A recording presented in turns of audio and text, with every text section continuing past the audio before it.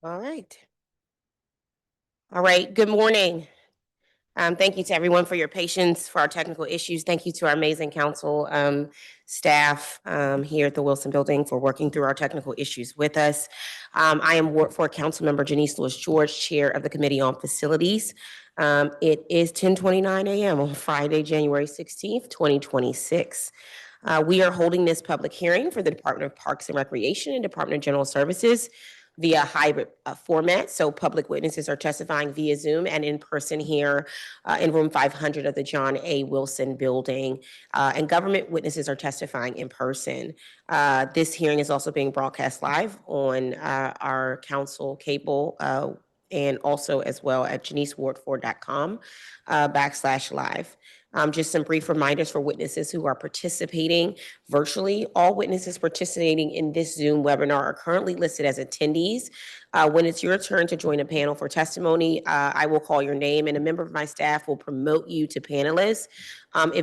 We prefer you activate your video while you testify, and so please don't forget to click the button in the toolbar at the bottom of the screen that looks like the video camera to do so. If you have any technical issues during the hearing, please notify my staff either via the Q&A function in Zoom or by sending an email to facilities@dccouncil.gov that we will be monitoring throughout the hearing. For witness testifying person, please sit at the witness table when I call your name. Make sure you turn on your microphone before providing your testimony on answering questions by pressing the button at the base. A red light will indicate the microphone is on. In this case, red means go. Public witnesses from bona fide organizations will be given 5 minutes to testify. Public witnesses from the same organizations will be given 3 minutes, and all other public witnesses will be given 3 minutes. When your time is up, I ask that you conclude your remarks so that we can stay on schedule. It is a cold Friday, and people want to go home and get warm. I assume. I ask witnesses to share their pronouns if you have a preference, so that I do not offend you in any way and my colleagues do not misidentify you. All testimony and pre-hearing documents that have been submitted are available now on the council's hearing management system. Witnesses are reminded to please submit a written copy of your testimony for the record, either by uploading your testimony to the council's hearing management system or emailing facilities@dccouncil.gov and we'll upload it for you. The record for this hearing closes at 5 p.m. on Friday, January the 30th.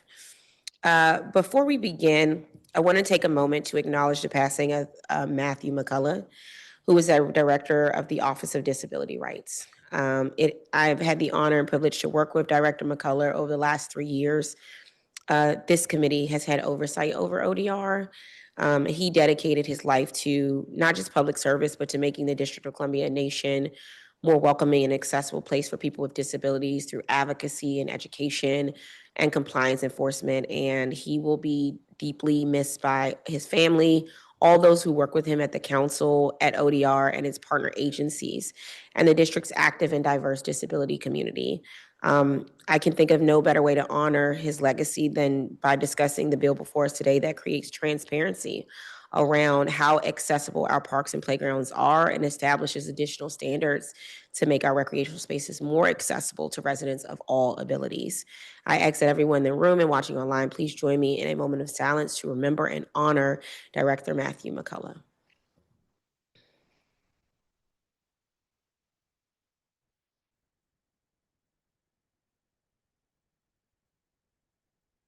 Thank you. During today's hearing, we'll examine how the district maintains, constructs, and manages its parks, recreation centers, and outdoor spaces. Residents across all 8 wards rely on these facilities for exercise, youth programming, community gatherings, and connection to nature. When a swing chain breaks, when outdoor lights don't illuminate fields or do shine into neighbors' homes, when field nets have gaping holes, when forest patches are overrun with invasive species, residents notice. And when they can't get a straight answer about who is responsible for fixing these problems, they get frustrated. Today, we will discuss Bill 26-0161, the Planning Actively for Recreational Upkeep so Neighborhood Resources Elevate Communities Amendment Act. This legislation was introduced by at-large Councilmember Christina Henderson. This legislation would require the Department of General Services to create a comprehensive capital improvements plan specifically for recreation facilities. It would establish recreation specifications to standardize equipment and materials across our park systems and require DPR to publish information about which playgrounds and parks are accessible to residents with disabilities and to notify communities when these facilities become unavailable. I want to understand how this bill compares to what DGS and DPR are already doing through their Ready to Play master plan. If the agencies believe current practices already meet these goals, I want to see the evidence. And if there are gaps, I want to know what it would take to close them. On maintenance, I want clear answers about who is responsible for what. Residents should not be bounced between agencies when they report a broken bench or a burned out field light. And I want to know whether the additional level 1 maintenance funding I added in this year's budget has translated into faster repairs. On construction, particularly regarding net zero standards, I'm concerned about the mayor's recent announcement that DGS will no longer seek waivers from the Greening Building Advisory Council for certain projects. This law requires projects to go before the GBAC. I recognize the need for and support changes that will uphold our leading climate commitments while improving the efficiency of the exemption review process through targeted evidence-based exemptions. I want to examine whether full exemptions are truly necessary or whether modified standards can achieve our sustainability goals while acknowledging the unique energy demands of aquatic facilities. Finally, on environmental stewardship, we will hear about the coordination challenges that arise when multiple agencies share responsibility for our forest patches, our natural areas, and our outdoor spaces. I want to know who is doing what and whether written policies exist to prevent confusion between agencies and the volunteer groups that dedicate countless hours to caring for these spaces. Today's hearing is an opportunity to get answers, identify where improvements are needed, and determine the best path forward for agency policies and council legislation that serve every resident in every ward. With that, I'd like to recognize any colleagues who are present.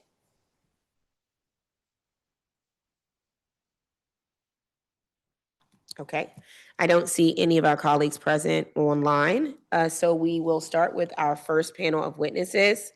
Ronald Kahn, public witness. Nancy Slade, public witness. Matthias Postian, public witness. Dolores Bouchon, co-founder of the Langdon Park Forest Stewards. Mary Pat Rowan of the Langdon Park Forest Stewards. Allison Clausen, Langdon Park Forest Stewards. Elizabeth Crayford, Weed Warrior Shepherd Park, Weed Warriors. And Tanae Lewis, We DC, Warriors Empowering District Communities. If I got anyone's name wrong, my apologies, and please just correct me on the record.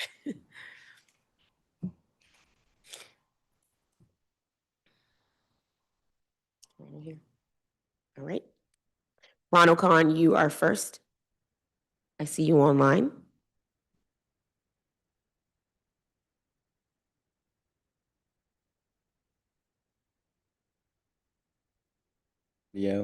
No. Ronald, are you there? Yes, I'm here. Okay. Can you hear me all right? Can you turn your volume up just a little bit more? Okay, that's as loud as I can get it. I'll talk loud too. Can you hear me? Yes, I can hear you, but maybe if the in-person team can turn it up for us here in the building, that'd be great. Okay. Thank you. You can begin. Okay, thank you very much. I appreciate it. My name is Ronald Kahn. I'm in Ward 3. I'm a ANC 34G resident, and I live near the Chevy Chase Civic Core, which includes the library, community center, related outdoor grounds, and recreation areas. My testimony is a result of initial volunteer cleanup effort of the play area. Beyond and because of that experience, I've been involved in identifying needed repairs and following up as best I can with obvious other maintenance items. The assigned staff there has been quite helpful in this activity. In my 3 minutes, I cannot detail the range of problems to include possible actions to address. I detailed the DPR with pictures, various items to be addressed. Some items were addressed. I've also experienced and observed factors causing these poor conditions, a lack of proper maintenance, priorities poor response coordination processes with general services, and inexcusable experiences. Beyond that, I propose the following items to be followed up upon, which assume primary DPR ownership of responsibilities. This should include an audit of improvement opportunities across various operational shared procedures between general services and DPR, dump head, and executive related organizations which have overlapping and confusing responsibilities.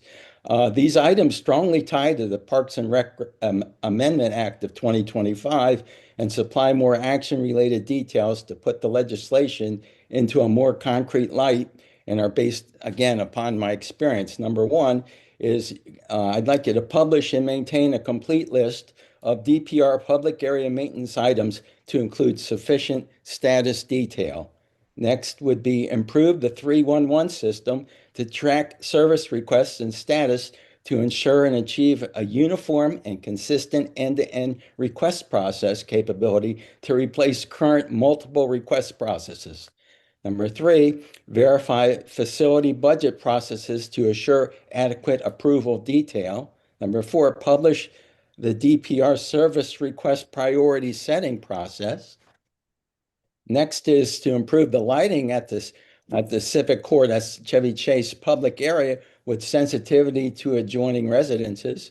Next would be at the Civic Core again to improve install cameras and security at the public areas.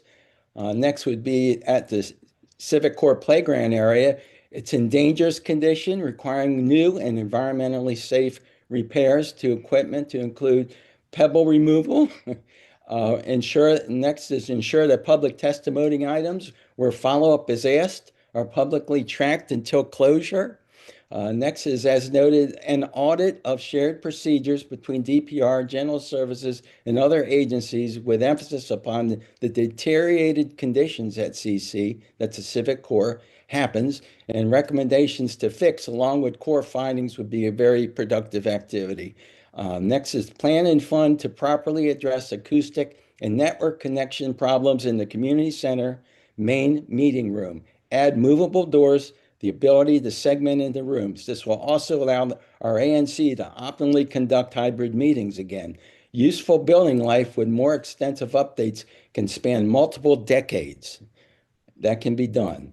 Next one is just to improve the poor grounds trash removal maintenance, contributing to a very bad appearance of the general area. My observation specific to the community center, it's clear that one hand doesn't know what the other is doing between DPR, the Department of General Services, and Dump Ed, and that we have, right now, we have separate proposals for the same CC community center building. And that's all I've got to say. I appreciate your time and thank you for the opportunity to testify. Thank you so much for your detailed testimony, and please stay on. To all our witnesses, please stay on to the end of the panel so I may ask you questions if you can. Next, we have Nancy Slade.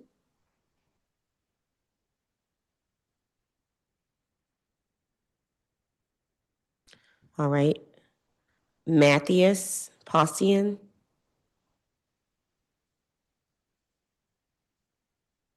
I see you on, but if you could accept the panelist invite.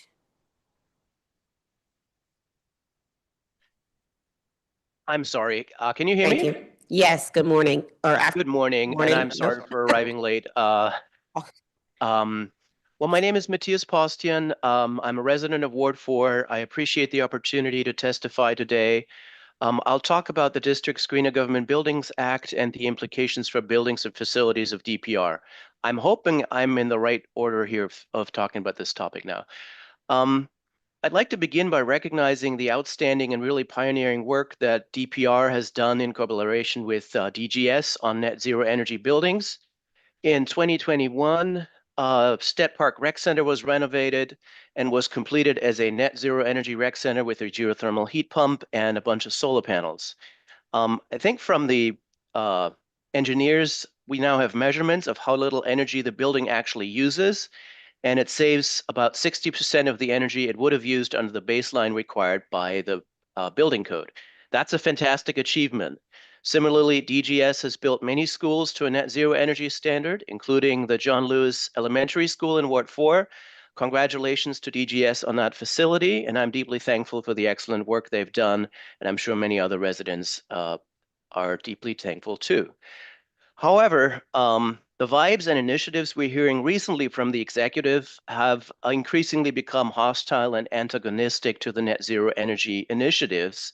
And I'd like to specifically comment on a few issues regarding indoor pools.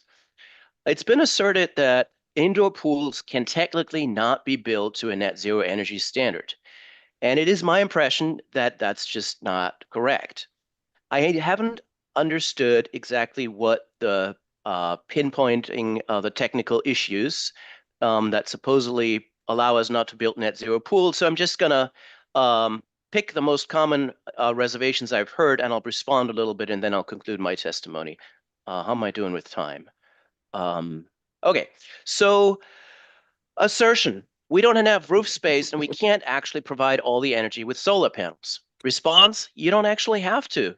The net zero energy standard only requires 5% of the energy to come from on-site sources. Then the response is, well, we can't even do 5% because we have to comply with stormwater management rules and we need to build vegetated roofs instead of solar. The answer is you actually don't. The green energy requirements allow for compliance pathway by installing solar, and their solar and vegetated roofs are almost equally feasible as a pathway to comply with that. In addition, you can install solar panels and a vegetated roof. You tilt the panels a little bit, you space them a little bit apart, the vegetation grows underneath and next to the solar panels, and then you can do both. Assertion is also we live in a space-constrained urban environment. We don't have space for geothermal wells. Well, you don't actually need to install geothermal wells. Air source heat pumps would do the job. A net zero energy pool in Toronto, which is much colder than the area here, that's heated with an air source heat pump, so it clearly works. And an air source heat pump doesn't take up much space at all. It fits on any part of the roof. Finally, I've also heard we can't comply with the energy use intensities because we have high ventilation requirements for specific use cases. That's been solved by heat recovery ventilation systems that recover about 85% of the outgoing energy and preheat the incoming energy, and technology has basically solved that problem. So where does that leave us? It basically leaves us in a situation where we have designs for Rumsey Pool that do not even have solar panels on the roof. Why do we do that? Because there do seem to be ideological reservations to engaging with net zero energy on pools. I think it's feasible.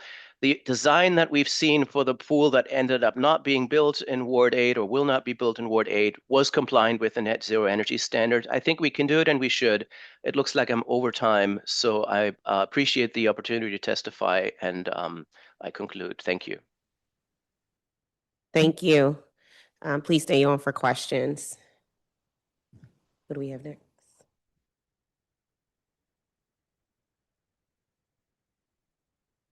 All right. Dolores Bouchon. Good morning. My name is Dolores Bouchon, and I live in Ward 5, directly across the street from Langdon Park, a DPR facility. I have lived here for 32 years. My testimony will focus on forest patches.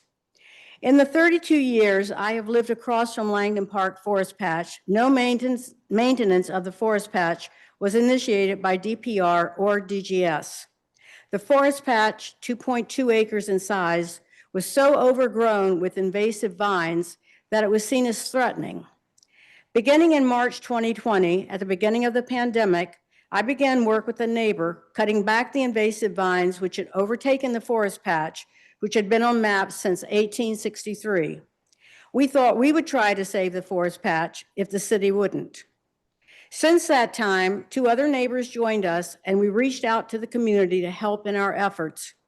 Langdon Park forest stewards have worked tirelessly in the forest patch over the past 5 years, using hand tools to clip back invasive vines, setting up research plots to find the most effective way to grow new trees, monitoring growth of trees, maintaining logs of work time, taking a yearly count of emerging trees, and noting the diversity of species.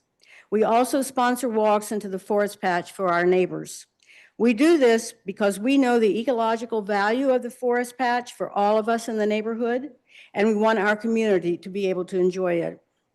The forest patch is now a changed place. Where there was once a curtain of vines, you can now see into the forest. In spite of all our efforts, were just some things we couldn't do on our own. For example, we needed signs for the forest patch. We needed a trail so the community could finally walk into the forest patch itself. We needed help with trail maintenance. We needed help clearing the edges where the invasive vines had overrun the turf. We needed the mowers to keep these areas clipped on a regular basis so the vines wouldn't grow back. We asked various agencies to step up and help with these services that weren't for our benefit personally, but for the health of the forest and the benefit of the community. Sometimes our requests were met with a friendly response, and sometimes emails were not even answered, at times needing to reach out to your office, council member, for resolution. The good news is that city agencies did step up during the past 5 years. DPR, DGS, DOEE, UFD, and DPW have assisted at various times with specific requests from us for the care of the forest patch. Casey Trees has been willing to help us with volunteers and their staff with on-ground help from our first days in the forest patch. We thank each organization for their assistance. What has taken an immense amount of time, and quite frankly isn't as satisfying as working in the forest patch, is trying to contact agencies and advocate for what we think they should have been doing all along. I have written more emails to ask for services than I can measure. It shouldn't be the responsibility for community groups to maintain city-owned forest patches. The city pays contractors to do routine maintenance of turf, mowing every couple of weeks. Indeed, we would think it's strange if instead they counted on community members to get out their lawnmowers and head out to the park to mow. However, no one thinks it is too much to have community members get out their pruners to maintain the forest patches. So what should the role of the community be? Ideally, any new office set up to manage forest patches within an agency will reach out to the community. They would provide opportunities for volunteering. They would offer classes on taking care of forest patches and on learning about trees and the inhabitants of the forest patches. Just hiring a contractor to come in and cut back invasive vines is not the answer. And if they are using herbicides and chemicals in our neighborhoods, it is definitely not the answer. Let me use our work in the forest patch as an example. It is very precious to Langdon Park Forest Stewards. We care about its health. We know it is important to look ahead, to figure out how to support emerging tree growth, not just clip back invasive vines. We believe we know the forest patch better than anybody else at this point because we have spent so much time working in it, monitoring and documenting our efforts. We would want the office overseeing forest patches to meet with us, to come see what we have done, to sit down with us to discuss next steps, and to include us in decision-making for the management of the forest patch. After all, we are the people who live here and most use the park. All forest patches need management, whether they are in DPR parks or not. The agency or office in charge needs to be able to coordinate the planning and maintenance of these areas. They are far too valuable to lose. Most of the district's forest patches are in poor health. Those not owned by DPR can be lost through development. District-owned forested land needs to be protected through conservation easements placed on them. Once a forested area is lost, it cannot be regained. With conservation easements, a management plan for all city-owned forested areas, and an office to both support community involvement and oversee the management of care, we can turn around the decline of our urban forest. Thank you. Thank you so much for your testimony. Now we will hear from Mary Pat. Please accept the invitation.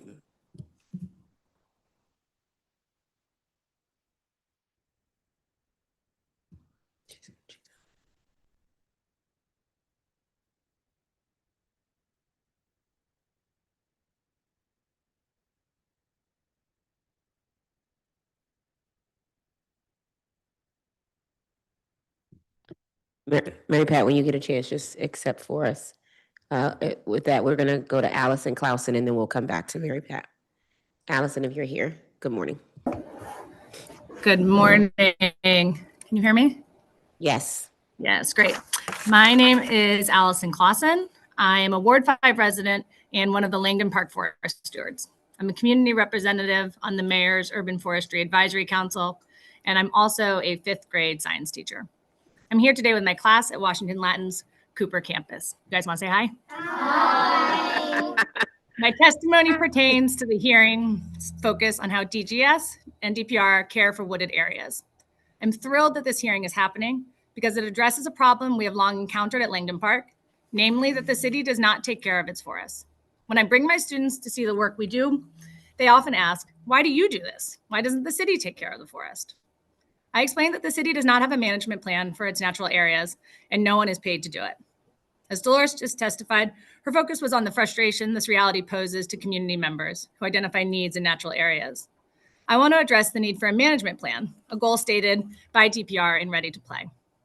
Urban forests all over the world are in decline because of threats like invasive species, climate change, and most significantly, human development. The forested areas in DPR and DGS's portfolio are no exception. They battle invasive vines, destructive pests, and the challenges of the changing climate. They also face the possibility of being cleared for development, a probability that increases when they are unmanaged and become unsightly. As we saw with the Queen's Chapel Forest Patch, when a forest is not cared for, people see a development opportunity rather than a valuable natural resource. There is abundant evidence that if we fail to provide care and protection for the forest, we will lose them. Our forested natural areas, however, provide priceless environmental services. I'm sorry, I just realized my camera's off. Let's see. There I am. Hi, guys. They clean and cool the air, offsetting the heat island effect and reducing harmful air pollution. They filter and absorb stormwater, aiding the city's clean water efforts and preventing flooding. They provide habitat and food for local and migratory species, and they give community members nature access, a resource demonstrated to increase health outcomes and improve learning at nearby schools. In other words, losing our forests means losing all of these benefits, hurting both our environment and our community.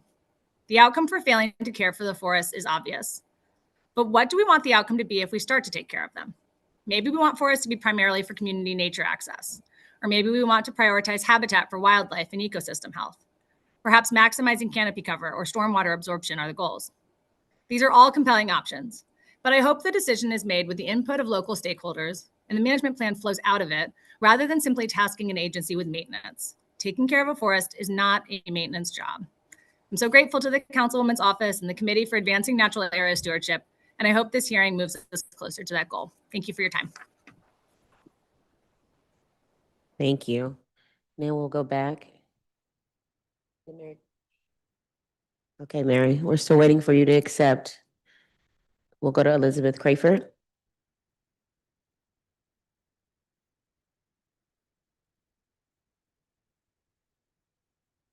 Good morning. Good morning.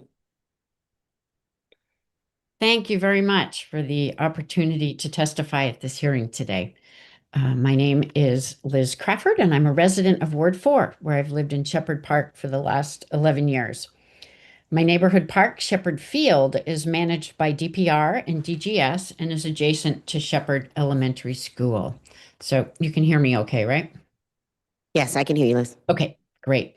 My comments today are focused on the care and maintenance of DPR's outdoor space portfolio, specifically the agency's policies and practices related to the care of its natural areas. In 2021, my fellow neighbors and I formed the Shepherd Park Weed Warriors, a volunteer group in response to the lack of care provided by DPR and DGS for the natural area between the school and the soccer field. It was completely overgrown with ecologically harmful invasive plants. I realized then that DPR and DGS land managers did not have the resources or the expertise to rehabilitate the area. I reached out to you, Councilmember Louis George, and you were very responsive in listening to my concerns and those of many others as well, who could see that many natural areas around the city, in addition to ours, on DPR land and on other city land, were not being adequately cared for.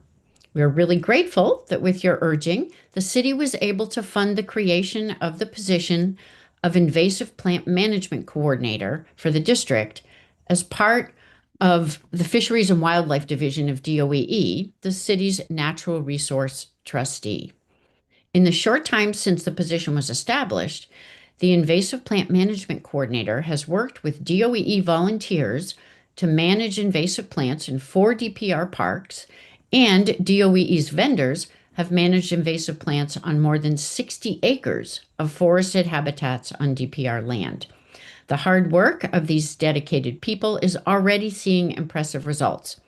I believe that expanding and supporting this program is the best way to care for natural areas currently managed by DGS and DPR.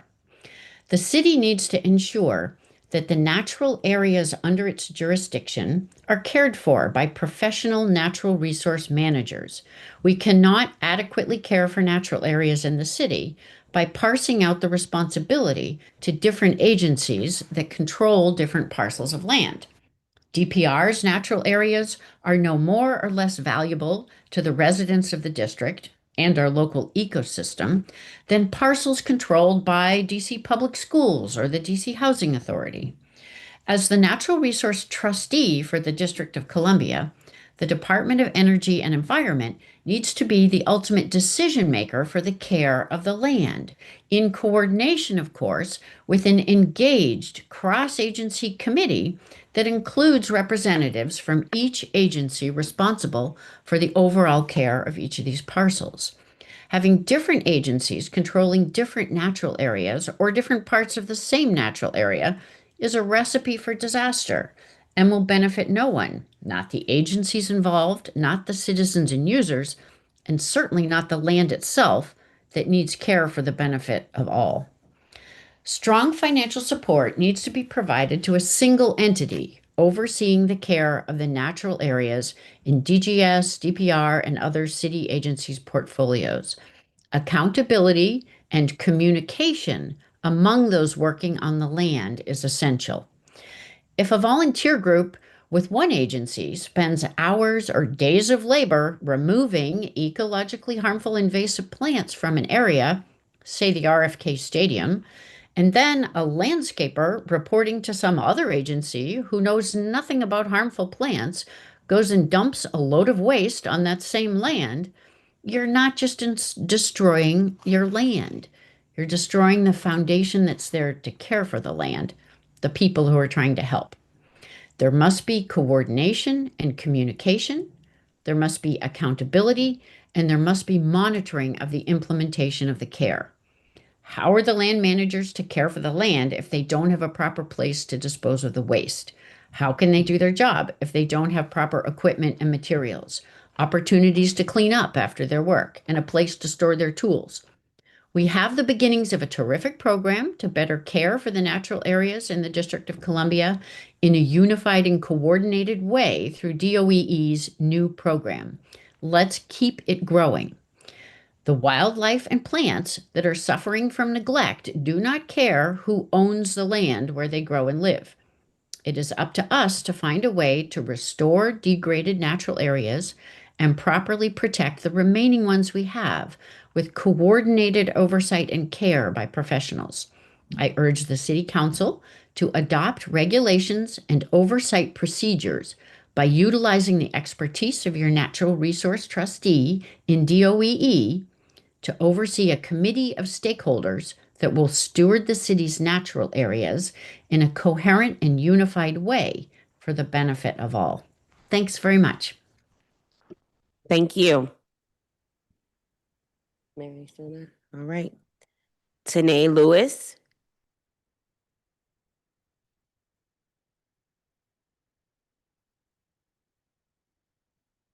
Okay.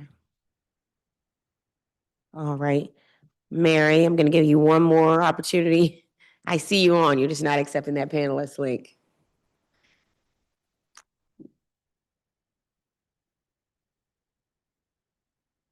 All right.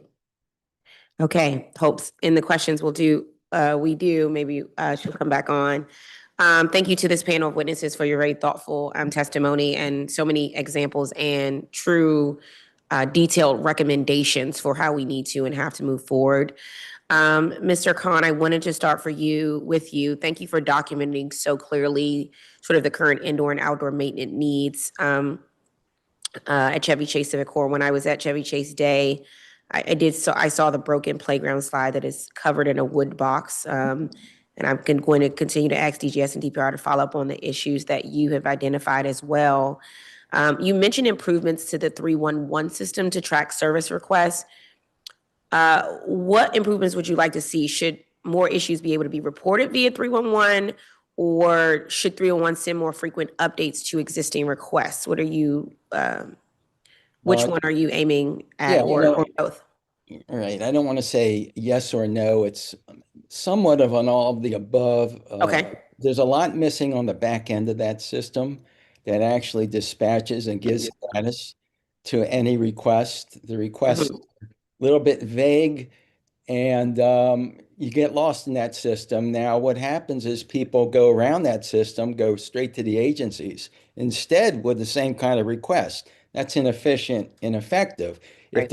If people had trust in that system and it gave true status, and it could be a very excellent system for really being far more efficient for the city to administer problems and manage opportunities for change, I think that would go a long way towards making a far more efficient city in terms of the types of problems we've been discussing and your comments related to that.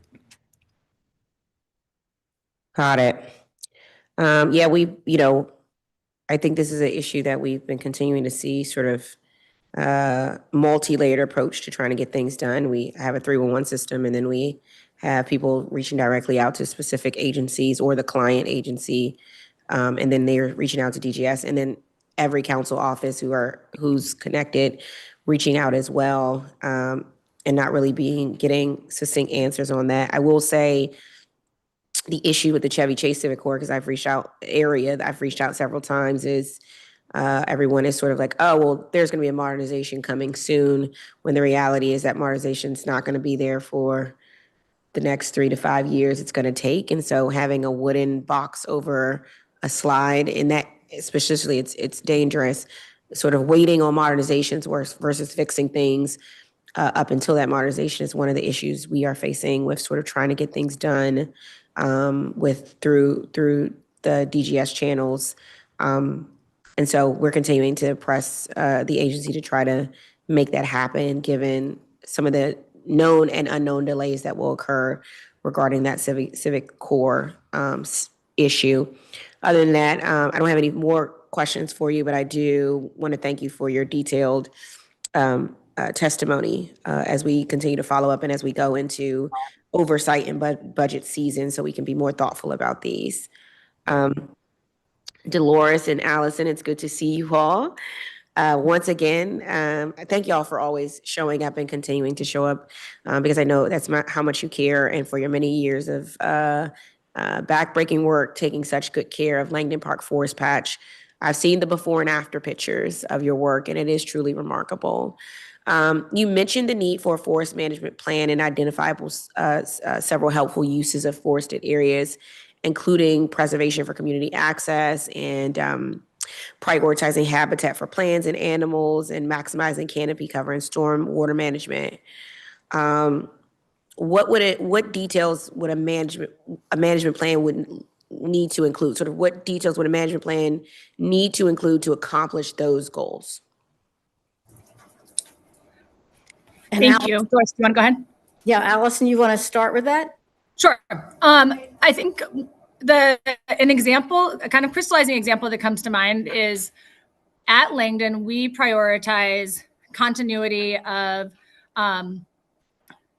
existing species. So we are not introducing new plants into the forest in order to maintain the integrity of the existing ecosystem. That is a priority for us. If, however, the priority were maximizing canopy, you might introduce different trees that aren't already there. Similarly, we do not add any chemicals into the ecosystem because we are trying to enable the forest to regenerate and self-sustain. If, however, your main priority was just to get rid of invasive species, then you might choose to use chemicals. And I point out those two different examples because they're illustrations of how your management choices are going to flow out of your goals for the management plan in the first place. So for us at Langdon, we are really striving to see our forest become a fully regenerative, healthy ecosystem. And the way that we go about doing that is removing any of this urban pressures that we can so that the forest can do what it knows how to do. Because forests on the East Coast, if there is healthy land, it will turn into a forest essentially. That's hard in the city because of all of the pressures. So we just try to remove those pressures as much as possible. And we're seeing that the forest is coming back. We have thousands of new trees coming up. It is not a black and white answer, I guess, in terms of exactly what it should be. Obviously, my priority is that all of our forests should be managed that way. I want us to have healthy, regenerating ecosystems. I also really want us to have forests that people can visit, especially in areas where there is not a lot of nature access. So getting things like walking trails inside would be a priority. Those would be my main 2 points. Dolores? Yeah. What I would like to add is the first thing that has to happen for all forest patches is for someone to be walking in them, going into them and seeing let's name what the problems are. What kind of invasive species are there? What's the diversity? Are there young trees growing? You first need to do that. Community people who are trained could be really useful in doing that and would enjoy doing that. But right now, there's just the whole focus is let's get in there and remove the invasives. That's part of it. We brought those invasives here. We did it, and it's not going to happen just in one moment taking them out. But you need to look at the bigger picture of it, and we don't have any agency doing that right now. Everybody has a little piece on their plate, and so therefore no one takes responsibility for it. And that's kind of understandable. So what I would like to see is certainly one person, one group, one agency, one office, and I think Liz said the same thing, is basically you need to have one group that's responsible for seeing that this happens, even if it's different agencies who are doing part of the work. But thank you, and thank you so much for all the help you provided. So the individual who we have one individual housed in DOEE, what role is he currently doing as far as that work goes? Just identifying where we need, how many species we need to remove? Well, the problem, again, for a community member who's reaching out, obviously over time, I have met different people, and so I personally can call them because I have a telephone number. But it's very, very difficult, even if it's DOEE who's responsible for it, is how do you how do you interact with other agencies to get things to happen that need to happen across the city? What part does UFD take in it? I don't think that's clear to me. And when I ask people who are working for agencies, that's not clear to them either. So if it's not clear to agencies who's responsible for what, then clearly it's never going to be clear to, residents of the city. And that's why we kind of just stepped in because there was no one doing it. Yeah. I'm happy to jump in and answer that question, council member, if that's wonderful. Okay. I concur with a lot of what Dolores is saying, and you asked about what's currently happening, and there's a single person in DOEE who was hired to do this invasive management control, but she's doing much more than that. She's coordinating with volunteer groups like Dolores's and mine, and to help establish groups of volunteers who can help, because obviously there's nowhere near enough money to address the problems that exist. But so they're coordinating volunteers, they're coordinating professionals with the money they have, and they represent, as the natural resource trustee for the whole city, they represent all the natural areas in the city, the forest patches, the wetlands, the meadows. And so they're having to prioritize where do we spend their limited resources as best they can. And this idea of having a central control place made of the professionals who then liaison through a cross-agency committee with representatives from DPR and DGS and the public school portfolio about what are the problems in your areas and what are the solutions that Yeah. the DOE professionals and community volunteers together can bring to these problems. That seems like the approach we need to be taking instead of individual volunteers like myself and Mary Pat, just doing whatever we can, making our decisions that may not reflect the overall priorities of the whole city of what needs to be done. And I know you all, one thing is, until a long-term solution is implemented, what do you think DGS, DPR, DOEE, and DDOT's urban forestry can do better to talk to each other, volunteer groups, and residents? How to communicate, you're asking me how they could improve their communication with each other. With each other and you. Oh, well, answering emails is a big part of it. Okay. And so that's a problem. I mean, we're not even getting answers frequently. They're just ghost us. They aren't doing that. But it's more than that, because they don't know what they're responsible for.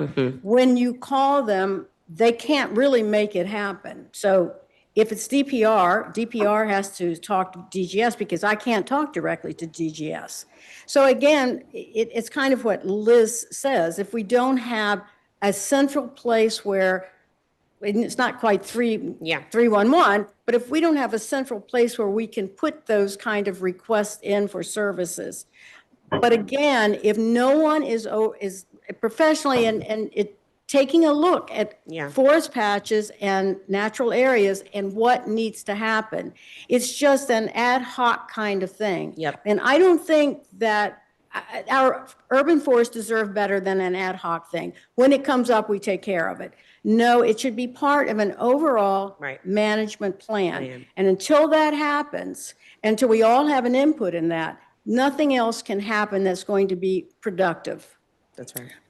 I wonder if a short-term intervention, one of the big challenges we found is when we reach out to DPR and then they reach out to DGS, so often the response is, that's not part of my portfolio. And if perhaps within DGS, there could be a person or a small team for whom natural areas are their portfolio, such that when when DPR or a school contacts them and says, hey, we have this area that's overgrown onto the sidewalks and we need someone who knows actually the difference between a native and an invasive species to come and take care of this, not just to weed whack. Because right now it's just not listed as anyone's job. And so that's what we always run up against, is people saying, well, that's not my job. And occasionally people do it for us out of just their effort to be good stewards of the city, but it shouldn't be that way. It should be someone's job. Or we've harassed them so much they give in. Yeah, that too. Yeah. All right. Thank you all. Thank you all so much. Mattias Postian, I wanted to come to you. What you testified on, I don't know how much you know. This is a very sort of hotly contentious issue here at the council, between agencies, and also in the community. Unfortunately, as we walk into a budget season, as facilities chair, I'm going to have to find some clarification and do something really quickly. And so my team, in full transparency, is working on coming to a consensus with the agencies around how we move forward with net zero standards, GBAC, and working across all agencies and with the administration, trying to figure out a solution here. I've read the GBAC decisions and notes that have come out that I've been able to ascertain from, when DGS has gone before the GBAC around pools. So let me ask you, the first two net zero requirements, basically the different strategies that could be used to apply for aquatic centers. The first two net zero requirements relate to conserving and obtaining energy and are what DGS say are most difficult to meet. Can you talk more about how air source heat pumps and heat recovery systems work to help meet these standards? And if you are aware of sort of what costs look like for these strategies. Yeah, thanks for that question. So So first cost of air source heat pumps are actually much lower than the cost of geothermal systems. Overall, 20, 30, 50 years down the road, the geothermal often ends up being the least cost option. But the impression I get is that often DGS actually does look more at first cost. So then in answer to your question there, the geothermal system is more efficient, actually loses less energy, but costs a lot more money up front, and then it saves energy back down the road. The air source heat pump is cheaper at installation, but then uses a little bit more energy, but not a large amount. It still achieves a very good energy efficiency performance. My sense is that heat recovery ventilation systems are really, really affordable option. They basically don't register in the grand scheme of things. A pool might have a budget of like 40 million, and they're basically not gonna drive that cost up to any measurable amount. We're talking small potatoes. I'm sympathetic to the idea that one has to find the right balance between the money invested and what we're getting out of that. My fear is that if we're making a blanket exemption, and I think we're seeing that in the Rumsey Pool example, the sense that I get is that they're basically banking on getting an exemption and therefore already sort of not trying to go very far. And as I said, the roof that I've seen in the design that was put forward just last night does not even have a single solar panel on it. Now, I mentioned this issue of green area roof and stormwater management, which is a non-starter, but you sort of see that once you're off the hook, you're doing things that are, you're not doing things that are basically paying for themselves. Solar panels save us on electricity bills, on SRECs, more than they cost by a multiple, and yet I don't see them on Rumsey Pool. I'm sympathetic to the idea that there's something to explain, but I think that's the problem. Once we are off the hook for a standard, we might fall way behind what we could be doing. Yeah. With Rumsey, with Congress Heights, with so many other pools, we are running into this issue. And I have read more about this than I ever thought I would in my life if you would have told me that this is what I would be reading on. And having to reach out to so many experts, me and my staff are just like in the weeds on this, trying to figure it out and trying to do what's best. Because at the end of the day, community wants us to deliver for them. Yep. And totally so understand that. I appreciate your feedback here.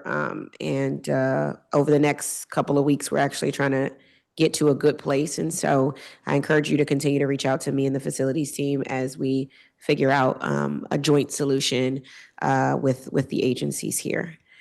So I want to thank you again to this panel. We're going to move forward to our next panel, which includes Nancy Groth, Commissioner of ANC 2CO2, Laura Finizzi, Commissioner ANC 34G04, Sabrina Rhodes, Empower DC, Commissioner as well of ANC 5D02, Kenyatta Robinson, President and CEO of the Mount Vernon Triangle Community Improvement District,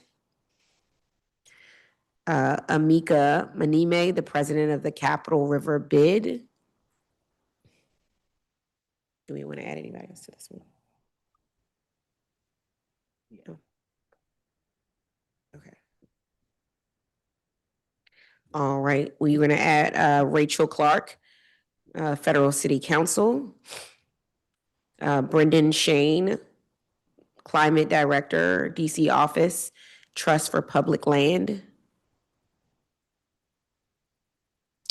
and Kelly Collins Choi, Director of Policy and Land Conservation, KC Trees. All right. Nancy, I see that you are here. You may begin your testimony. Thank you very much, Councilmember. I'm, as you said, Nancy Groth. I'm a first-term Advisory Neighborhood Commissioner from Ward 2. And I had the privilege last year of serving on the DC Neighborhood Parks Task Force, which was co-chaired by Councilmember Fruman, Deputy Mayor Nina Albert, and former Mayor Tony Williams. The work of the task force focused actually on all of the things that have already been testified. Over the course of the year, we talked about pretty much everything that's been mentioned already, but it was formed to focus on the issues of the National Park Service properties and also look at the many vibrant ways that other major cities manage their urban parks. I appreciate the many challenges and complexities of funding, jurisdiction, and infrastructure, and the huge decrease in funding and, more importantly, institutional memory of the National Park Service during 2025, which was the year that the task force worked. The task force report is due out soon, and I am definitely not here to speak on behalf of the task force. I am here to try to raise awareness and ask for just a little interim attention to the federal properties in downtown DC neighborhoods that are without DPW properties or green spaces nearby. It's the tiny parcels at traffic circle intersections, odd-shaped traffic islands, and non-glamorous places like Thomas Circle in my own single-member district that I'm asking for a little love. Thomas Circle is very actively traversed by pedestrians and dog walkers, but its physical condition is barren and neglected. There are only exactly count them, three trees, which my phone app tells me are elm trees, but each of them resembles stumpy in shape, having been cut the same height some time ago. The ground is dry and compacted with sparse, scrubby ground cover vegetation. Thomas Circle is most activated during after-work doggy rush hour, and once a year it is packed for its view of the July 4th fireworks.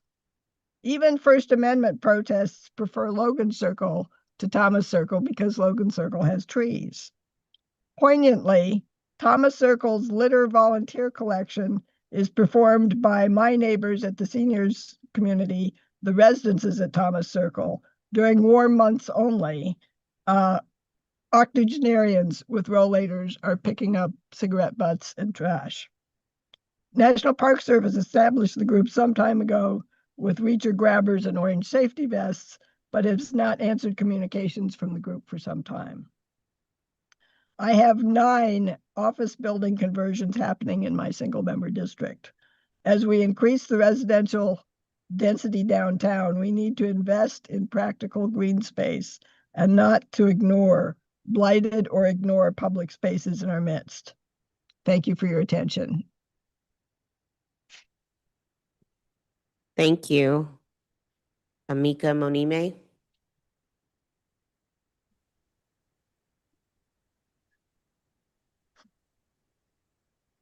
No. Laura Finizzi. Hi, good morning. Can you hear me? Yes, I can hear you.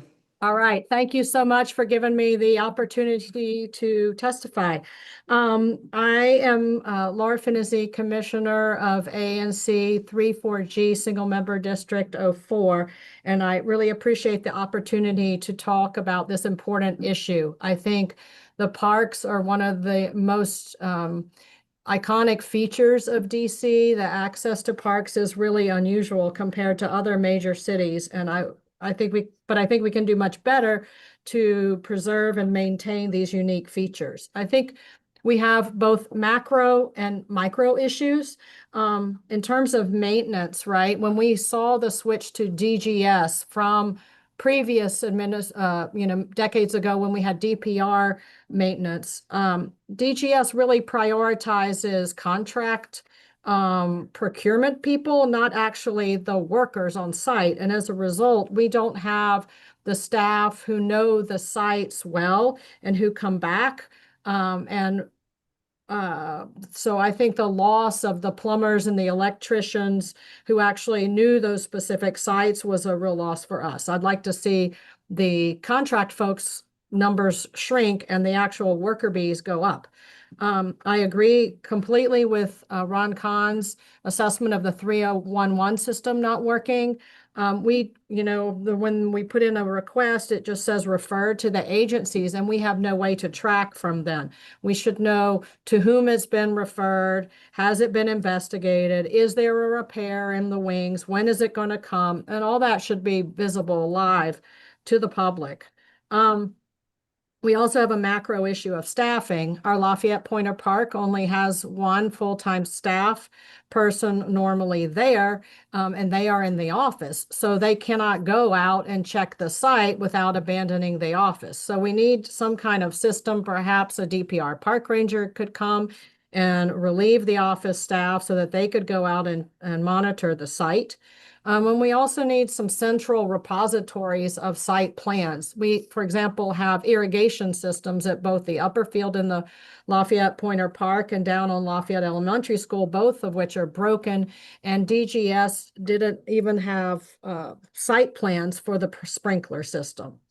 As far as specific issues, yes, we have many. We have a huge hole in our playground slide that is dangerously broken. We've got a splash pad that runs continuously all day in the summers, flooding those trees around it instead of being on a user-activated timer. We don't have the engineered wood fiber replaced and tamped down, so it's not stable and safe. Our sandbox is empty. It needs to be enlarged and full. Our water bottle filler is broken. Those are all examples of maintenance issues that make our parks not a good place to visit. I also want to mention about standardization. I think while on the one hand, it is good to make sure that we have certain, working bathrooms across the facilities, I think we also need to make sure we honor local preferences.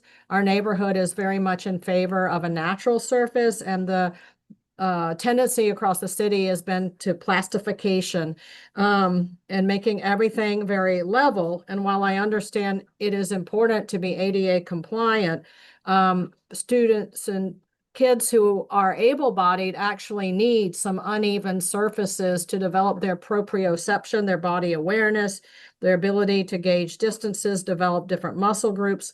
And I think with some thoughtfulness, there are ways to do that.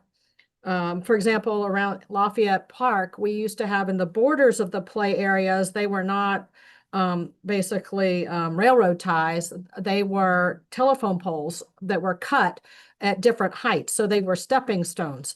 So they had offered uneven surfaces for able-bodied children, but did not disrupt anybody's pathway into the areas. And that was just a good example of integrating both. Similarly, I think they pushed back very hard at Play DC against giving us a big sandbox.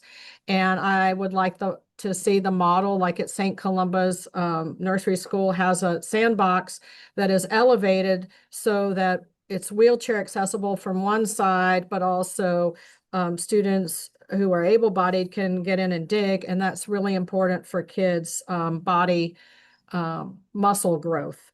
I know I'm over time. I want to ask for a light touch on stormwater management. One of the problems we have had with DPR is they have been unwilling to give us the meetings we need for committee feedback. The DGS protocol authorizes up to 6 meetings per project. And they said, for example, last week that they would give us only 3.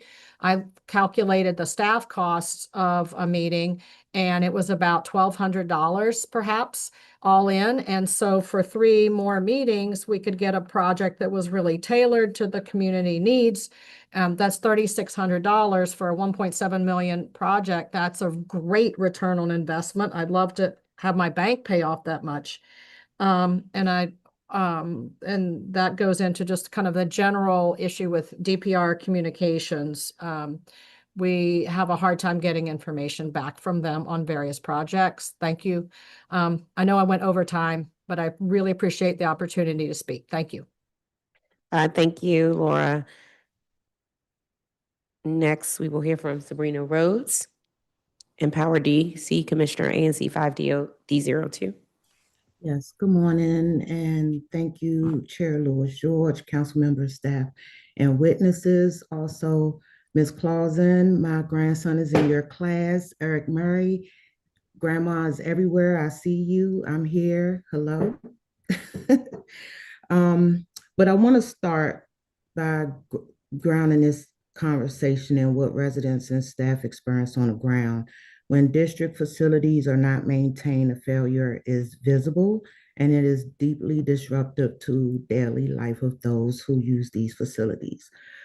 For some, it's like a second home. When Cromell opens, this facility won't just be a building, it will be part of our life here in Ivy City. Many of our facilities require coordination across multiple agencies. DGS for repairs and building systems, DPR for daily operations and programming, DCPS school-based facilities, and DOEE for environmental air quality issues, and DPW for trash, depending on the problem. When one agency misses a step, delays a response, or disputes responsibility, which we're hearing in multiple testimonies, the entire faculty suffers. When the other agency delays action or their responsibility is unclear, then and one unresolved issue turns into 5. This can shut down an entire building, cancel programs, or force a facility to operate half capacity for months at a time. What happens then is a chain reaction, and there's a consequence of delay. If the HVAC system fails and the repair is delayed, classrooms become unusable. If windows are sealed, shut, or broken, indoor air quality declines. If bathrooms are out of service, programming must be reduced. If pools cannot be certified, they remain closed. If fields and green spaces are not maintained, permits are restricted and community access is limited. Again, one unresolved issue forces staff to operate facilities at half capacity or less, while still being expected to serve the same number of residents. And I just want to go on to say that the Cromell site is going to be open in 2027. I have seen for myself DGS employees come on the site, and I'm not ratting nobody out. I'm just saying there's too many agencies that we have to communicate with just to get something done. And everybody is passing the buck or saying that it's the other person's responsibility. And then we're going to each agency and everybody is saying it's somebody else's responsibility and it don't get done. Or if it gets done, it's delayed. So therefore, even at the Cromell site, even though the school isn't open yet, the grounds is open for the public. And we're having overflowing trash. We're having mushrooms growing through the mulch. We're having things on the playground that can harm a child if they pick it up. So therefore, like under the swings, there's like ball spots where the kids have drugged their feet. And no one has come to fill in those areas.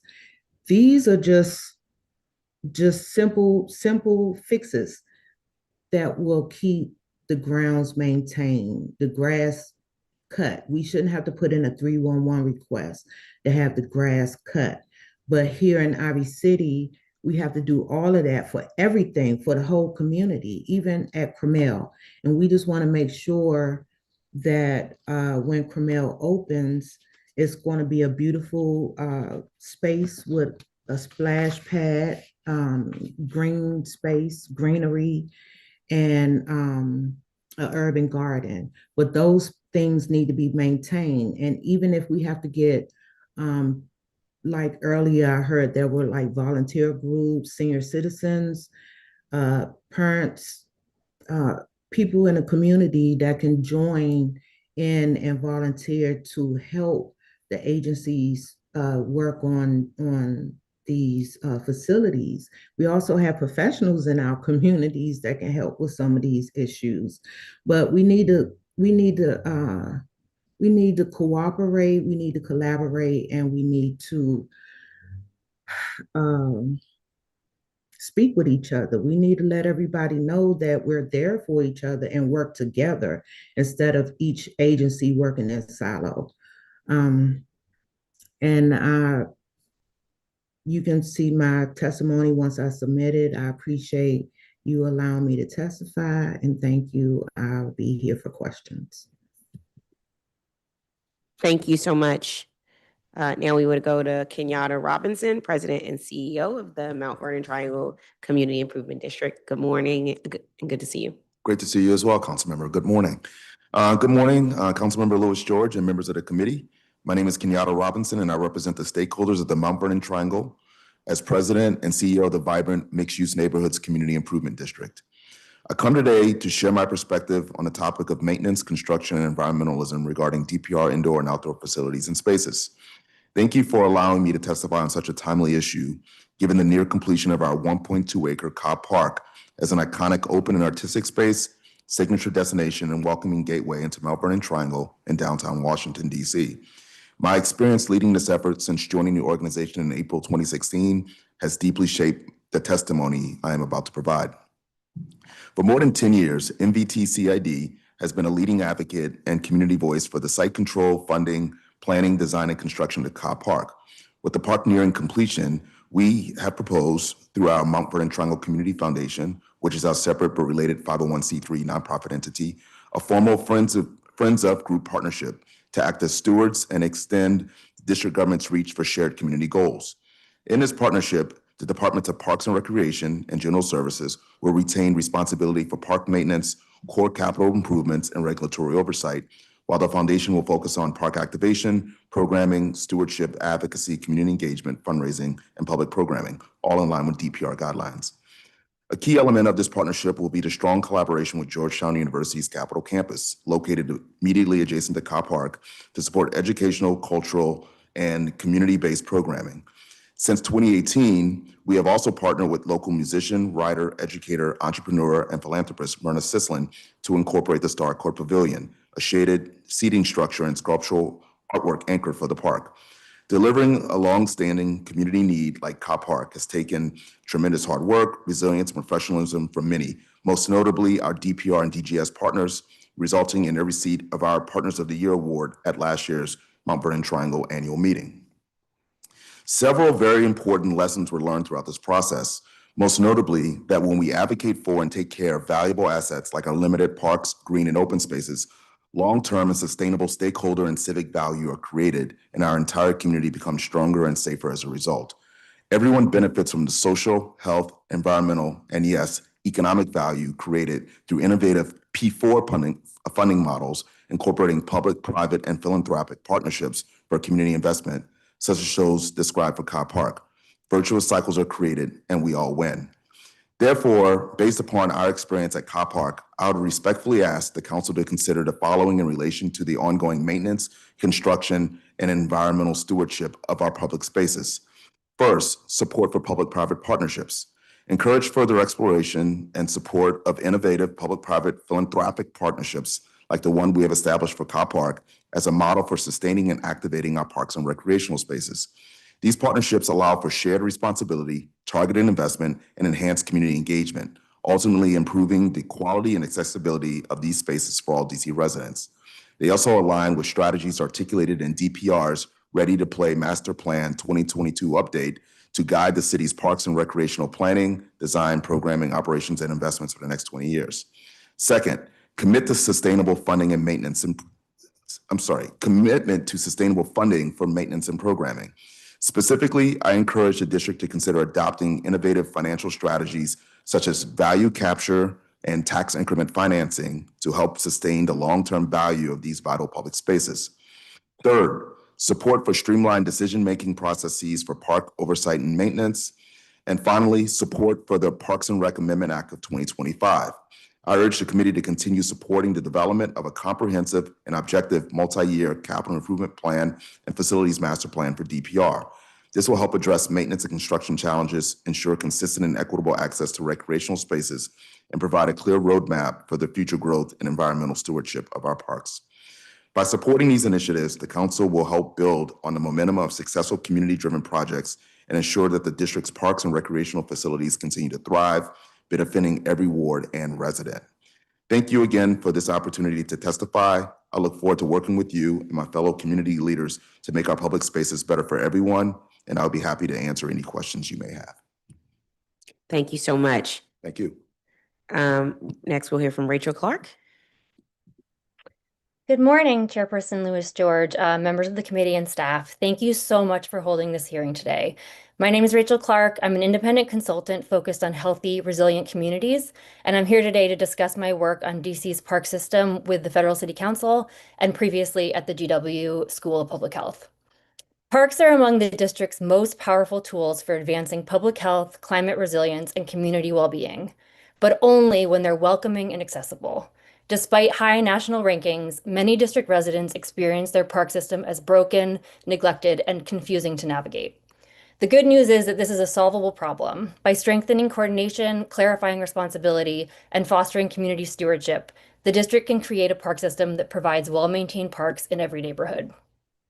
A large body of research shows that parks are powerful public health, climate, and community assets, particularly in urban areas.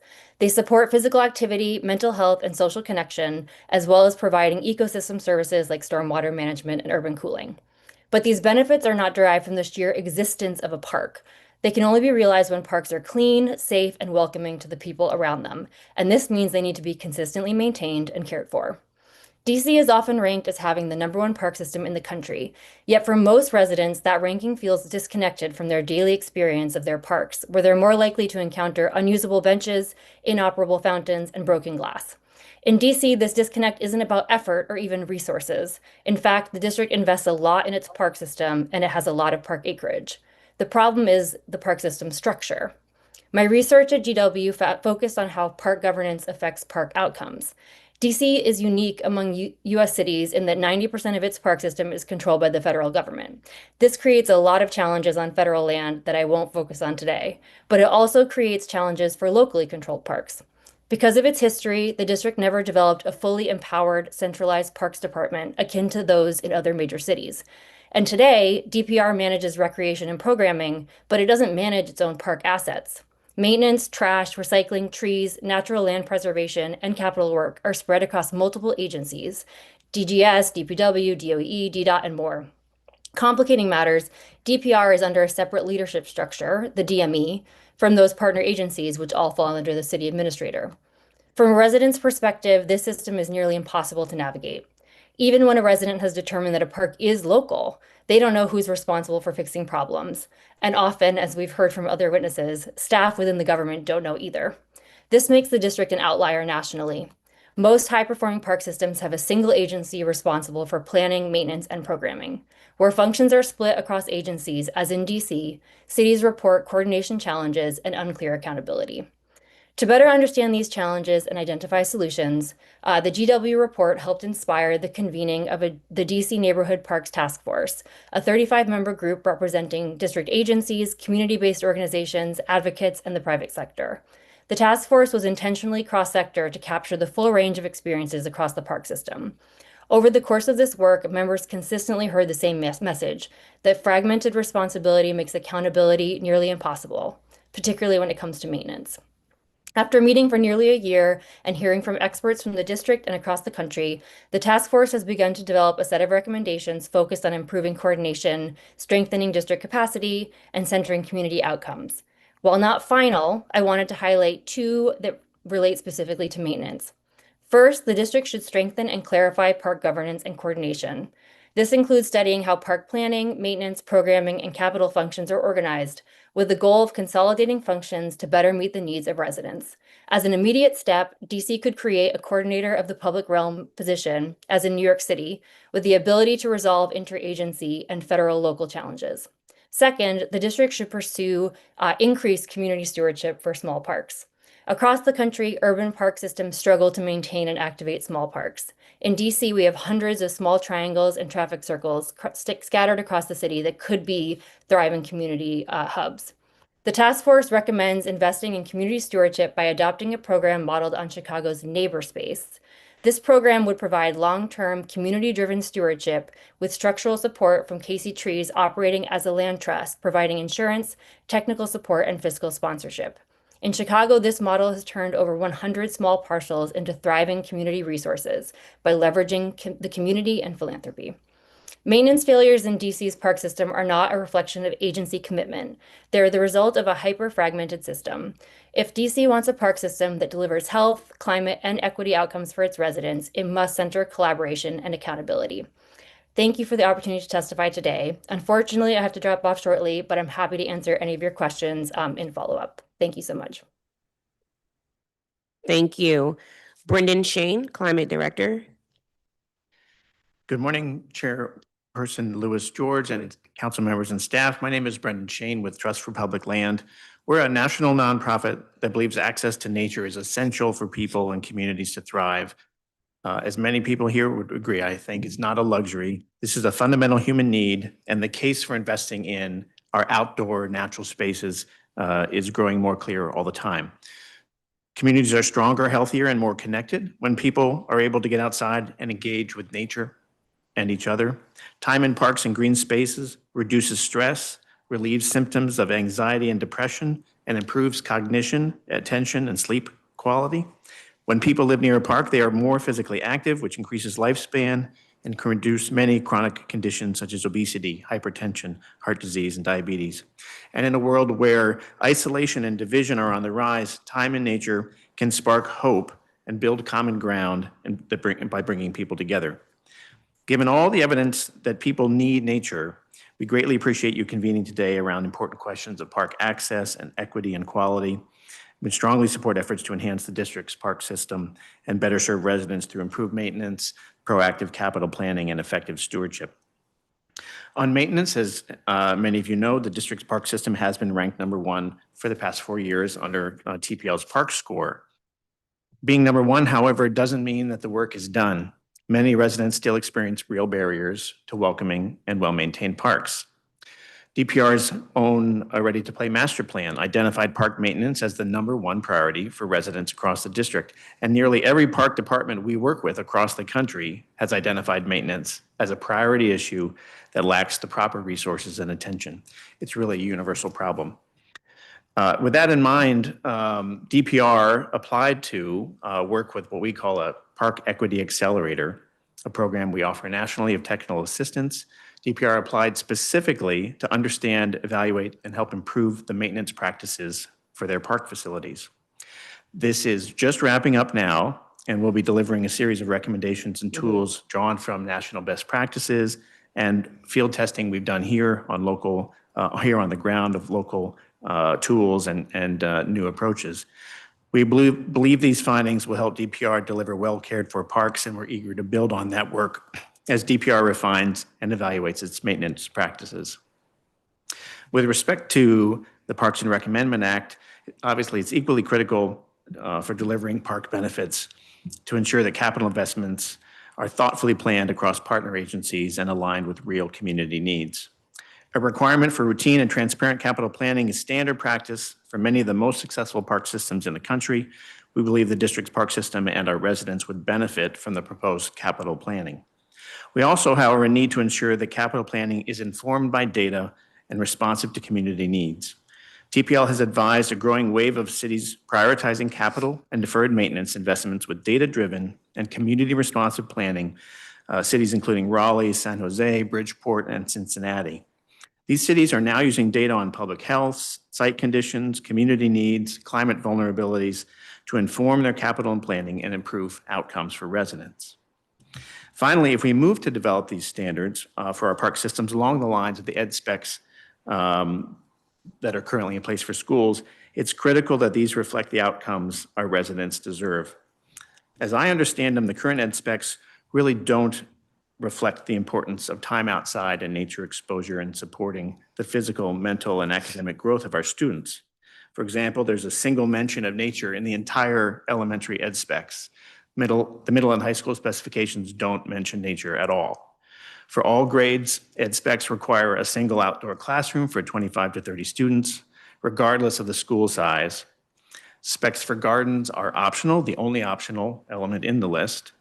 And the playground spec for elementary schools makes no mention of nature, a fact that's then reflected in construction plans we now see of some playgrounds with no natural surfaces or trees. Any new rec specs need to take a different approach and ensure that the district's residents and adults benefit from easy and equitable access to nature. And finally, regarding the environmentalism, we encourage the council to really take to heart what the science and common sense tells us. People need easy, daily access to vibrant, biodiverse parks that reap the physical, mental, and social benefits of nature. We should invest in increasing and enhancing our parks and natural areas and growing the capacity and expertise of our city agencies and their community partners to maintain these vital assets. Yeah. Thank you. Thank you. Next, we will hear from Kelly Collins-Choi, Director of Policy and Land Conservation at Casey Trees. Good morning, Councilmember Lewis George, council members and staff. My name is Kelly Collins-Choi. I'm the Director of Policy and Land Conservation with Casey Trees, and I appreciate the opportunity to testify today. I want to start by thanking the staff at both DPR and DGS for their important work. Our parks and recreational facilities are vital social and green infrastructure that contribute to the well-being of all DC residents. Casey Trees has a long history of partnership with DPR, planting over 6,000 trees on DPR sites, conducting environmental education programs at DPR summer camps, and engaging in forest conservation and community-based stewardship. DPR staff have consistently been responsive and committed partners. I also want to thank you, Councilmember Lewis George, for championing the Natural Areas Conservation Program Amendment Act of 2025 to address stewardship of our city's natural areas. We hope to see that legislation move forward in the coming year. The city owns and manages over 500 acres of forested land, the majority of which is found on DPR parks. These forested parklands are critical environmental and recreational amenities that should be afforded the same level of management and maintenance as our built recreational facilities. However, our forests have historically been overlooked due to the multiple and overlapping agency jurisdictions and lack of dedicated maintenance funding. DPR must engage with DGS, DDOT's Urban Forestry Division, and DOEE on differing aspects of their management. Last year, DOE's green infrastructure maintenance and parks maintenance grants were drastically cut. Those funds supported partners and green workforce development to maintain park natural areas. Similar cuts are expected this year, which will increase the burden on city maintenance. We urge the city to ensure there are sufficient staff and resources within DPR to oversee management of our parks' natural and forested areas, to engage in the necessary cross-agency and community partnership coordination, and to provide maintenance and activation of these spaces. Our residents want to experience and connect with nature. Casey Trees is actively exploring avenues to expand our partnerships with DPR and DGS on forest conservation and stewardship. And we stand ready to assist the city in ensuring our forest lands are healthy and accessible to our residents for decades to come. I'd also like to highlight a potential partnership opportunity to increase community-managed small parks while reducing the management burden on DGS and DPR. Casey Trees is a nationally accredited land trust conserving environmentally sensitive and community green spaces. And we regularly have ANCs and community members reach out asking about an unkempt or underutilized green space in their neighborhood that they would love to improve and maintain. It's often hard to determine whether the owner is DPR, DGS, DDOT, or NPS. There are hundreds of these small parcels and reservations around the city. There are often magnets for trash, sometimes eyesores, but with modest investment could also become community assets that improve neighborhood cohesion, resilience, and health. Casey Trees proposes partnering with DPR and DGS to develop a pilot program for community management of one green space in every ward, leveraging private and philanthropic resources. Through our land trust, Casey Trees would empower communities to plan, program, and maintain these underutilized parcels with minimal burden to DC government. This model would stretch limited resources while reducing long-term maintenance costs and improving community health outcomes across all 8 wards. Ultimately, we encourage DPR and DGS to continue to pursue opportunities to deepen community and private-public partnerships, which can serve to augment city resources and enhance our residents' quality of life. Thank you for the opportunity to testify today. I'm happy to answer any questions. Thank you. Are we gonna go to the next panel? That was here. Or is that good? Okay, great.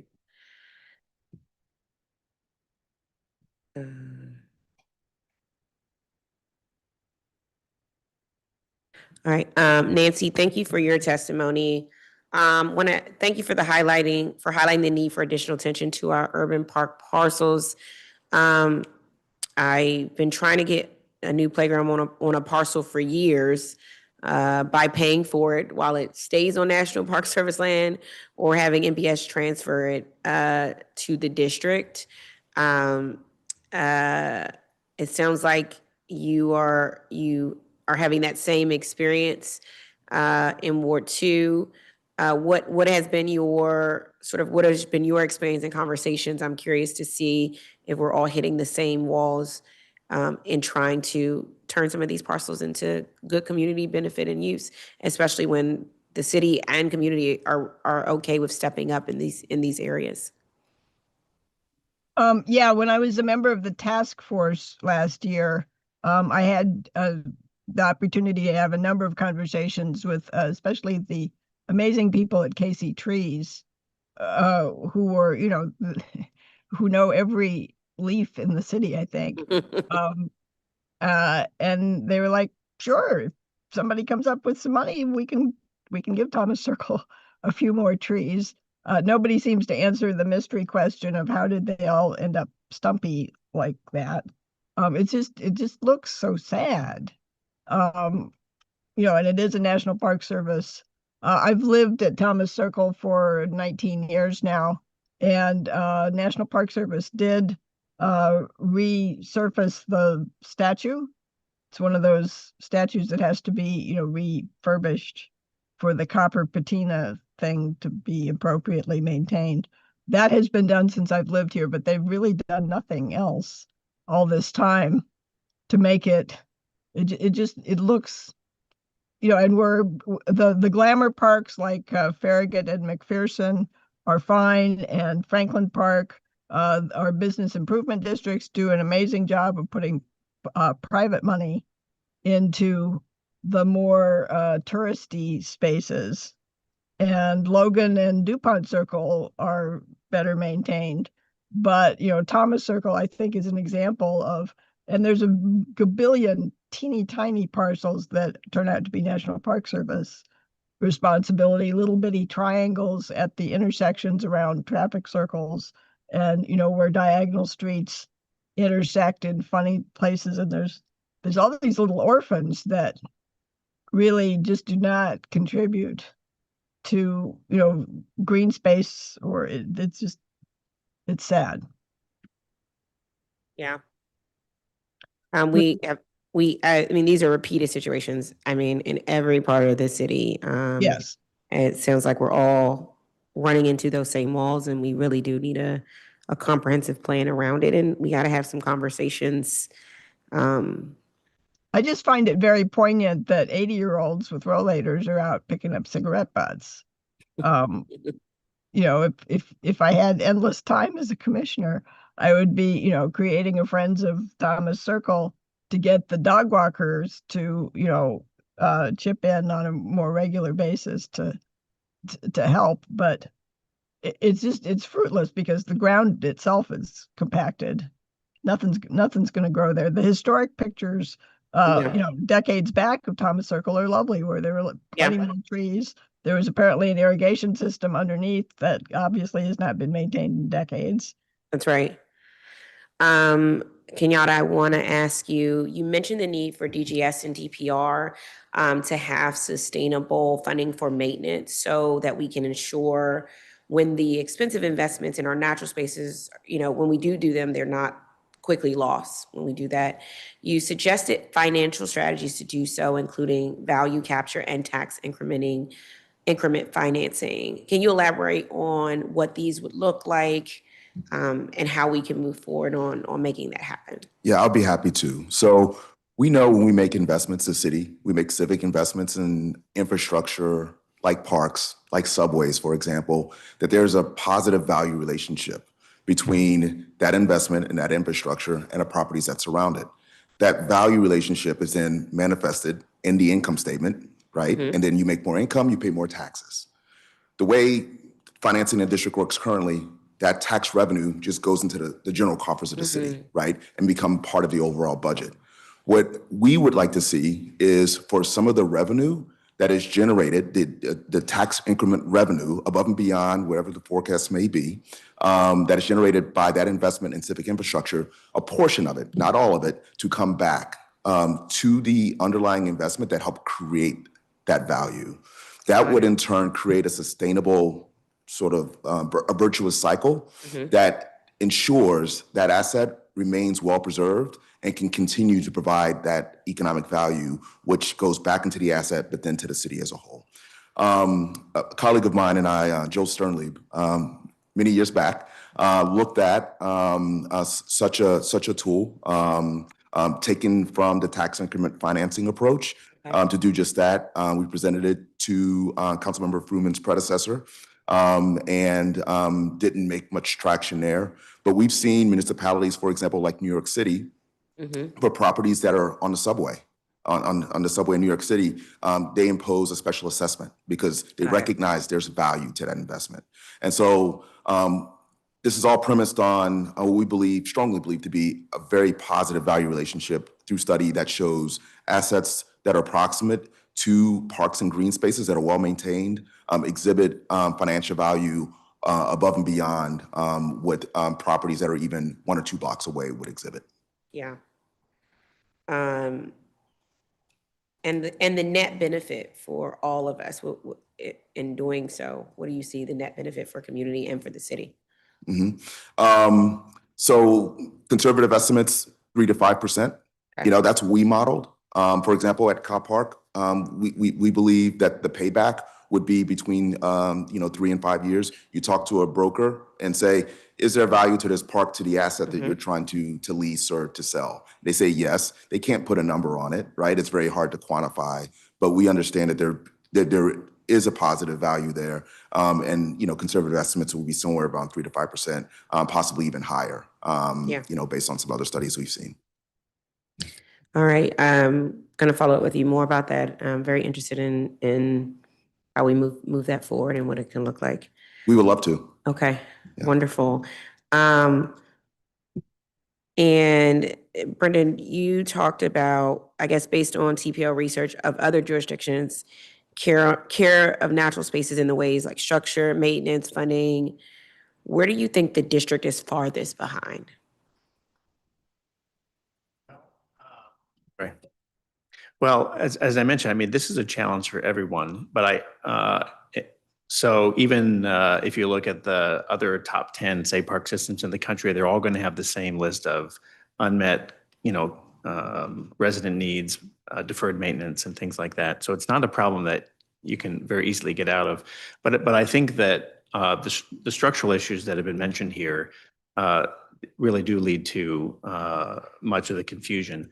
A colleague of mine is going to submit some additional testimony, and I mean, he does mention that, DC and Pittsburgh, if you look at the top park systems in the country, are really the only two that have sort of fractured control in the way we do.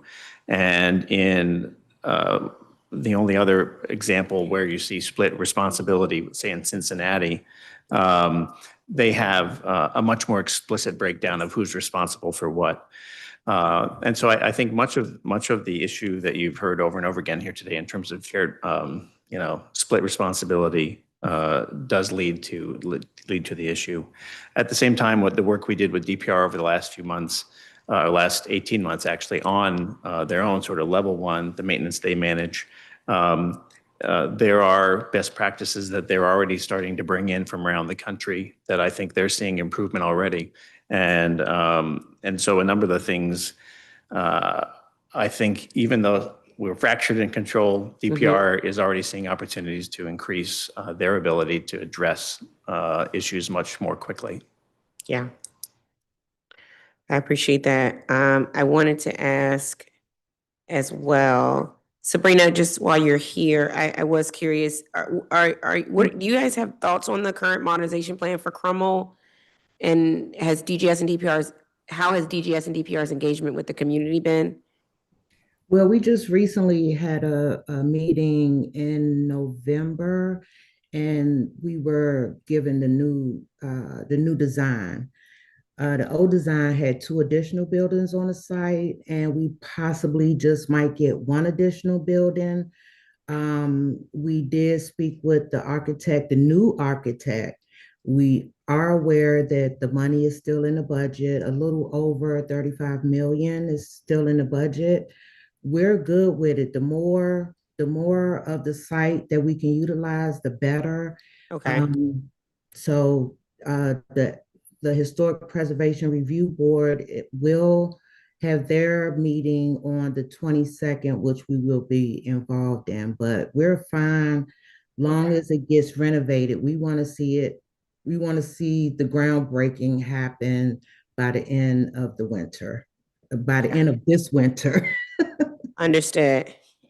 Yes. Okay.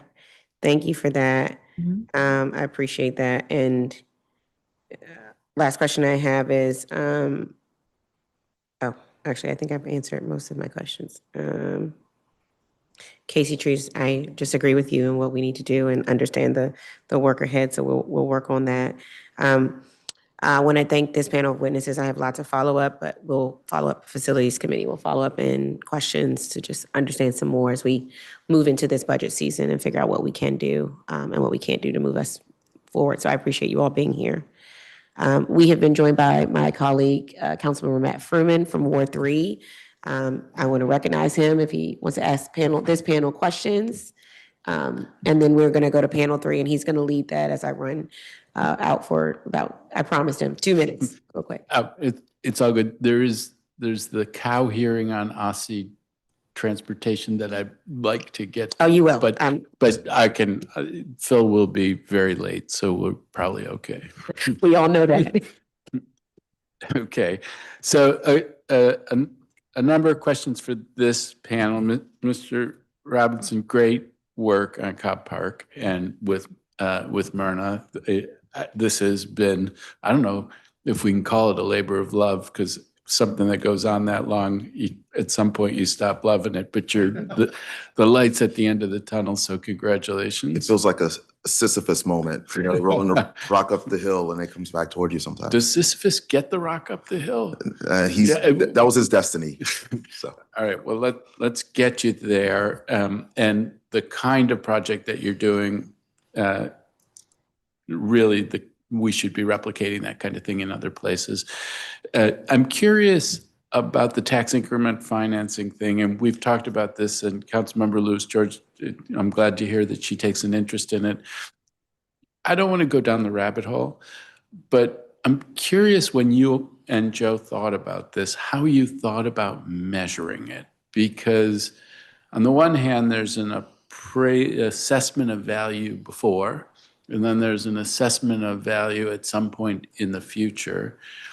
But values may have changed everywhere in that period. So without taking us too deep down the rabbit hole, how did you think about isolating the increment related to the park? Mm-hmm. And we understand that it's rather difficult to say that this one investment led to this incremental gain. There could have been other investments. Around us, for example, there's going to be Union Station coming online. Georgetown's coming in a very significant way into the neighborhood. So we understand that. But what we do know is that the city baselines, right, for revenue purposes, and they carry that baseline out for a number of years, right? And so, we would say at time period 0, right, this is what the baseline was. And then you would measure that what values within that specific sub-area have been relative to that baseline in the revenue projections, hopefully growth. And if there's increment above and beyond that, we would argue that some of that increment is assignable to the investment we made in that civic infrastructure, in that park. So it's above the anticipated trajectory for places maybe everywhere, but for places before the park. Okay, it's an effort to isolate it. That's right. But we also understand that there is some level of uncertainty about, do you assign it to that specific investment, that specific asset. We would say a conservative measure, 3%. We think it would be well above that, and so if you would assign it to the 3% value, that could be sufficient in ensuring that, you are not over guessing or overestimating the value of that investment, and then bringing that back into, the park for operations and maintenance and programming funding. Okay. Hear you. Thank you very much on that. Mr. Shane, on the split responsibilities, and I may ask others about this, one of the things that strikes me is it used to be that all the functions were in the different agencies, and then we created at the time OPEFM, which was about education, and then DGS, so we consolidated functions. And in some ways, I'm curious, when you look at the landscape, might there be a separation between construction, where there might be an entity in a city that is devoted to the construction projects and the special task of managing contractors and doing things like that, and maintenance, and where the maintenance lives with the agency? In a way, there's a split, but here, there's a split amongst inside of maintenance. Here, there's a maintenance issue, and you have to figure out if this is a DPR maintenance issue or a DGS maintenance issue. But there's a difference between maintenance and construction. Are there places where construction is in one agency and maintenance is spread amongst the relevant host agencies? Well, I have some knowledge. I'd like to get back to the committee on that with some examples. I mean, the ones that comes to mind, yeah, that model does exist. So for instance, when we're doing, we do a lot of schoolyard work in New York City, right? There's a schoolyard construction agency, which is the primary partner for us. And then over at the public schools, they'll do day-to-day maintenance once it's constructed. Yeah, I mean, the split here is a little odd that way. And I think it's sort of uniquely a unique split for the district.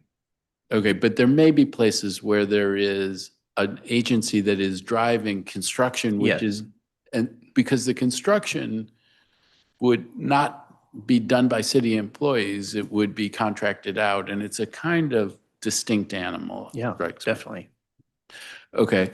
To Ms. Clark, if she's still online, you talked about a couple of the ideas that have been knocking around in the task force, which I am a part of. But I wonder if you could talk just a little bit more about the coordinator of the public realm and how you envision how that might operate.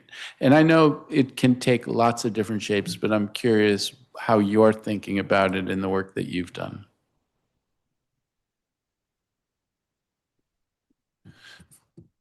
Well, that's a good way to dodge a question. Okay, well, that question can hang in the air then. I was going to ask her about the idea of these small parks and taking them under the wing, but I'll ask you from Casey Trees on this. There was a city paper story. I don't know if it came out yesterday, but it's quite good. It's about a park in Petworth that was a National Park Service site. Folks looked at it, thought the equipment wasn't safe. They took the equipment out, and then nothing happened. And the community organized and has tried to maintain the park, and has brought in other equipment. So it's not what it should be, but it's operating as a park with community engagement. And the Park Service, I think Brian Joyner from the Park Service is quoted as saying, yeah, maybe this shouldn't be run by us. Maybe this should be run differently. How do you envision if Casey Trees were playing a role in this sort of thing, how do you envision Casey Trees playing that role? To what extent would you be looking for community partners? How would it work? Sure. So we've looked at a number of properties, including these small parcels owned by the National Park Service, that would be prime candidates for community activation based on, their size, location, and the ability and interest of communities to manage and improve these spaces.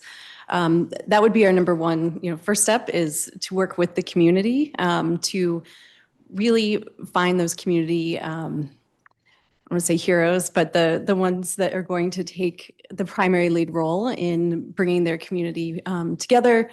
We would support them through a number of ways, through technical assistance.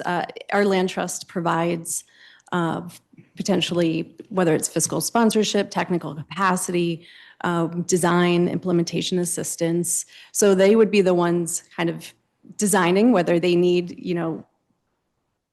nature play space for their children, whether they want spaces to sit for elderly and young people and community to gather, whether they want places to grow food. So it would really be based on what the community wants first.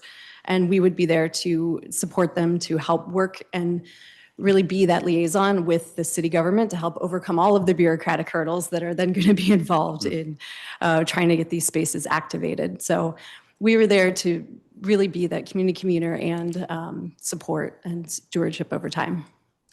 So I would encourage you to look at this city paper story, which is a story that Councilmember Louis George is deeply familiar with, and use that story as your persuasion piece, because it jumps off the page. Well, what if Casey Trees could be a partner here and make this happen in a successful way? So if you haven't looked at it, take a look at it. And with that, and with Chairperson Louis George having returned, thank you all very much for your testimony and for your work. But maybe I will play the role of calling the next set of witnesses.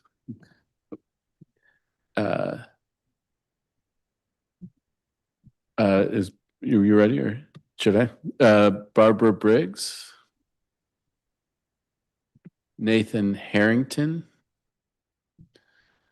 Dennis Chestnut. Is that it?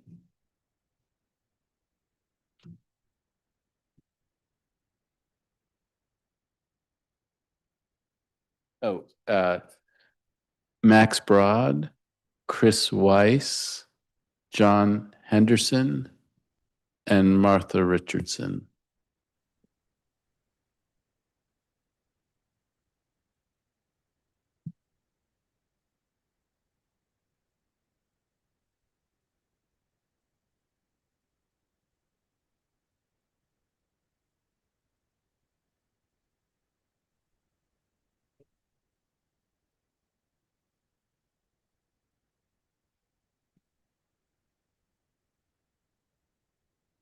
Barbara Briggs, Executive Committee member of the Sierra Club.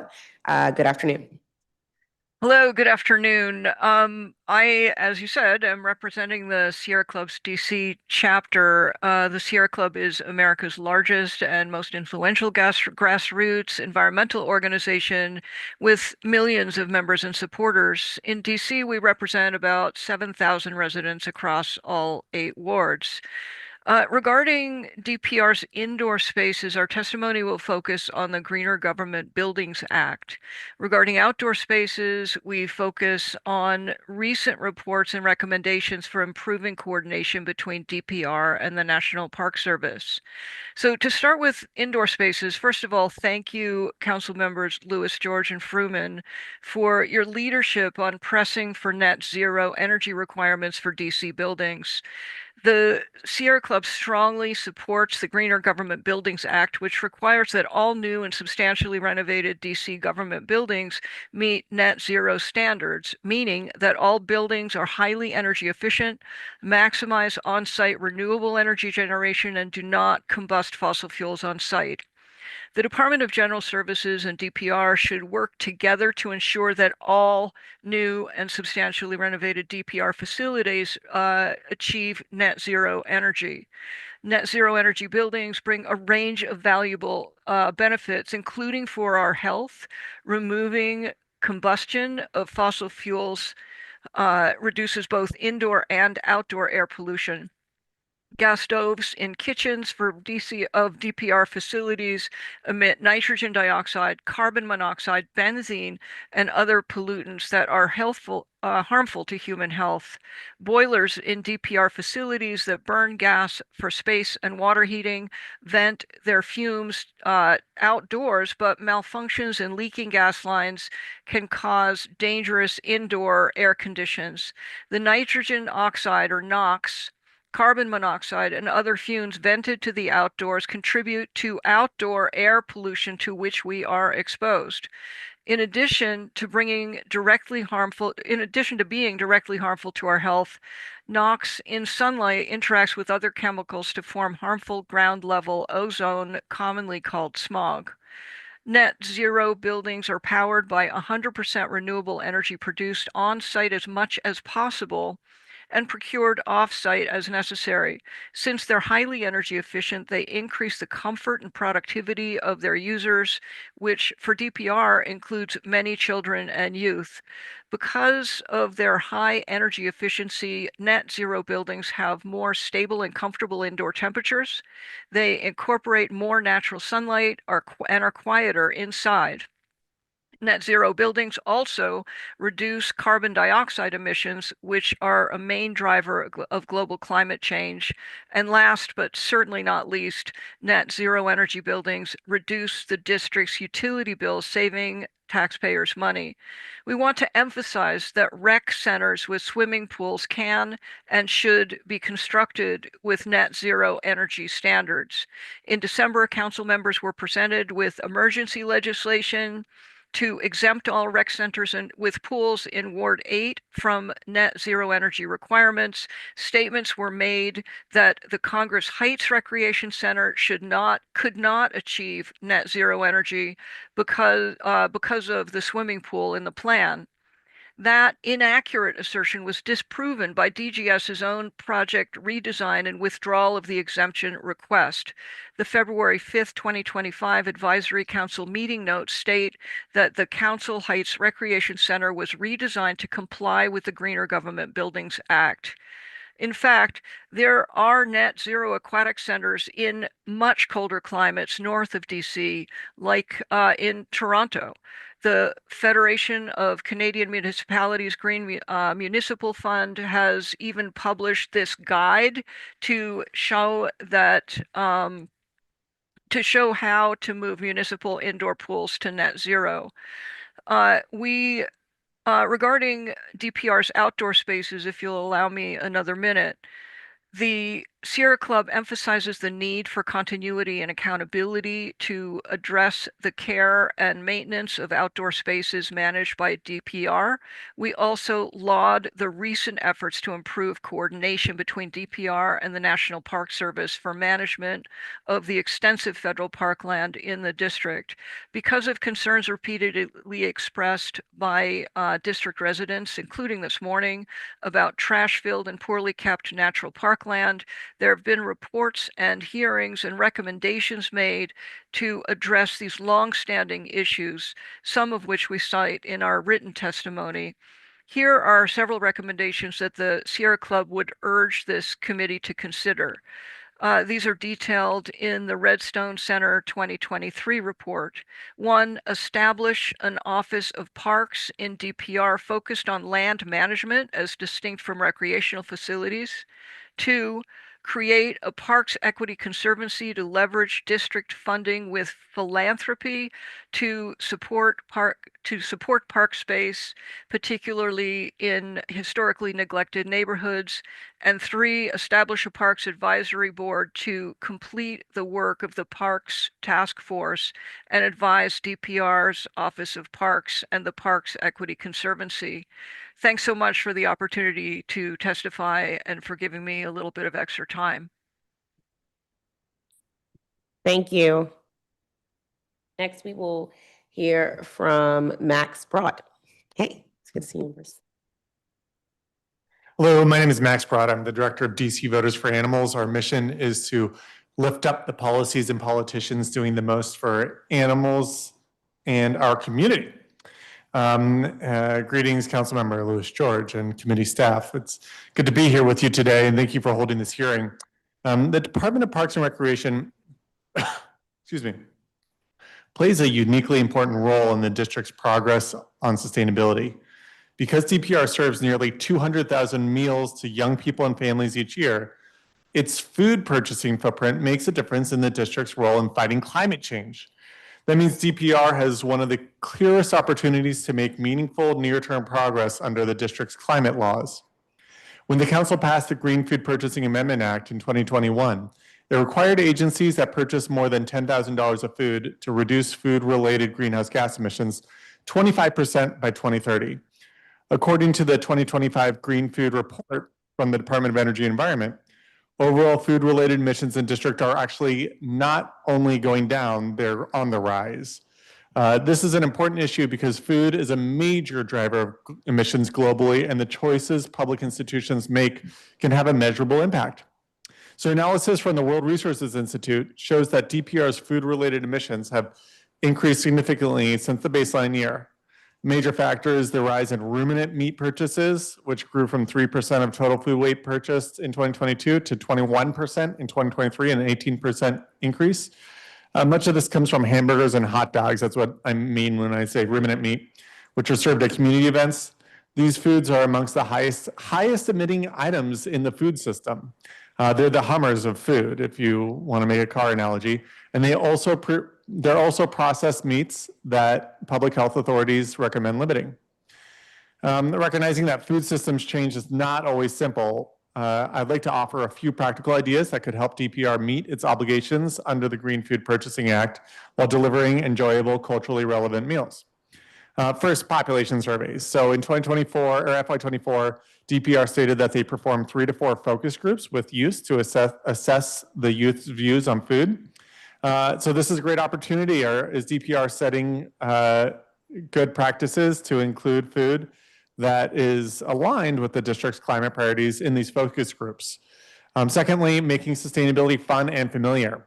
This involves using culturally relevant observances or creative themes to make new foods fun. Partnering with revered DC groups such as City Blossoms and Fresh Farm Footprints adds familiar faces that youth love. So I've submitted some ideas for the record, including a DC cookout that features red beans and rice, cornbread, roasted corns, and fresh watermelon. A backyard barbecue that has black bean burgers with a build-your-own toppings bar, summer skewers, and pasta salad. A Creole Fest, or including observances like World Environment Day, International Day of World's Indigenous Peoples, and Juneteenth are all cultures and observances that have long-centered plant-forward foods that are more sustainable. And then finally, source sustainably. Does DPR have a vendor or food service management company that provides food for events? Working with them to identify meals that prioritize plant protein is a useful way to open the door to new options. Department of Energy and Environment has contract language that DPR can include in agreements with food vendors as guidance on green food purchasing. To assist the district in implementation of this law, I've created an assessment to compare how agencies are progressing on green food purchasing. I've submitted the data from 2025 to DPR so they have an opportunity to fill any gaps in our review, and we'll publish the full assessment in the coming weeks. At a time when the district faces federal constraints on broader climate action, and the president's doing what he's doing, fully implementing the climate laws we already have is one of the most effective steps we can take. DPR's leadership on sustainable food purchasing would make a meaningful contribution to the district's goals while continuing to serve youth and families with high-quality programming. Thank you. Thank you. Now we will hear from Chris Weiss, Executive Director, DC Environmental Network.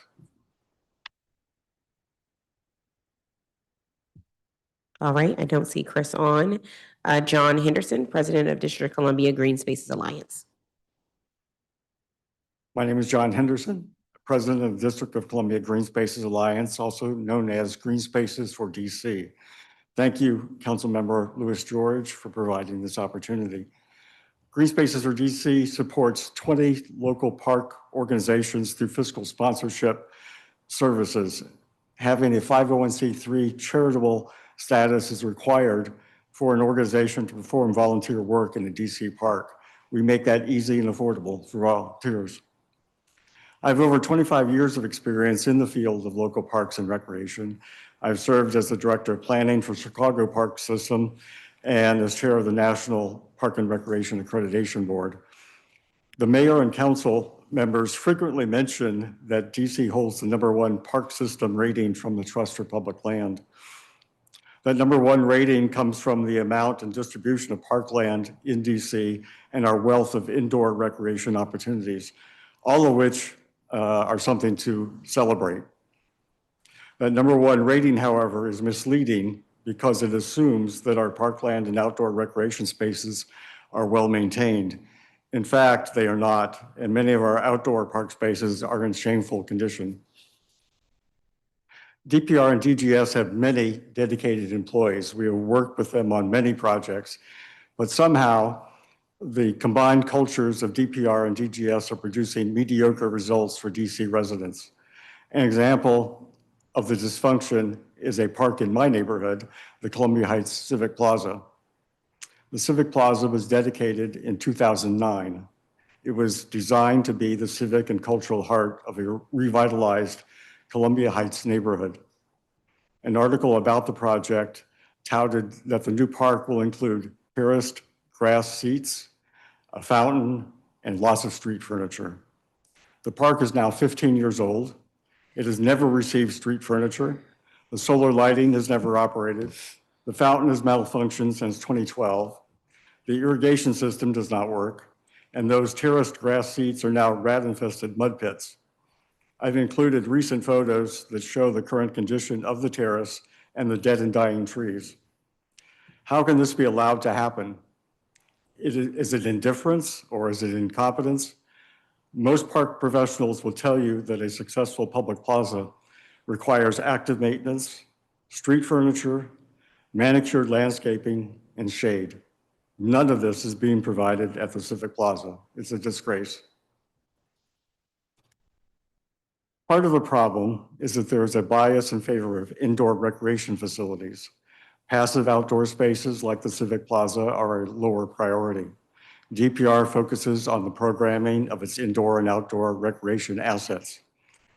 There needs to be a division at DPR that focuses on the quality of outdoor passive spaces, which research shows are vital for the physical and mental health of DC residents. To improve accountability, we recommend having DPR and DGS report to the same deputy mayor to ensure that everyone is rowing in the same direction. A frustration for DC residents is not knowing who to call when there's a problem. The system is Byzantine, and there is no ombudsman to help you get any assistance. First, you have to figure out if your park is managed by DPR, DOEE, or National Park Service. If the site is managed by DPR, it is not clear who to contact. You often have to make yourself a nuisance by adding more and more officials to your email chains. Even then, it can take months or years of pleading to get an issue resolved. The residents of the district deserve better. Green Spaces for DC wants to help. We welcome the opportunity to help serve as an ombudsman to help residents navigate the bureaucratic maze of DPR, DOE, and NPS. We can also help to monitor and evaluate the condition of our valuable passive outdoor spaces. Thank you. Thank you. We will now hear from Nathan Harrington, the Executive Director of Ward 8 Woods Conservancy. Good afternoon. Hello. Hi, everyone. I think that if you're at today's hearing, you've probably heard of Ward 8 Woods. We're a nonprofit that started in 2018, and our mission is to improve the health, the beauty, and the wellness of forested areas in Ward 8 and some of the neighboring areas in Ward 7 and Prince George's County. Unfortunately, a lot of the work that we do remediating trash and invasive species is work that should be done either by the National Park Service on the majority of the forested land in the city that they own, but also many of the DPR properties that include forest patches. The largest properties in the DPR inventory are both east of the river. Marvin Gaye Park up in Ward 7. I think my colleague Steve Coleman will probably be telling you about that shortly. And in Ward 8, of course, we have Oxen Run. And as others have been saying, the general services and DPR, they do a pretty good job of cutting the grass and emptying the trash cans that are in the parks. But all of that maintenance work really stops at the tree line. Wherever there are woods, nobody goes in them. And so trash accumulates. And of course, invasive species. My friends have been talking about invasive species, and those are an issue everywhere. I think what's a little bit unique about the woods east of the river is that we have an even more immediate problem, even more so than invasive species. The first thing you notice when you look at a lot of our woods is the accumulations of littering and illegal dumping. Now, there have been intermittent cleanups. For example, the green scheme that works at the well at Oxen Run, they have some volunteer cleanups. Friends of Oxen Run have done some things. Ward 8 Woods has received some contracts from the Bicyclist Association that are coming through DDOT to maintain the corridors along the bike trails. But as everybody has keeps saying, there is no one in DC, anywhere in DC government really, who has a specific expertise or responsibility for forests that are on public land. And we've made some progress. The invasive species component, we now have an invasive plant management coordinator at DOE. Mary Farr is doing a terrific job. She's getting a lot of help from Damian Ossie. And so, but we need to expand on that because their mandate is only for invasive species. We need funds available to either for DGS staff to go pull the trash that's being dumped in the woods or to contract it out to organizations like Ward 8 Woods. In fact, contracting out might be better because we, as has been said, a lot of the landscaping crews that work for the city don't have the expertise when it comes to knowing the difference between invasive and non-native species.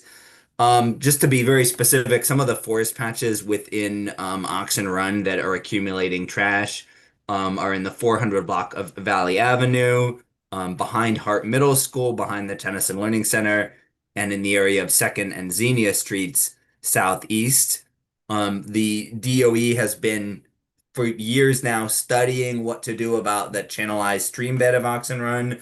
And, in the meantime, you just have every time there's a big storm, a big rain, the water level rises, it carries all this trash downstream. The water levels goes down, it deposits all of this trash on the banks. Oxen Run is a great candidate for a trash trap. We have trash traps that remove a lot of trash from the smaller tributaries in Ward 7.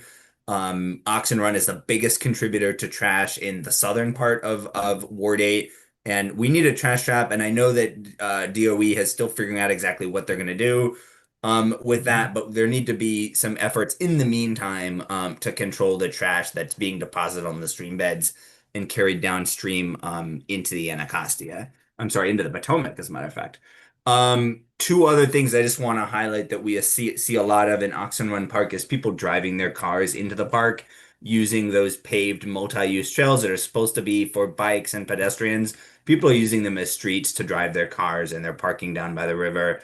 Efforts to erect barriers to prevent people from doing that have not been successful. So DPR may want to consider actually creating a designated parking area so that people will not be doing that. And the other thing is I've noticed is leaving lights on both in DPR buildings at night when they're closed, and even worse, floodlights on outdoor playing fields, even in the dead of winter, even in the middle of the night when nobody is using them. That's really low-hanging fruit. Like we could be saving a lot of energy and taxpayer money by just turning those off. So I'm out of time. Thank you. Thank you. Next, we will hear from Dennis Chestnut, board member with Ward 7 Resilience Hub Community Coalition.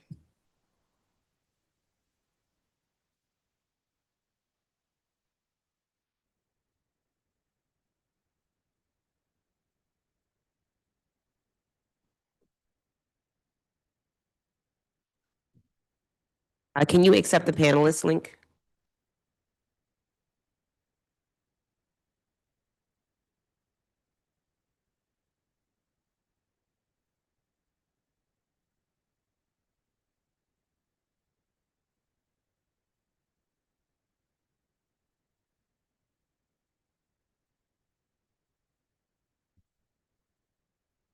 Great, I see you. You may begin your testimony.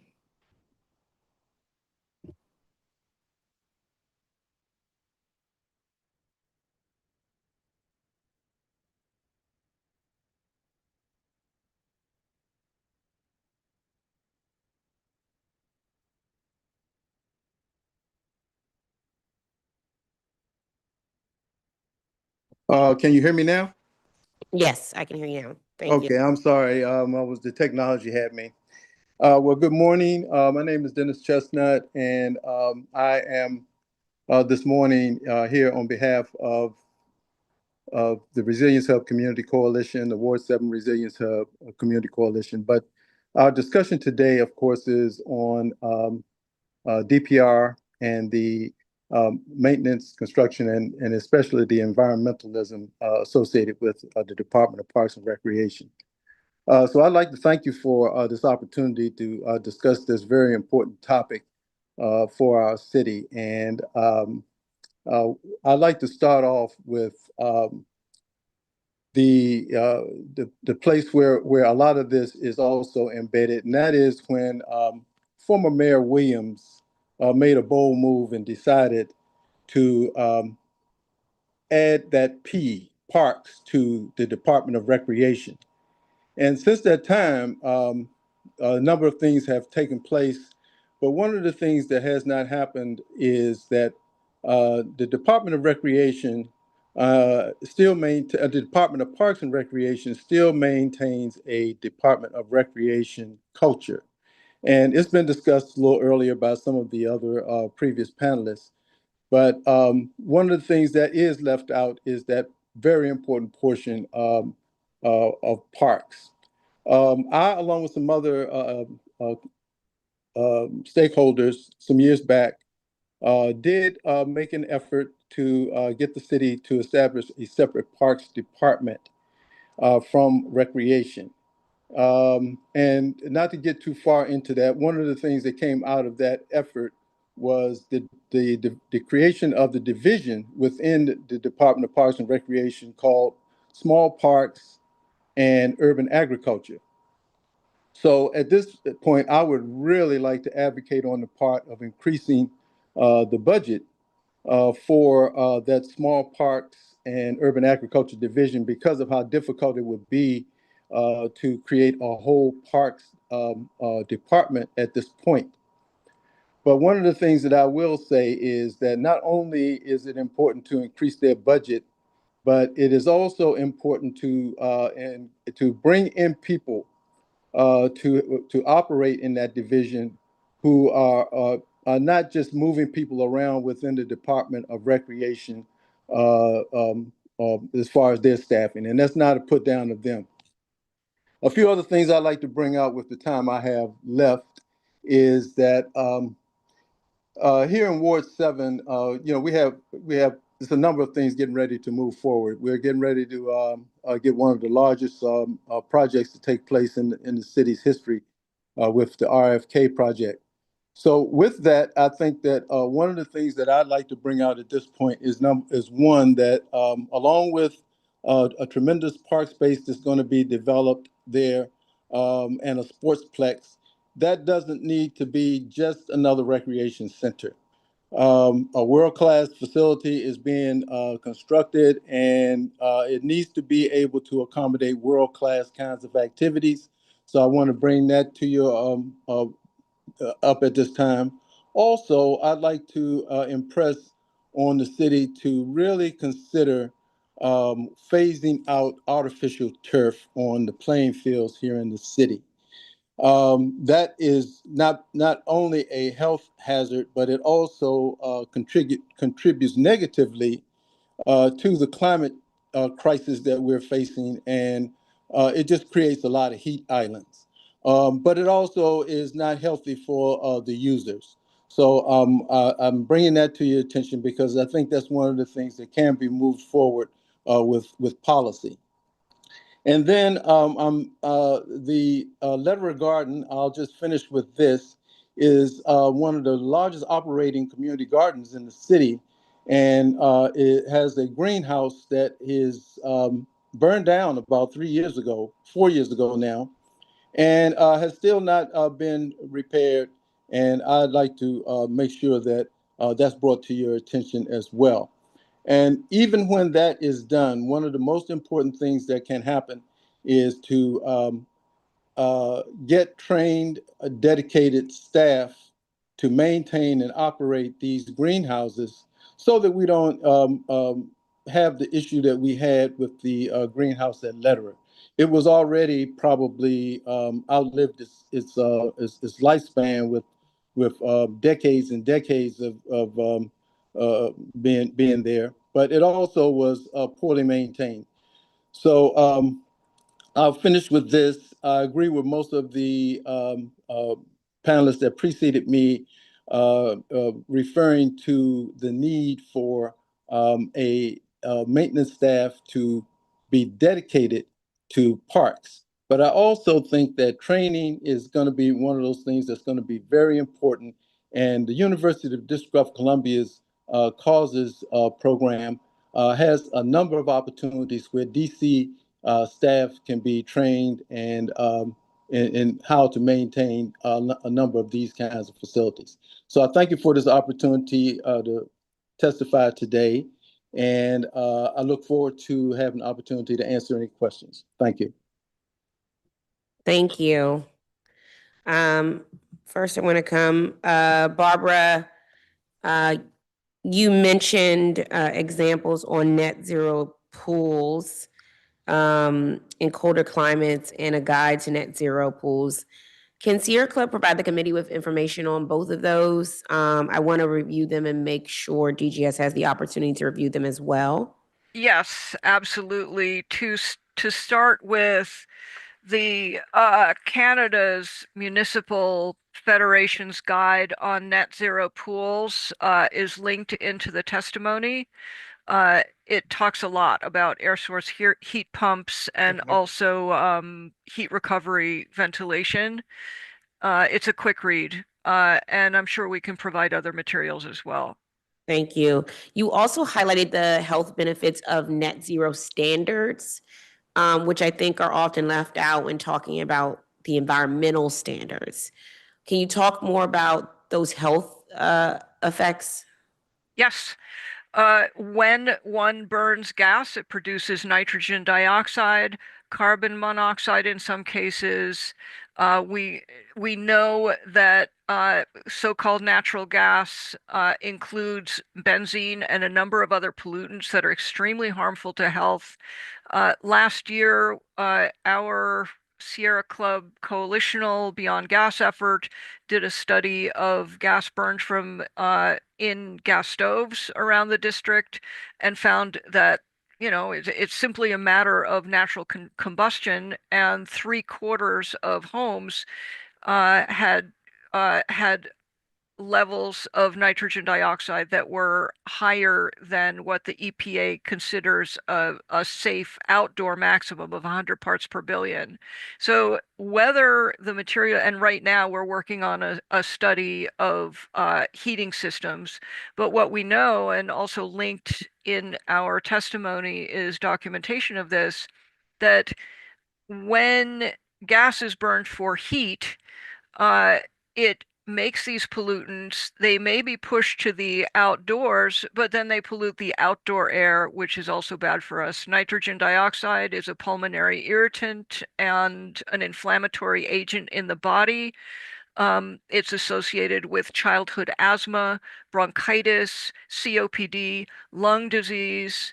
Carbon monoxide, which can be created particularly in lower oxygen environments, it's a product of partial combustion, is unsafe at any level. The EPA says 6 parts per million is enough to create symptoms. Benzene is unsafe at any level. So these are all pollutants that are either inherent in natural gas, like benzene, or that are created when gas is burned. And, sometimes it stays inside. Often it's vented to the outside where it pollutes our outdoor air. Yeah. And I think, the health effects always get, are constantly getting ignored. And the equity issues they present, I think, is the main crux of, when we're talking about this and people are like, oh, well, we can't do this, we can't do this. And then when I see equity gaps across the city, when in some areas you did do it, right? Then this is how health disparities happen. We agree. Asthma medication is $3,000 a year. Somebody's paying that. That's just for one kid. And, think about lost school days, lost work days, all of the costs that are accruing to us, that are many, many times the costs that we're talking about in the, particularly as my colleague Matthias Paustian mentioned, upfront costs for setting up, for retrofitting Right. from gas to electric may be a bit more expensive, but the long-term benefits, even just in terms of energy savings, are great. Yeah. Max, thank you for your testimony. I'll be asking DPR about their food-related emission targets. You mentioned the data you all collected on agency food purchasing programs. Tracking food-related emissions sounds really complicated. Is there a way to do it? And if so, how does DOE do this? Yeah, great question. So essentially, the World Resources Institute has a methodology for compiling the data. And so essentially, the DOE centralizes it and then ships it off to WRI to analyze it. Got it. Well, can you make sure I get a copy of the analysis when it's ready? Yep, absolutely. Okay, awesome. Thank you so much. John, I'll be asking DGS and DPR to address the issues at Civic Plaza you mentioned. Given your experience in other jurisdictions, I'd like to hear more about how you see combined cultures of DPR and DGS as a reason why outdoor spaces are not where they should be. So I think, and this has been pointed out by other panelists, is that when everyone is in charge, no one is in charge. So there's, but also I would endorse the recommendation of other panelists that, and I included in my testimony, of having a division that just focuses on these passive spaces, both green spaces and places like the Civic Plaza. Civic Plaza is a particularly complex location because you also have the DDOT in charge of all the sidewalks around it. Part of the plaza is actually privately owned, so it's a very complex site and it requires attention.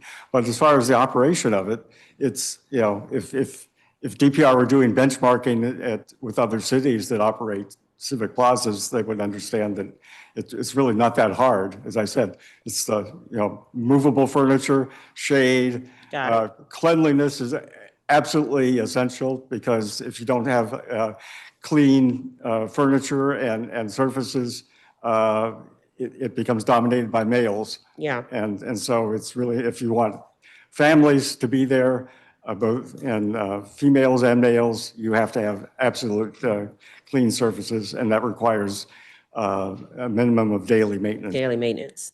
Okay. And while the client-agency relationship still exists, how do you think both agencies can better come to deliver for residents? I think I've worked a lot on performance measurement. I worked for a number of years with Maryland National Capital Park and Planning Commission. I would say the Montgomery Parks does an excellent job with performance measurement. And so you could learn a lot by doing some benchmarking with them. Got it. Thank you. I appreciate your experience in lending that to this conversation and your testimony overall. Nathan, I wanted to come to you. You mentioned how trash accumulates in the forested areas of Oxen Run because of maintenance stops at the tree line. Mm-hmm. Has any agency ever cleared that trash, or does it just continue to pile up? Those areas have been cleaned by Ward 8 Woods and by some of the other groups that I mentioned. As far as I know, they have never been cleaned by any city workers or contractors. Wow. And have you been told what agency is responsible for cleaning up the trash at Oxen Run? No, to be honest, I've never asked because I just, got the definite impression that it was not something that they were going to do. If there is dumping on a street or an alley or a grassy area, I will submit a 311 request, and usually DPW will come get it. But when there is just a broad sort of accumulation of trash that's down in the woods, my experience has been that they don't, there's nobody in the city government actually does that.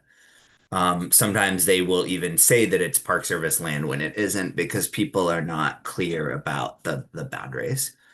Typically places like Oxen Run, portions of it are federal and other portions of it are district owned. And that creates confusion. Yeah.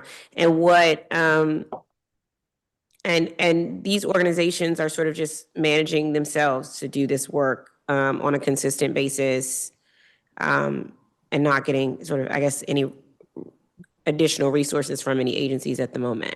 I believe Brenda Richardson was she gonna speak? Did I miss her? Is she coming next?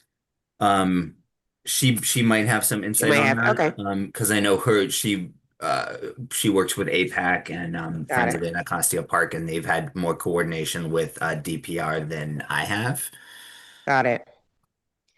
I wanted to, and overall, how can the agencies be serving particularly Ward 8 more effectively around these issues?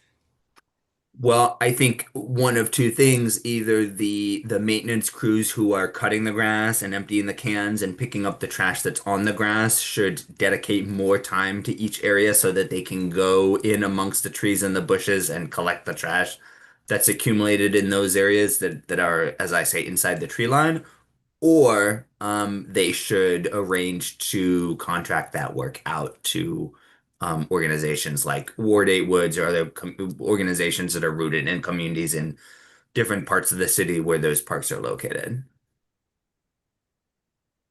Okay. Appreciate that. Dennis, I want to talk to you. We added about 1.5 million in this year's budget. My committee did. We did that for the Ladera's greenhouse.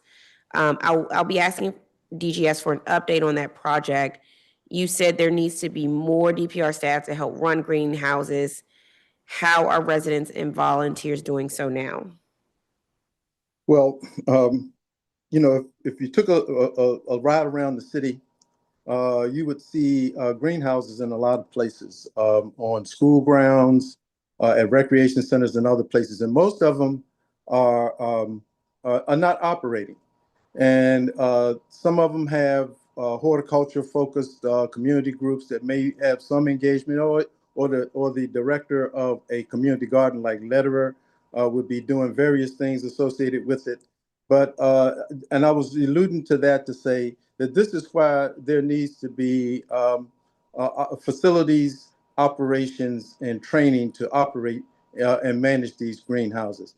That may have even kept the greenhouse at Lederer from whatever breakdown took place and it caught fire and burned down. So I'm saying a dedicated maintenance program included for the greenhouses, along with the replacement of it. So I'm glad that that is happening. Yeah.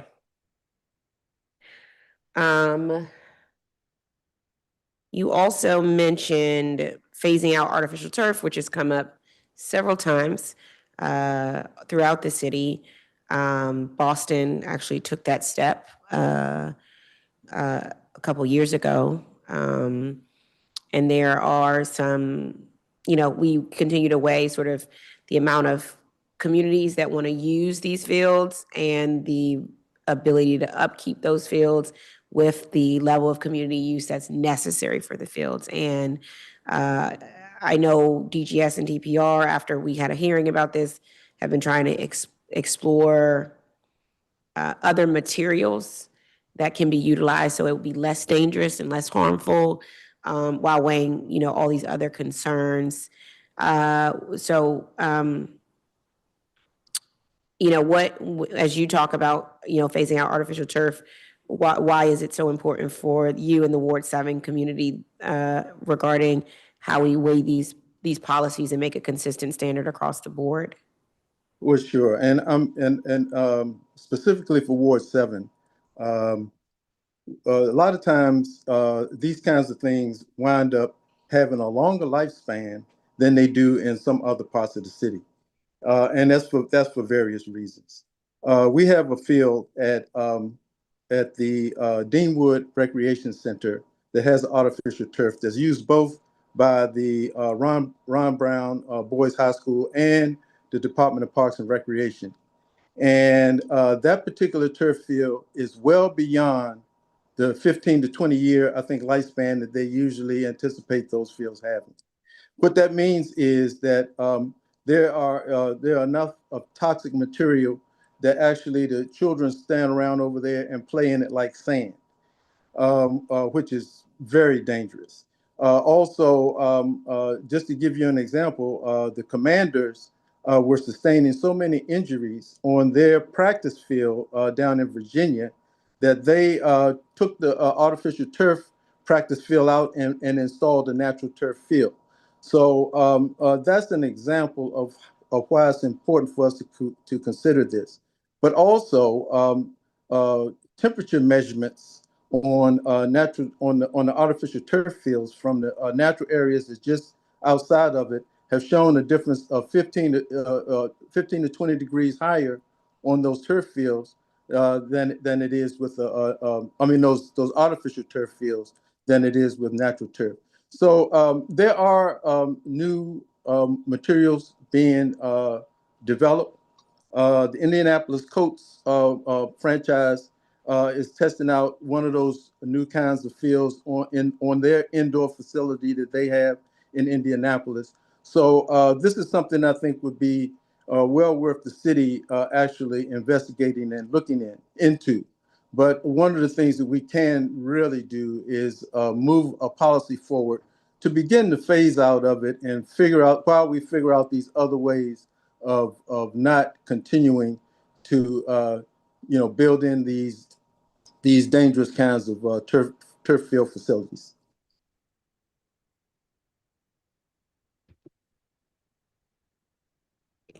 I want to give the opportunity, Matt's not back. If you wish to testify, is there anybody else left before we close out? If you wish to testify and have not done so, if you are in this room, please go to come to the witness table. And if you're online, please raise your hand. Okay. I don't see anyone. So thank you so much to our public witnesses. Just a reminder, if you have not done so already, please submit your testimony for the record by Friday, January 30th. If you're one of the witnesses I asked to send me follow-up information, please don't forget to do so, so that we can have that additional information. We're crafting a lot as we go into this budget process and oversight season. So the sooner you can get that information, the better. Truly appreciate everyone engagement and time with us today and sharing your expertise and experiences. We will now take a 7-minute break. Is that okay? Or a 10-minute? Okay, great. Sorry, looking at my agencies. We will now take a 10-minute break and we will come back with our government witnesses. Thank you.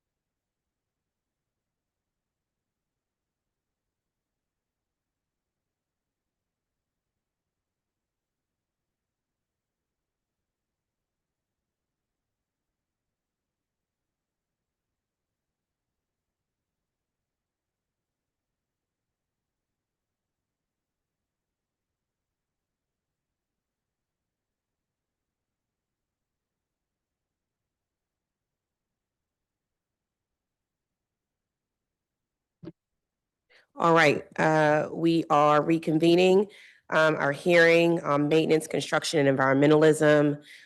We have been joined by Director Delano Hunter, who is the Director of Department of General Services, Jen Croft, Associate Director of the Sustainability and Energy Division of DGS. And is Osei coming? Okay.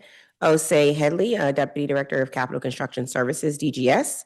And momentarily by Thene Freeman, who is the Director of Departments of Parks and Recreation. I want to thank you all for being here. Before you begin your testimony, I am going to administer an oath to you. If you could please raise your right hands. Do you swear or affirm under penalty of perjury that the testimony you're about to give to the Committee on Facilities is the truth, the whole truth, and nothing but the truth? I do. I do. Thank you, Director Hunter. You may begin your testimony. All right, thank you so much. And we are joined by Osei Headley, our Deputy Director, virtually. So thank you so much. Good afternoon, Chairperson Lewis George, committee members and staff, and the public. My name is Delano Hunter, and I'm proud to serve as the Director of the DC Department of General Services. Again, I'm joined by Osei Headley, DGS Deputy Director of Capital Construction, and Jen Croft, Associate Director of the DGS Sustainability and Energy Division. Thank you, Mayor Bowser, for your steadfast leadership and for entrusting me to lead DGS. I am here to provide testimony on Bill 26-0161, the Planning Actively for Recreational Upkeep so Neighborhood Resources Elevate Communities Amendment Act of 2025, also known as the Parks and Rec Amendment Act, as well as maintenance, construction, and environmentalism for the Department of Parks and Recreation indoor and outdoor facilities. Let's start with the Parks and Rec Act, which is modeled after the Planning Actively for Comprehensive Educational Facilities Amendment Act of 2016, better known as the PACE Act. This law provided a uniform process to identify and address capital investment for 117 DC public schools. While DGS, we certainly share the Parks and Rec Act's goal to bring transparency and consistency to capital planning. And we believe that many of these goals, objectives, and principles are articulated in DPR's Ready to Play master plan and will help us to meet the goals of this bill. Ready to Play is the DPR master plan for capital projects that was released in December of 2023. This is a people-centered plan for districts, parks, and recreational system that provides a thoughtful path forward to planning, design, and program operations for the next 20 years. Ready to Play addresses existing inequities through our capital investments to meet the needs of residents now and in the future.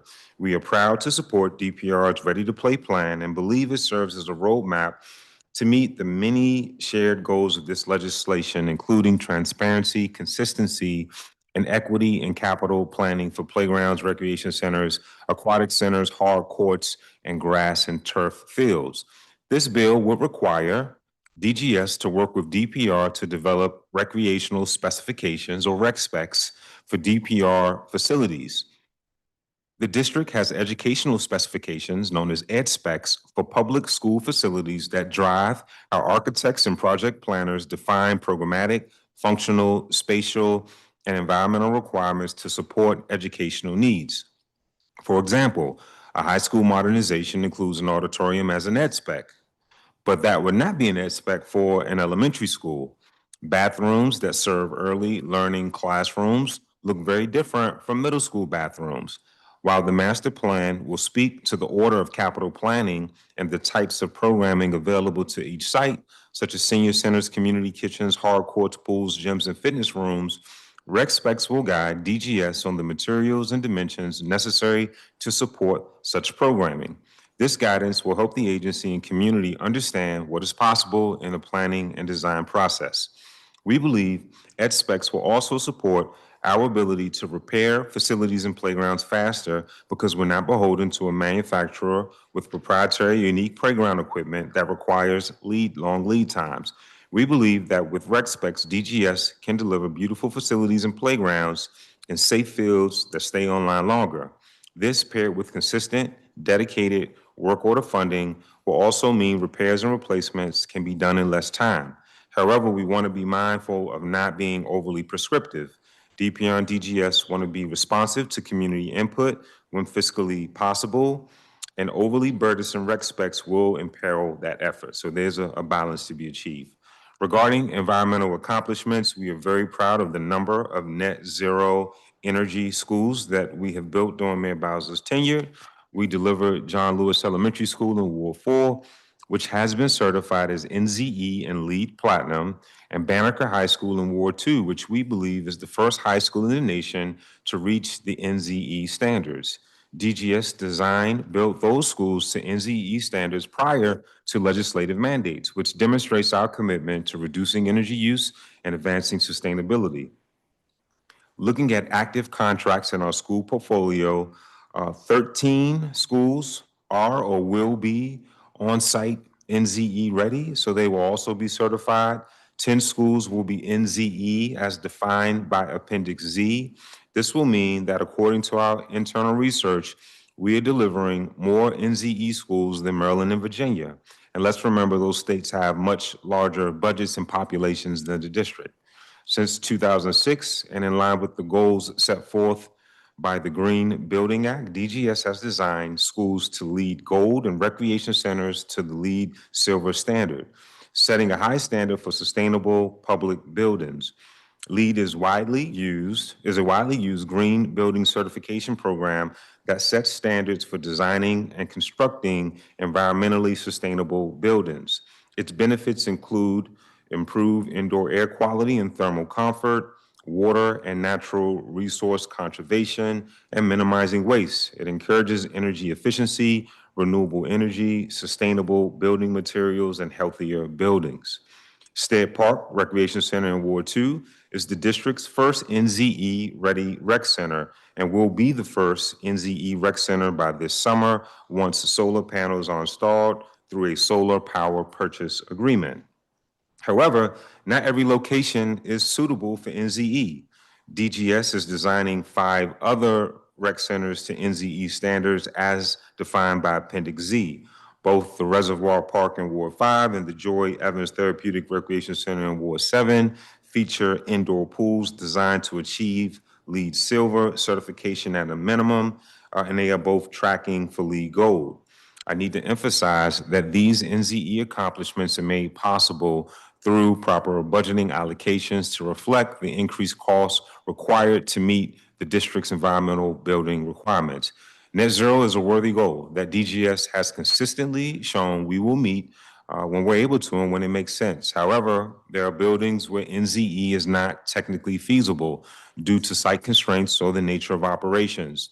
Our strategy is to get as close to NZE as feasible and continue to pursue LEED Silver and achieve, which is an achievable sustainability standard. We must recognize that we are in a space-constrained urban environment, and we should make real, thought-out trade-offs between energy, efficiency, and project scope.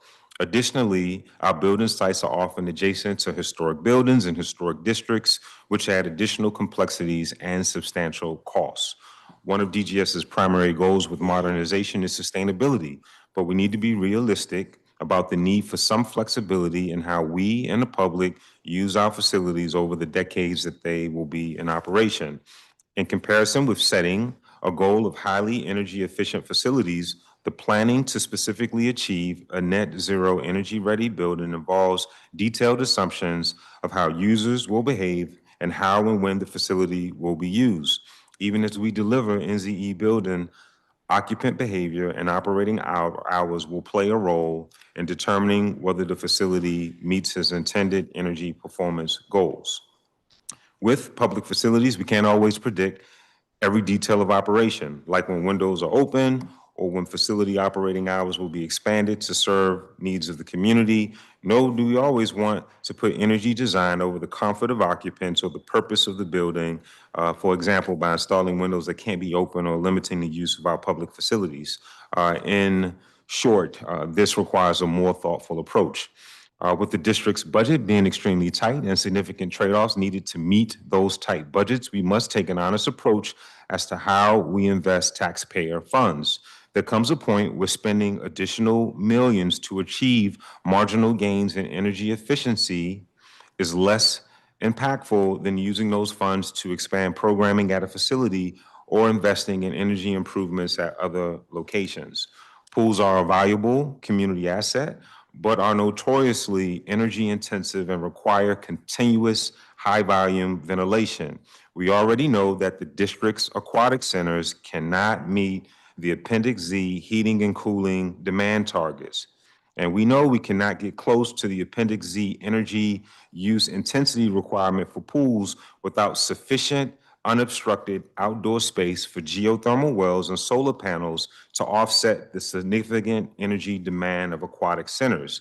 In her December 16th letter to the DC Council, Mayor Bowser said we need a more holistic and refined review of environmental mandates that are being applied to buildings, such as indoor pools and recreation centers, and that those standards were never intended for. To demonstrate the financial and operational impacts of these council mandates, the Department of General Services will not seek waivers from the Green Building Advisory Council for these types of projects and will build them to the highest environmental standard possible as allowed by the project's current funding. DGS projects immediately impacted include the Metropolitan Police Department's 7th District Station in Ward 8, the Jelliff Recreation Center in Ward 2, the Hillcrest Aquatic Center planned for Ward 7, and the Cromell Recreation Center planned for Ward 5. We need comprehensive categorical exemptions for certain building types as they pertain to NZE. We are fully committed to working with you, Chairperson Lewis George, and the council on emergency legislation to make this happen. In fact, the City Administrator's Office has been leading conversations with DGS, the Department of Energy and the Environment, and the Department of Buildings on an achievable framework for meeting the district's energy commitments, many which are unfunded and financially unsustainable. We look forward to discussing these important reforms with you and other council members. Regarding maintenance, we're proud of the great strides we have made to respond to work orders and clear our backlogs. Thanks to the mayor and the council for allocating additional funding, we've closed an average of 3,500 DPR work orders per year from fiscal year 23 through 25, including 3,600 in FY25. Over this period, work order closures increased at an average year-over-year rate of approximately 7%. DPR work orders account for roughly 13% of DGS's total facilities workload. This sustained commitment demonstrates DGS's capacity to reliably support maintenance and operations in the district's park, recreation centers, and public spaces. We've expanded preventative maintenance to waters, elevator fountains, athletic fields, pools, and spray parks, and this has resulted in fewer service disruptions. These investments are paying dividends. This, in close coordination between our maintenance division and our capital construction division, means that we can more effectively utilize operating and capital dollars when appropriate. Earlier this month, I shared an update with the council regarding our efforts on lighting work orders, which I believe that you have, just as a snapshot of the incredible work by our small but effective team of electricians. DGS received 2,200 lighting work orders across our portfolio of recreation spaces, DPR, DGS, and also DCPS shelters and municipal facilities. And during that period, we completed 83% of those work orders, with the majority done by internal staff. And these work orders range everything from a relamp at Emory Field, which cost approximately $22,000, to relamps at Berry Farm Rec in Ward 8 and Jackson Reed Field in Ward 3, also to standalone lighting projects. So in closing, I'd like to thank you for the opportunity to testify, and we look forward to having a robust conversation about the various bills and topics of discussion. Thank you. Thank you. We will now move to our DPR Director, Thenie Freeman. Director, do you swear to tell the whole truth and nothing but the truth? Thank you. You may begin your testimony.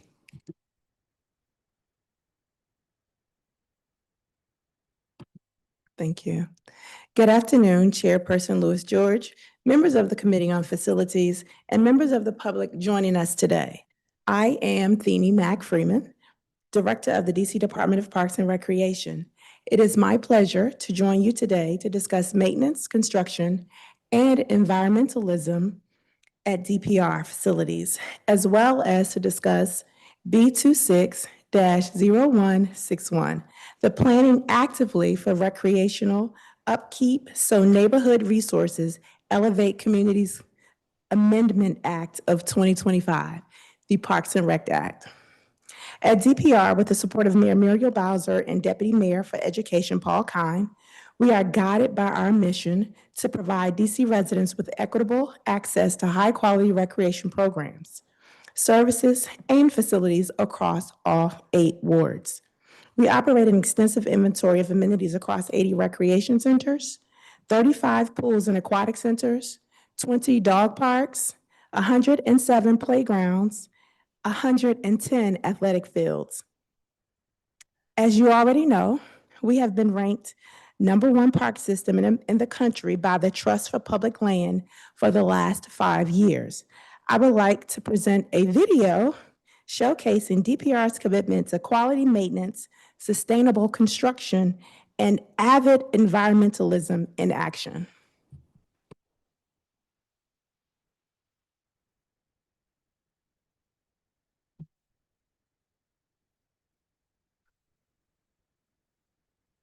The quality maintenance, sustain.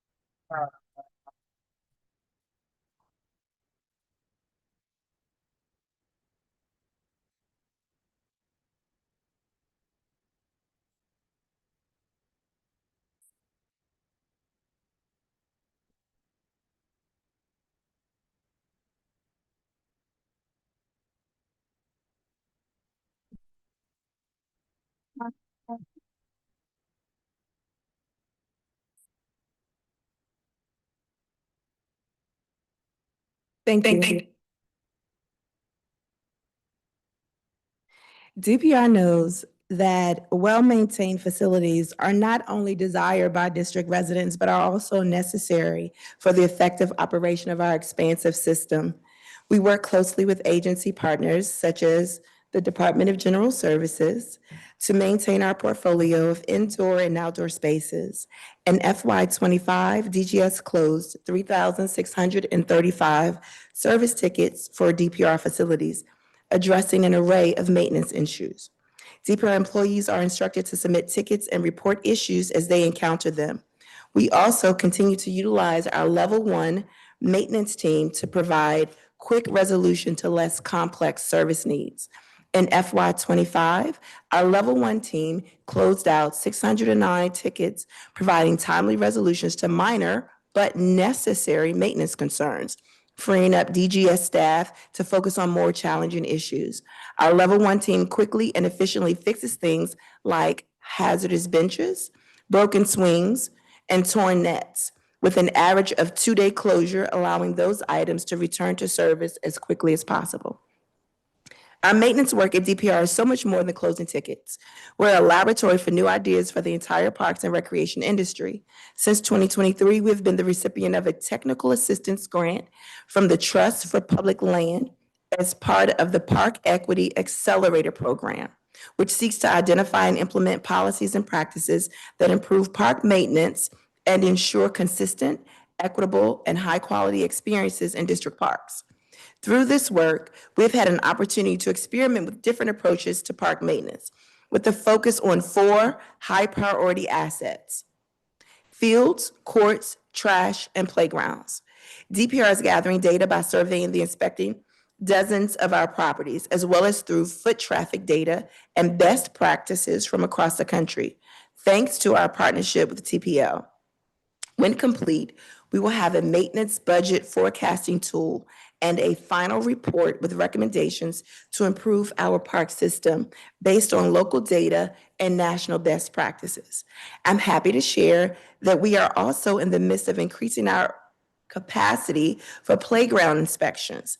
Among the larger team that inspects playgrounds, we currently have 2 employees who hold a certified playground safety inspector CPSI certification administered by the National Recreation and Park Association.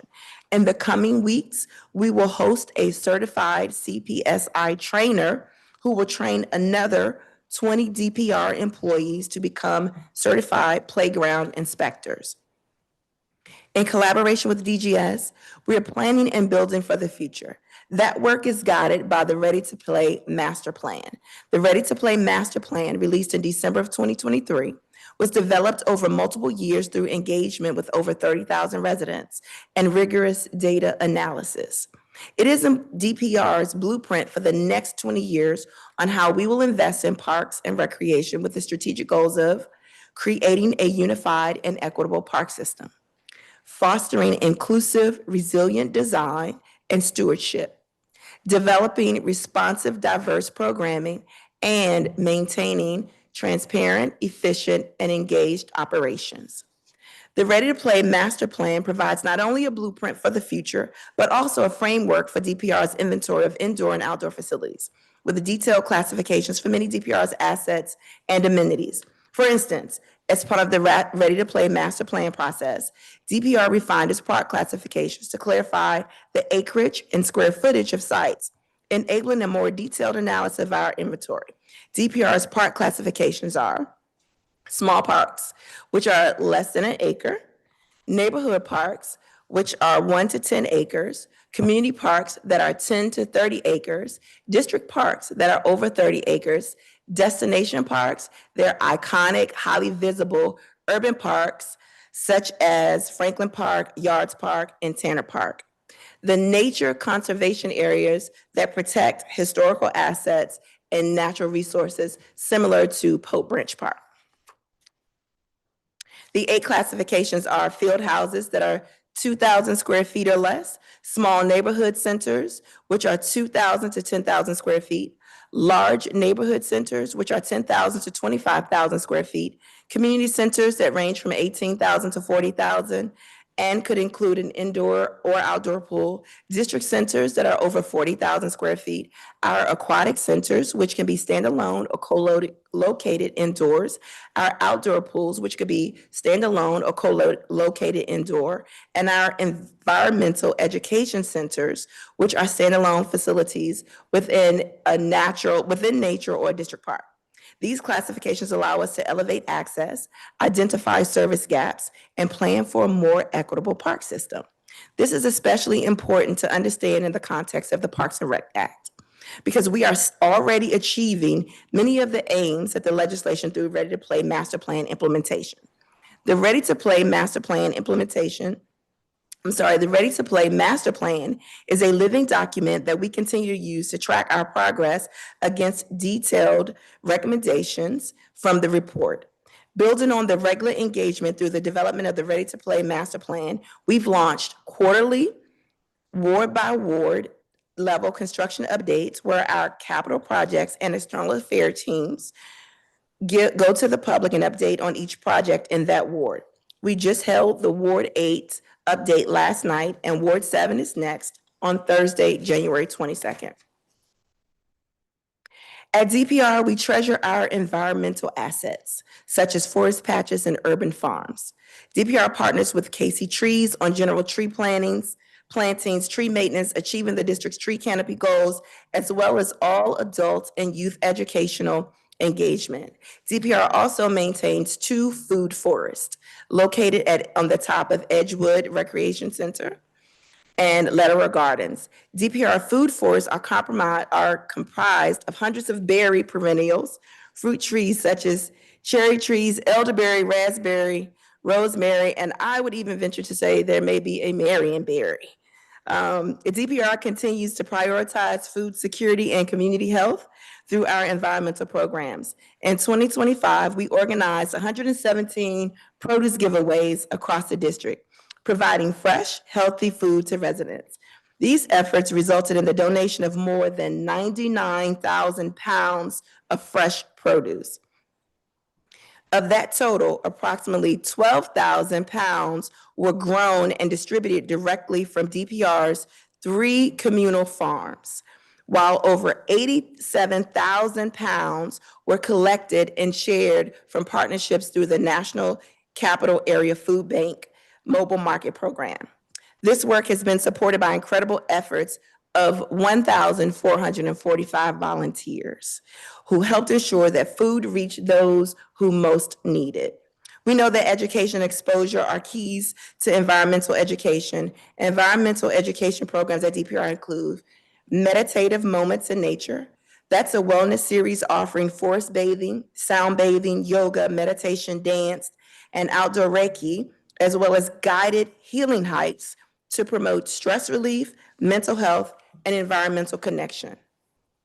Our Farm to Fork Culinary Series is a monthly program teaching residents to prepare healthy meals using seasonal produce from DC Community Gardens, hosted at Arboretum Recreation Center with 11 sessions planned for FY26.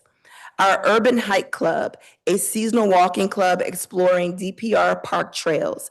Last year, we engaged over 1,500 participants utilizing DPR assets like Anacostia Recreation Center and Marvin Gaye Trail. The crown jewel of our environmental education programming is Camp Riverview. DPR's overnight camp spans more than 200 acres on the Potomac River in Southern Maryland in a protected natural area featuring forests, wetlands, shoreline, trails, and open spaces. It serves as a habitat for diverse wildlife and offers a unique setting to expose DC youth and seniors to outdoor recreation and environment. In addition to serving hundreds of young people aged 8 to 13, we also host senior overnight camps and day camp trips to Camp Riverview. We are not only committed to environmental education, but also to environment in action. Guided by the district's Sustainable DC 2.0 plan, DPR has integrated guidance on governance, equity, infrastructure, climate, economy, education, energy, food, health, nature, transportation, waste, and water into all of its operations. Turning into the Greener Government Buildings Act, we defer to DGS on matters of construction, energy efficiency, and building standards. But we also recognize that our ability to construct new indoor aquatic centers and to build substantially improve many of our recreation centers is contingent on relief of the full net zero energy standard. Knowing that there's always room for improvement, we welcome the spirit of the PARKSNREC Act and continue to strive to make our capital investments more equitable and better meet residents' needs. At the same time, we also have concerns that some of the requirements in the legislation would be infeasible or unnecessary. I would like to highlight the ways that DPR is already fulfilling the spirit of the proposed statute, and we welcome the opportunity to share with the council the work that we're currently doing. ADA playgrounds, we've provided safe, accessible playgrounds and facilities for every district resident, regardless of ability. It is tremendously important to us. We continue to expand our compliance with the Americans with Disabilities Act each year by making our playgrounds and facilities more accessible and available. Since 2013, DPR has been systematically and effectively updating our portfolio to bring it to compliance with ADA. Each fiscal year, DPR receives funding specific to address ADA issues. Since 2013, DPR has invested $500 million in funding on 107 projects that included ADA upgrades, 19 dedicated ADA projects, 6 facility modernizations, 18 new facility projects, 17 park renovations, and 47 playground renovations. These upgrades are a reflection of our commitment to ADA and making sure that all residents can enjoy the facilities within our portfolio. We're also making it easier for our residents to learn about ADA accessibility at DPR playgrounds. Earlier this month, we posted on our website profiles of all operable playgrounds in our portfolio so parents and caregivers can easily learn about accessibility and inclusivity features at nearby playgrounds. Each profile has information about the surface of the playground, the ages served, shade level, special equipment, and the types of play offered, like sliding, climbing, and tactile or cognitive play.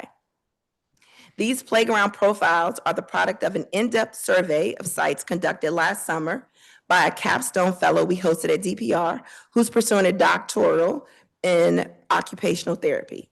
To further this work, DPR is pleased to announce that Capital Projects team has hired, a full-time compliance inspector. Their job will be to continue this work on accessibility and inclusivity within DPR's Land and Water Conservation Fund site portfolio. The portfolio includes over 100 sites where DPR has harnessed the National Park Service land and water conservation funding to design, create, or improve. Our compliance inspector will survey all these sites to score their compliance with the LWCF Fund Act requirements, which include the public accessibility and inclusivity elements developed in the playground survey. This work will expand to include a review of compliance with land use, public access hours, and signage. We greatly look forward to the continuation of this important work. By publishing the playground snapshots and our future work on site compliance, DPR is currently working in alignment with the goal to provide better public information on our accessible playgrounds and features. And we continue to push for more and are committed to exploring innovative and cost-effective strategies that enhance communication and improve the experience for all of our residents. This spring, we will roll out new signage on our playgrounds that will allow residents to quickly and easily scan a code and report an issue at a playground. We can build on our existing systems by continuing to use Nixle alerts and on-site signage, and by integrating these tools with our website to provide timely updates. While real-time monitoring may be ideal, we believe that regular updates combined with community reporting can achieve the same goal in a sustainable way without a fiscal impact. The resources required to provide instantaneous information about the closure or removal of specific playground equipment would likely necessitate additional DPR resources and additional vehicles to verify equipment status and transmit updates. I'd now like to discuss the elements of the bill that deal with the capital improvement plan. We support the spirit and the goal of engagement and transparency reflected in this section of the Parks and Rec Act. However, we do not believe that this bill is necessary at this time. We have concerns about the cost of the bill and potential duplication of work that DPR is already undertaking. Many of the objectives outlined in the CIP sections of the legislation are currently being addressed through our Ready to Play master plan. It outlines goals, strategies, and site-specific investment priorities for the next 2 decades. While we have been tracking our progress against the goals of Ready to Play master plan internally from the beginning, I'm excited to share that this spring we will be launching a public dashboard tracking DPR's commitment to the Ready to Play master plan. Externally, we use guideposts laid out by the Ready to Play master plan to inform our statewide comprehensive outdoor plan, which is due every 5 years. Our next submission is this year, 2026. The priorities in our upcoming SCORP submission will be aligned directly with the Ready to Play master plan. Beginning this spring, we'll begin conducting citywide surveys to update our data on recreation and demographic trends. This updated 2026 trend data, in addition to the priorities set forth in the Ready to Play master plan, will guide our capital projects process into the future. Let me be clear, the Ready to Play Master Plan is DPR's North Star. It is our framework for directing capital investments based on predictability, prioritized needs among the recreation facilities. The Ready to Play Master Plan prioritizes funding decisions focused on condition, safety, access, and equity needs across our inventory, allowing us to make consistent data-based decisions. At DPR, community engagement is already at the heart of everything we do. The Ready to Play Master Plan was the product of robust collaboration with residents, and every capital project we undertake includes meaningful engagement throughout its life cycle.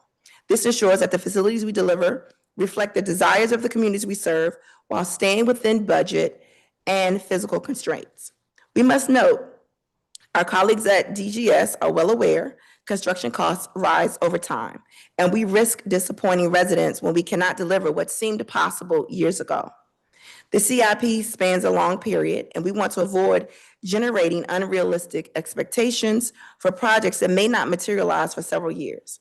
Our current approach, engaging when budget dollars are active or pending, allows us to deliver facilities that meet community needs and equity goals without compromising. We also want to ensure flexibility in managing pooled capital projects. These funds allow us to respond quickly to infrastructure failures and make cost-effective improvements like the playground surface blitz we completed last fall at locations, preserving the agility critical to maintaining safe and accessible park spaces for residents. DPR is committed to advancing the goals of PARKSNREC Act and ensuring transparency and accountability in our capital improvement plans. To further meet the intent of the legislation, we will strengthen our community communication and engagement strategies. First, we will continue to inform the public and the community about upcoming meetings through all of our social media channels, weekly events email, and events calendar. In addition, we will continue to gather feedback on progress, ensuring that every community has a voice in shaping its recreational spaces. We are also scaling up our capital projects and internal affairs teams to conduct more targeted in-person engagement. We are currently conducting in River Terrace community engagement in person in River Terrace about the brand new recreation center that is coming. By combining proactive updates, structured meetings, and an open channel for input, DPR will continue to fulfill the spirit of the legislation in a practical and sustaining way. Turning to the recreation specification section of the legislation, we fully support the goal of creating consistency and efficiencies across projects. Standardization can help streamline processes and improve overall delivery. At the same time, it is essential that we maintain flexibility. DPR's portfolio includes a wide range of facilities, each with unique characteristics and community priorities, and rigid requirements could limit those and our ability to serve. We already maintain detailed internal specifications for construction and design, and these standards guide our work effectively. However, codifying them in legislation could reduce our ability to adapt to specialized sites like Fort DuPont Ice Arena or Joy Evans Therapeutic Recreation and Aquatic Center. Flexibility is what allows us to deliver unique solutions. While the proposed approach draws inspiration from the success of the PACE Act for DC Public Schools, DPR operates under a fundamentally different model. Unlike schools, our facilities cannot be easily mapped to demographic projections. While schools know the ages and abilities of the students in their buildings, we serve residents from 0 to seniors, and we must have facilities to meet those varied needs. Our inventory ranges from large district centers like Emory Heights and Berry Farms to small field houses, greenhouses, and urban farms. Each serves a distinct purpose, and our ability to tailor design and sourcing is critical to meeting the community needs. In conclusion, I would like to take a moment to thank the DPR team. Their work on behalf of district residents encourages me daily. I would like to send a special shout out to the capital projects team led by Brent Cisco, the level 1 maintenance team led by Walter Black, and the environmental program led by Brian King. We appreciate the council's ongoing focus on maintenance, construction, and environmentalism at the facilities where we serve residents every day, and we welcome the continued dialogue about the legislation before the committee today. Thank you for the opportunity to testify, and I will happily answer any questions. Thank you so much. We have three colleagues who are here. Councilmember Henderson has joined us, and I know she has to get somewhere or was in the middle of a workshop, so I'm going to go to her first, and then I'm going to come to Councilmember Fruman. That's based on seniority only. Councilmember Fruman. How, Christina, jump the line, unless you. Christina's No, gonna go. totally good. And Okay. Zachary can go in front of me too. Right, great. Councilmember Henderson is going to go first, and then Councilmember Fruman, and followed by Councilmember Zachary Parker of Ward 5, who has also joined us. So Councilmember Henderson, the floor is yours. Thank you, Chair Louis George, and good afternoon. Apologies, I in the middle of a workshop off-site that I stepped out of because I appreciate so much the Committee on Facilities for holding a hearing on the bill I introduced, the Parks and Rec Amendment Act of 2025. Thank you to Director Hunter and Director Freeman for your testimony, and I do have some questions, but I just want to frame this really quickly for folks. Ready to Play is an excellent document that we have. We introduced this bill in an effort to address something that was very similar in what we had with regard to schools, which is it was very hard for the community to know when their particular asset was going to be touched in a predictable manner.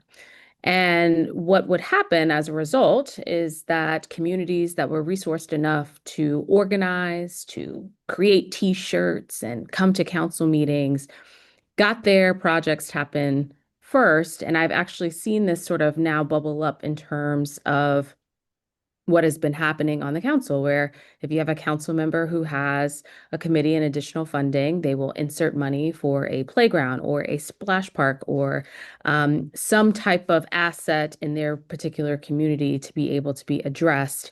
But there doesn't seem to be a plan in terms of which direction we're going. And so that's really where this was trying to get around. And I want to ask a few questions to follow up. Director Freeman, part of the bill on Parks and Rec was also focused around ADA accessibility. When you, I saw from the slides that you talked about, where ADA accessibility is within the portfolio of DPR. How does the agency inform communities that inclusive playground or park infrastructure is intended for children with disabilities so that they might be able to actively engage in the planning process for those projects? So thank you for that question. As I mentioned, we've since updated, we have a playgrounds tab on our website now. And on each one, I'm showing you the printed copy of what it looks like, but this is under every tab for every playground that we have. So it's a know before you go. So it tells parents the play diversity, the equipment is there, and it even gets into details about how far it is, but this allows families to know what accessibility features exist for their children. Well, no, I think that's an excellent feature, and I want to extend a thank you to the fellow who worked on that, because I do feel like this is super important in terms of our portfolio. I'm saying on the front end. So when you guys are saying going to build a new recreation center or redo a playground, how do you go in with the idea of that this particular location is going to have some increased accessibility, and therefore you're reaching out to ODR or some other groups so that those voices can be at the table about what equipment works, doesn't work, or what they desire to see? Absolutely. And so I believe since 2013, all of our playgrounds are designed with that in mind.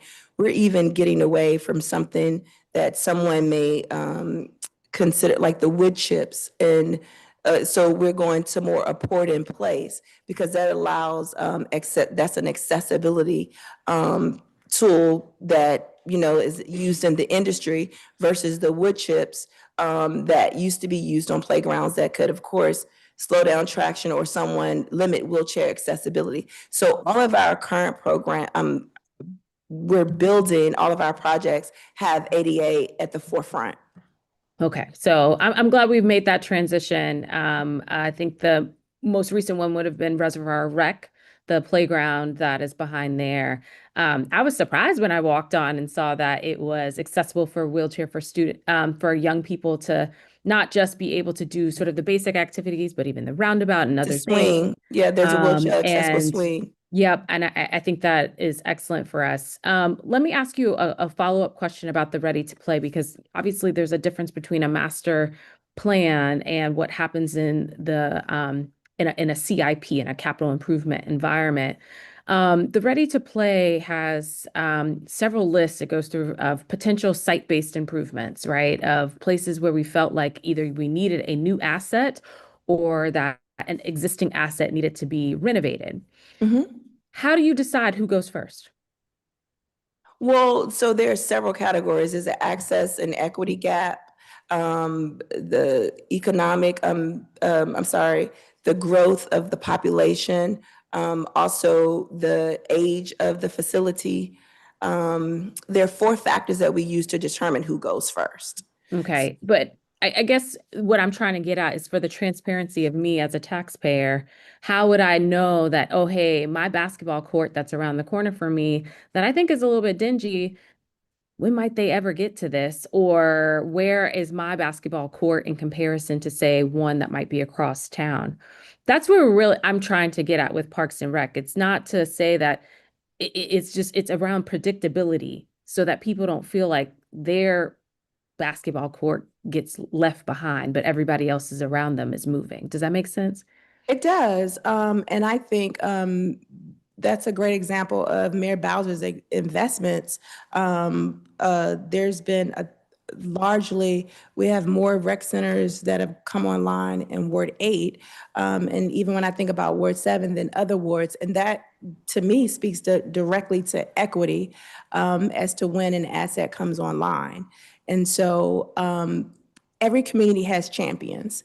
And it may seem that the loudest wheel gets the oil, but we're really taking an equitable approach as to say where things fall in line.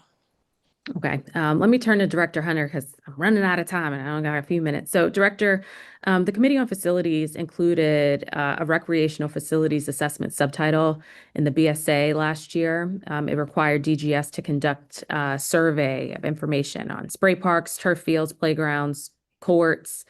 The idea is that the survey results will become made available to the public. How is that going? We are continuing that work with the goal of publishing that this fiscal year. What we're doing, we're using a combination of anecdotal and objective information. Like for certain surfaces, like our turf fields, we test. For others, like basketball courts and hard court surfaces, there are experts within DPR and DGS that are able to make visual inspections. Okay.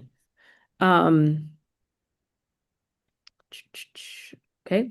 The bill requires the Department of General Services to develop rec specs. I think Director Freeman brought this up a little bit in her testimony. Now, obviously, I acknowledge recreational specs are different than educational specs, but again, the sort of idea being is that it is not the ceiling, but it is the floor of what we're saying that what we desire for each type of facility, et cetera. Can you talk a little bit about your thoughts on rec specs and might that have some value as you guys are the implementing agency for many of these capital projects? Sure. I wholeheartedly support the notion of rec specs because I believe in the power of standardization and the impact it'll have on creating sustainable facilities. There are some things that we're doing portfolio-wide that will be specific to rec specs, like for instance, in new design elevators or elevators that we're designing, including elevators for the Wilson Building. We're moving away from proprietary systems, right? When you have non-proprietary systems, it's easier to get parts. It's easier to get maintenance, a plethora of maintenance vendors to service those. And we think that'll lead to faster response times and eventuality and inevitability when when elevators do go down.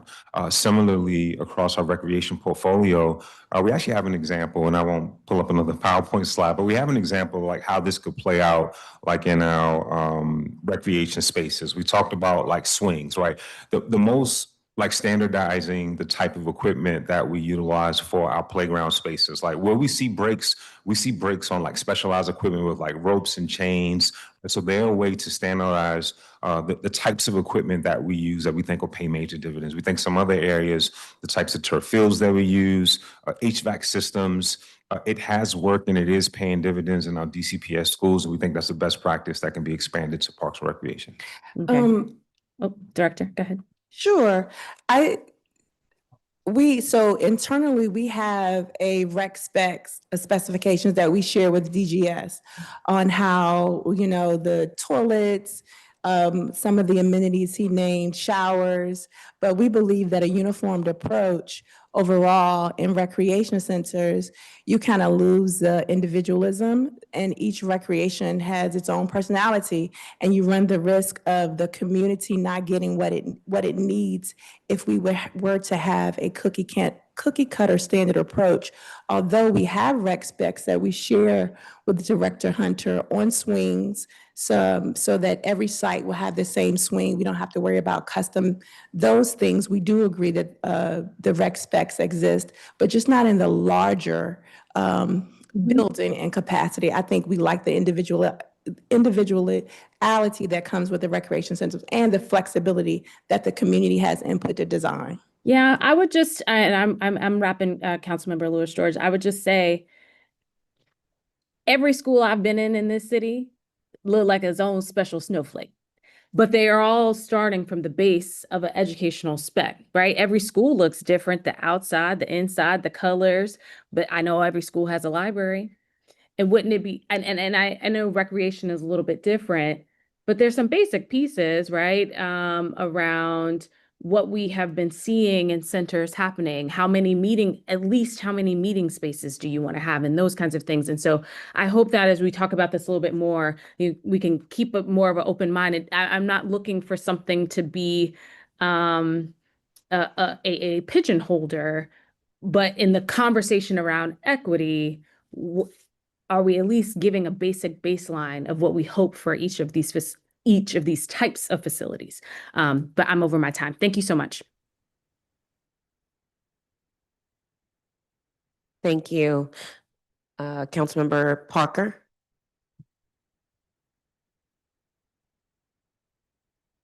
Thank you, Chairperson Lewis George.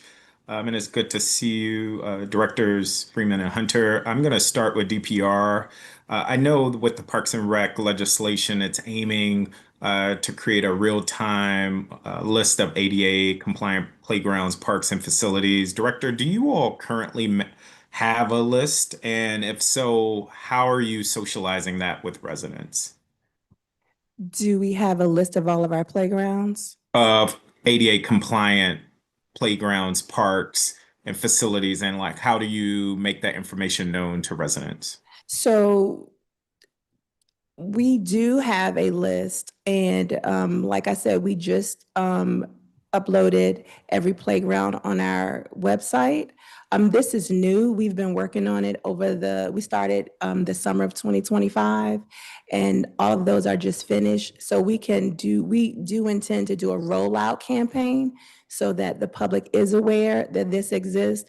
Again, I appreciate as a mother, knowing what I'm getting myself into before I pack my children up and go to a playground and I get there and the equipment is not what we thought it would be. And so I think our new rollout will make the public aware and better inform the public. Yeah, no, that is a good news, and I appreciate it. You sharing that is also top of mind as you're building new spaces like Reservoir and others, that it is ADA compliant. There was a bit of testimony from Ward 5 residents. I wanted to just circle on. How does DPR currently approach urban forests and natural area management? And so I'm thinking of the Langdon Park forest patch, for instance. So we, through our urban rangers, we have an environmental program where we're consistently inspecting. We're working with the DDOT, the Urban Forestry, Pope Branch Park. So we're going out there, we're walking the trails, we're looking at them and assessing for safety always. And a through line of some of the testimony I've heard today, but also heard offline, is neighbors often get the runaround or the buck is passed. Well, reach out to DGS, reach out to DDOT, or reach out to DPR, for instance. In terms of the forest patch management, does DPR see that as their core responsibility, even though other agencies may touch the maintenance and issues related to those areas? So we know that there was a chief of small parks policies and programming position that was introduced into the budget to kind of circumvent that and to have it located in one place. I will tell you, when we get the calls directly, we don't refer or anyone to DGS because our position is that DGS is an internal. So we take the calls and we assess, and our level one is able to do, if it's a tree down or something like that, we're able to handle those things. If it's something larger, someone may call about an infected tree, we'll have DDOT assess it, they'll come out and tag it, we'll go back to the constituent. We also recognize that oftentimes constituents call and the tree is not on our property, and it is an MPS tree. And so we're working to communicate that as well with constituents so they know. So just to be clear there, does that single person exist, or is there a role that someone is managing the district's forest lands? So we're looking to build that out. Our environmental team currently focuses on programming. Our park rangers focus on when they focus on those issues when they're out and about, or if a call is triggered, then our park ranger would be the first line of communication to assess if this is if what has been called about exists. Okay. Another topic that came up was about Cromell. We heard from the commissioner in Ivy City, and given that Cromell, the grounds are currently open, and I've seen firsthand some of the issues that Commissioner Rhodes referenced in terms of overflowing trash, things that may not necessarily be in DPR's purview day to day. Does DPR as an agency have a management plan related to proactive maintenance and/or coordination with other agencies while we await the renovation of the Cromell grounds? We actually do. I heard her testimony, and we have a solution for it. And again, this goes back to our small parks where there are over 244, and even our unmanned parks and outdoor courts and facilities where we know that it's heavily populated. And so we're working, we do work with DGS and DPW about that. Again, sometimes the overflow, I know that there's weekend pickup, and I think Director Hunter can speak to that.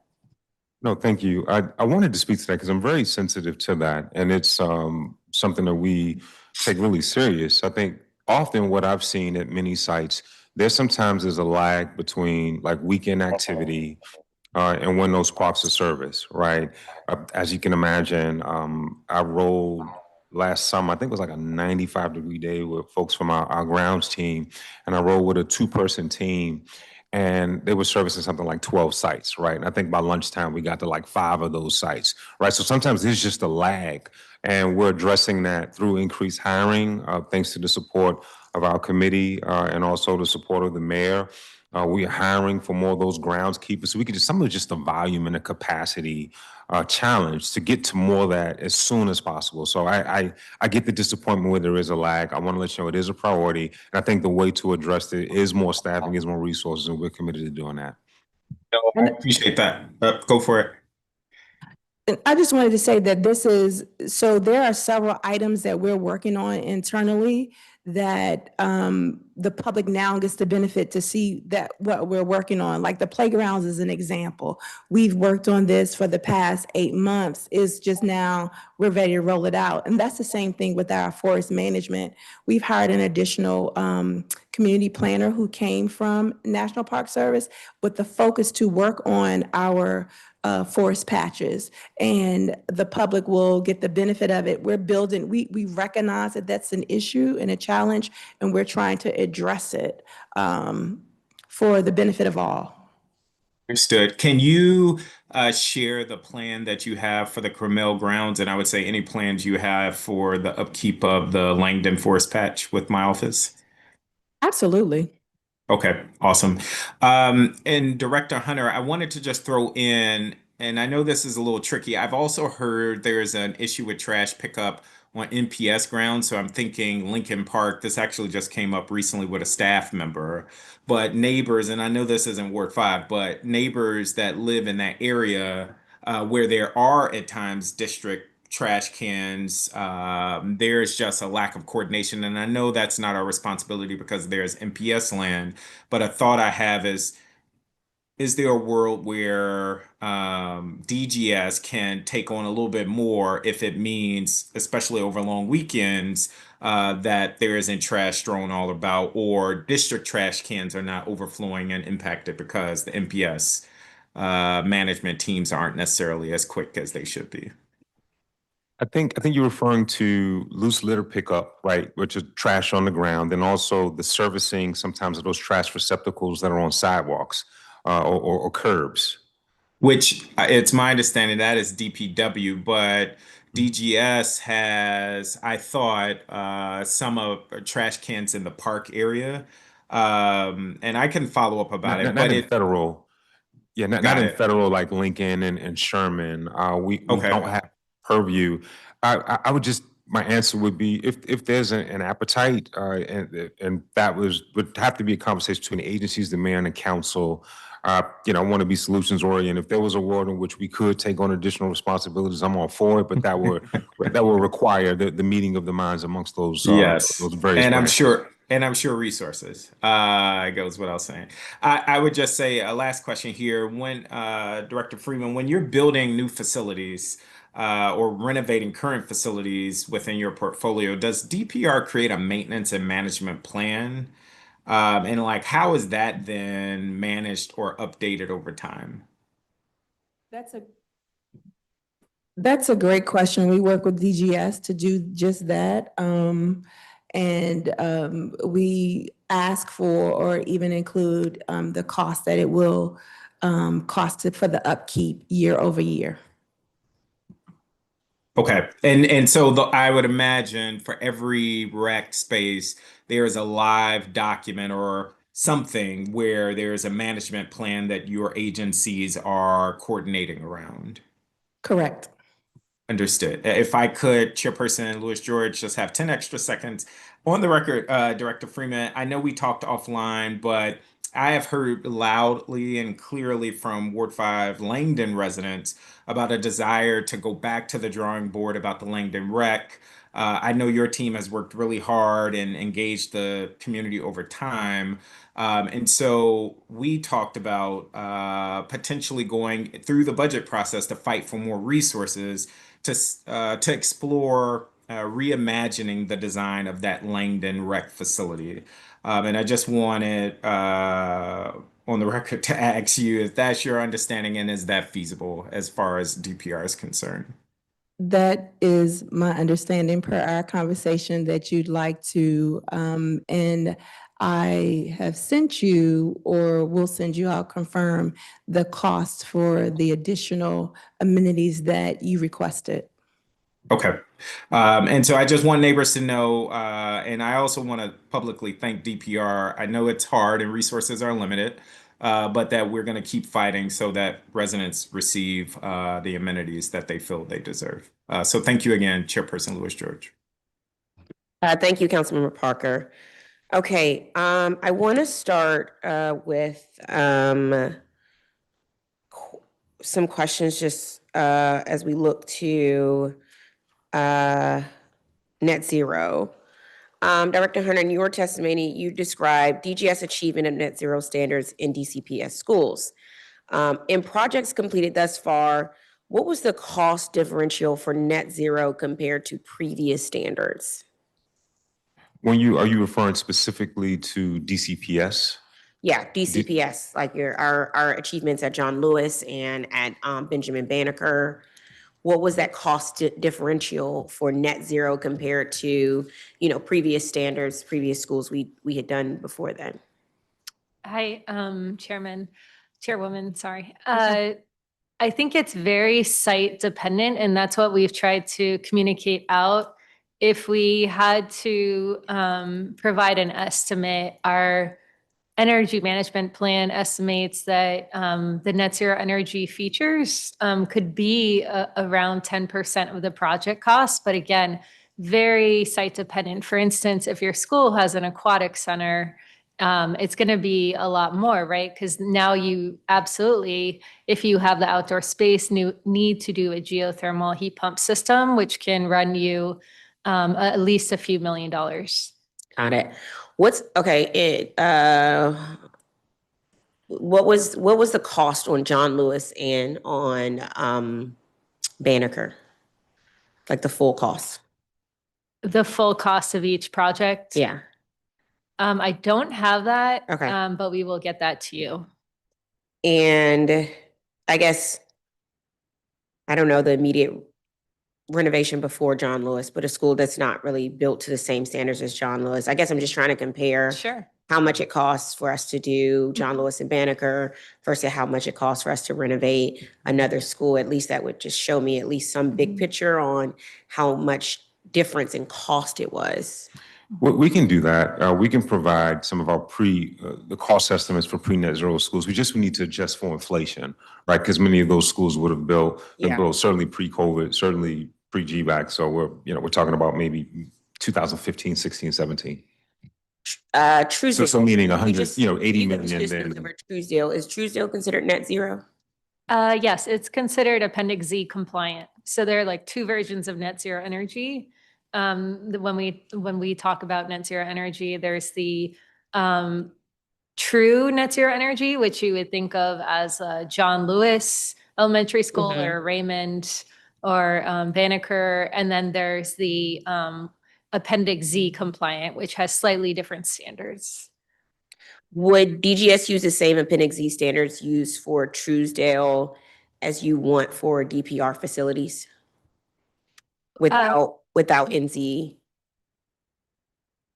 So if we took away the Appendix Z requirement, would we apply the same Appendix Z design principles? Yes, we would, with the exception of the thermal energy demand intensity and cooling energy demand intensity targets, which we found are not really feasible for buildings that run 24/7 or have, for instance, very high ceilings or are very like energy intensive, such as an aquatic center. Got it. And so how are you all measuring the difference between LEED Silver and net zero? Because the conversation is, one of the biggest conversations are about funds, right? And I just want to understand, when in trying to justify DGS's desire for more net zero exemptions, I note that you all have said additional funding needed the additional funding needed to achieve marginal gains in energy efficiency would have, I guess, less an impact than if those funds were spent on programming or energy improvements elsewhere. So I guess I want to sort of try to define those marginal gains, and in doing so, measure the difference between LEED Silver and net zero.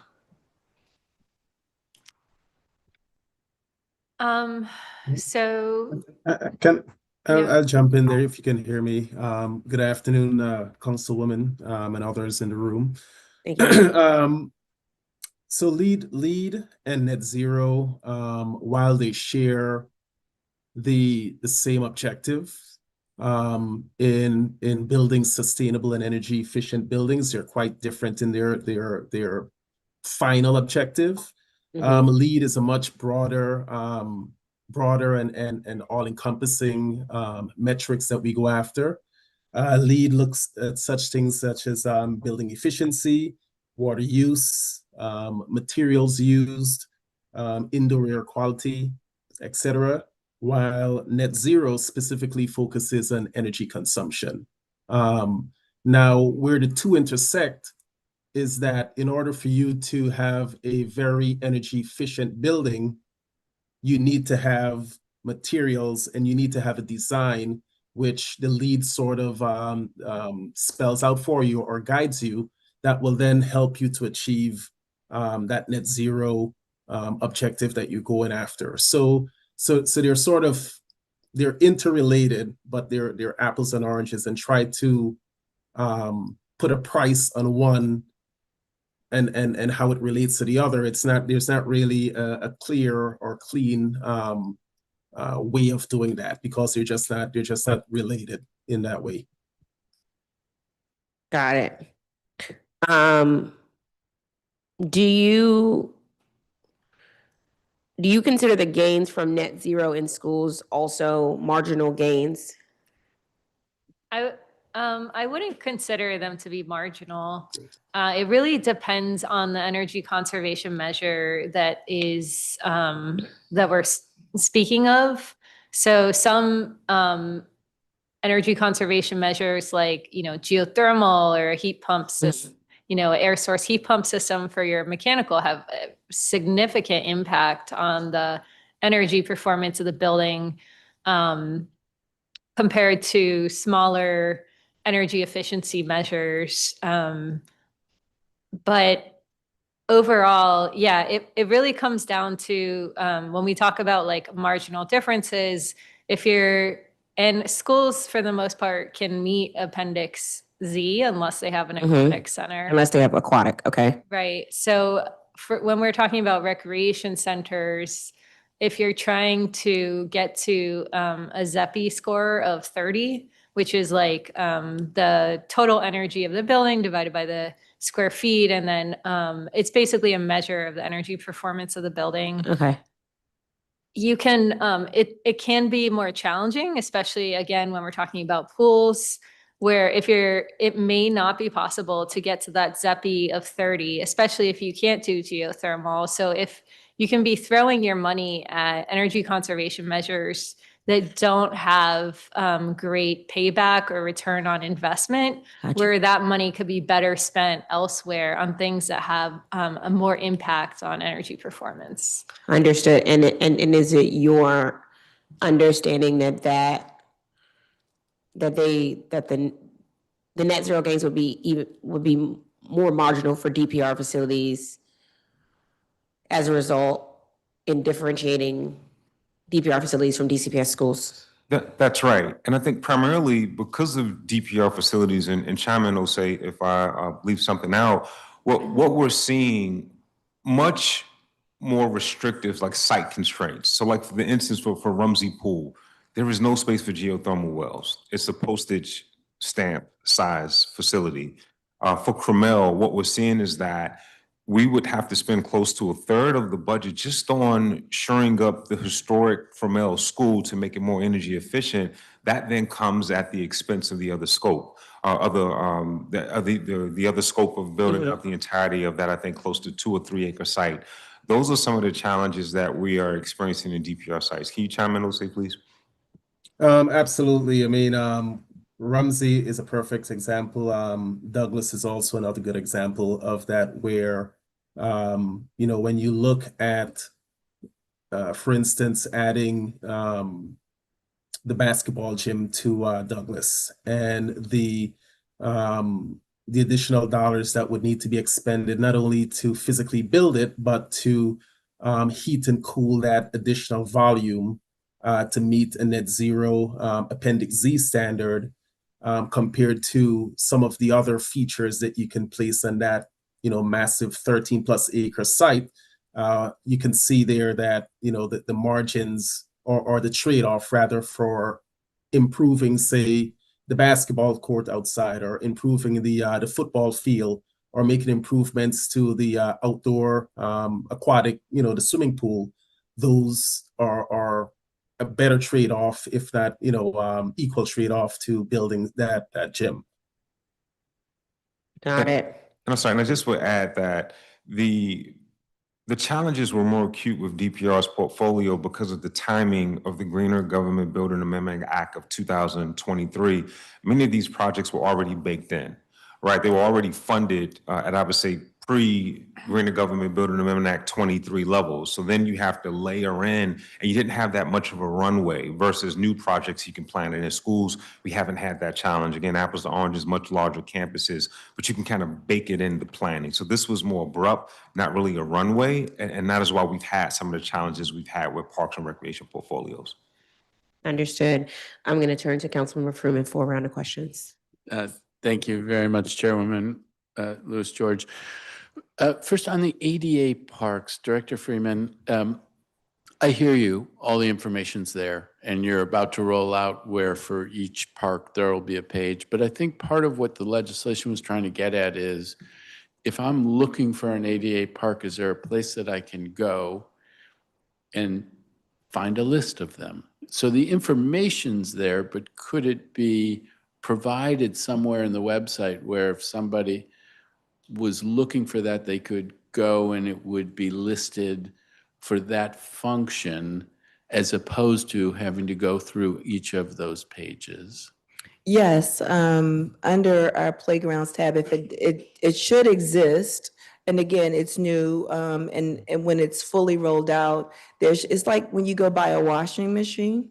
And so you'll have, do you want Maytag? Do you want General Electric? Do you want the Matt Fruman washing machine? And what's there? Is it a swing? Is this ADA compliant? Is this there? Is that there? So yes, it should. That is the goal, that you get one snapshot in one document without having to look through all of them. But if you wanted to see what are the amenities completely at Petworth, you can click on that tab to see it.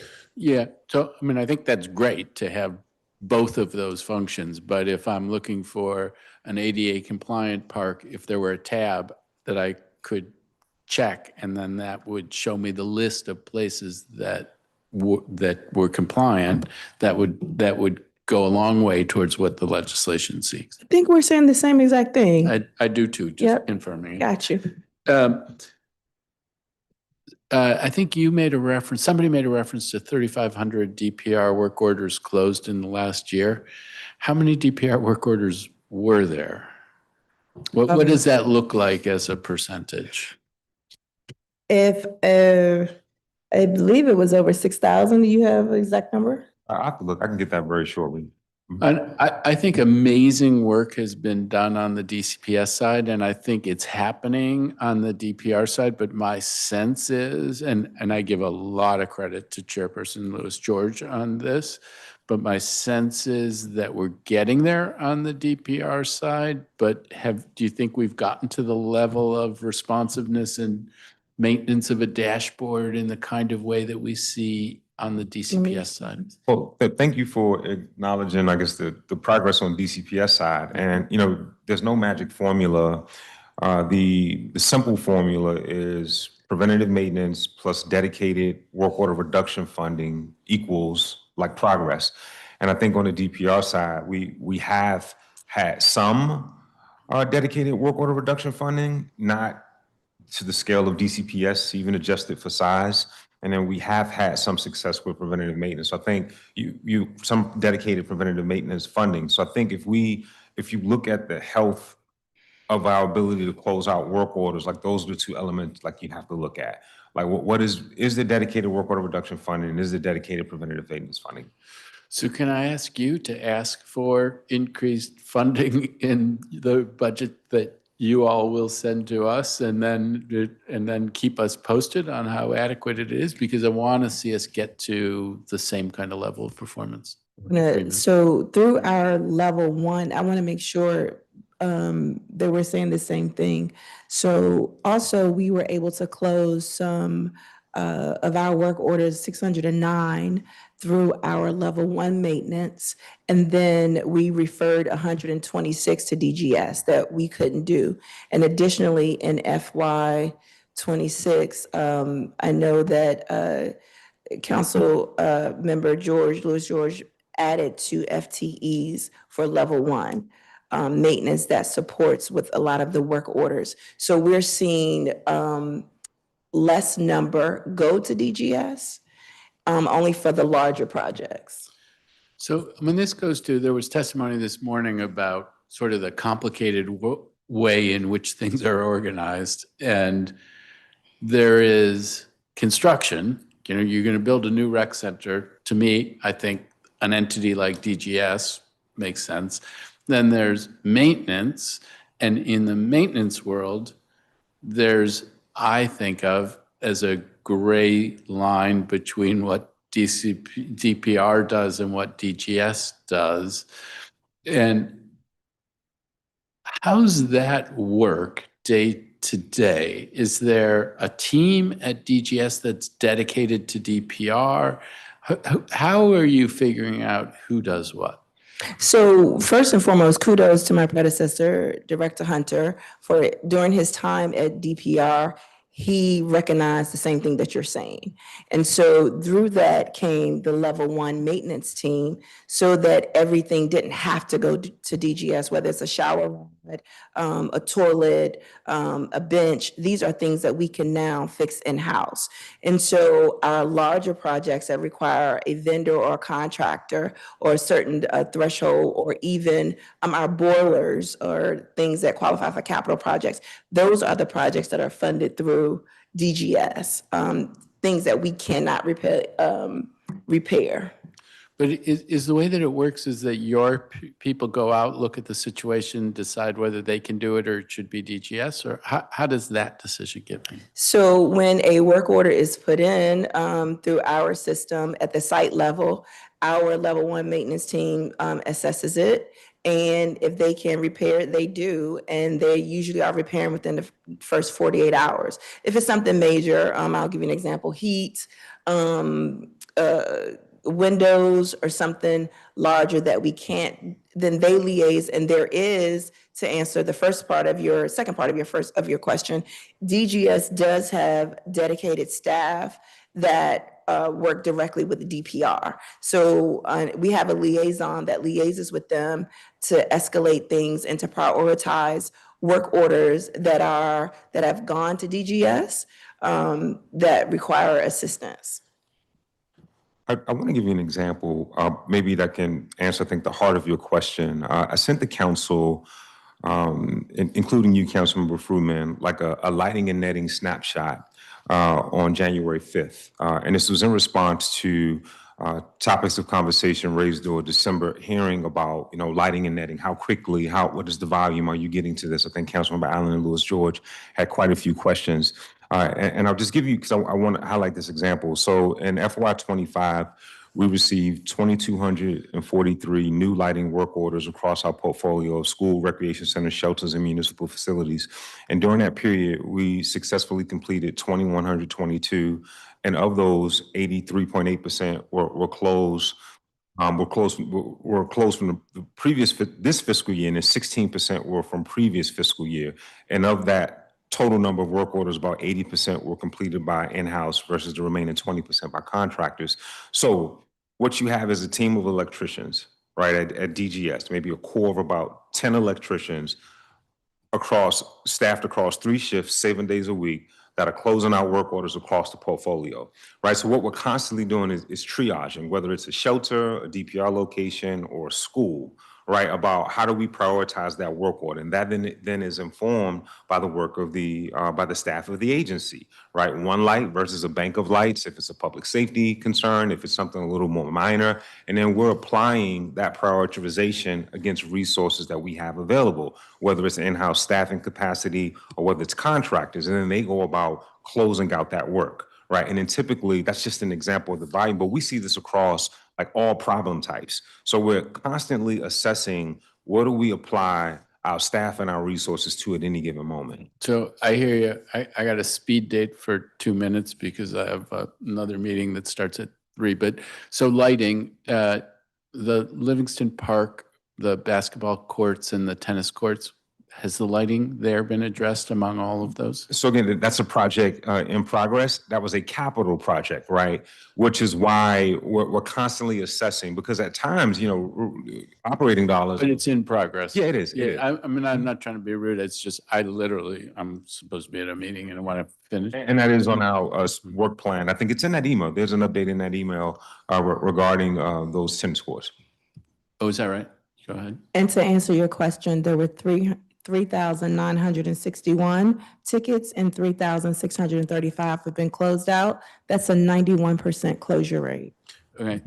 I mean, sometimes things are closed and they're not necessarily fixed. So, but I hear you. It's a good number for a closure rate. I hope that the things were fixed.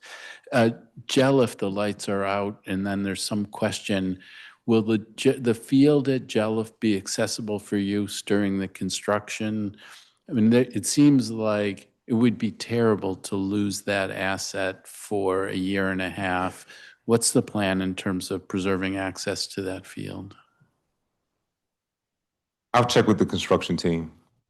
Okay, and I think there should be an effort to try to do what we can so that it can be preserved, because there's a shortage of fields, and that's right. It's just such a tight space, as you know, for staging is our primary concern, because there almost certainly will be almost no access to that parking lot. So if there's a way to preserve walk-up access to the field, we'll certainly look at that. Okay. But staging is going to be a challenge. Encourage you to do that. Different thing now, I'm over into DCPS land.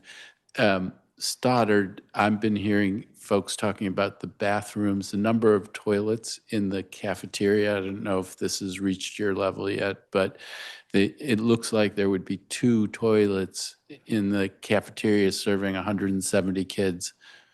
Not a great idea. Now, they could walk past a bunch of other classrooms to use the toilet, but I want to put it on your radar screen that that's a thing. Seems like it should be fixable. Let's try to fix it.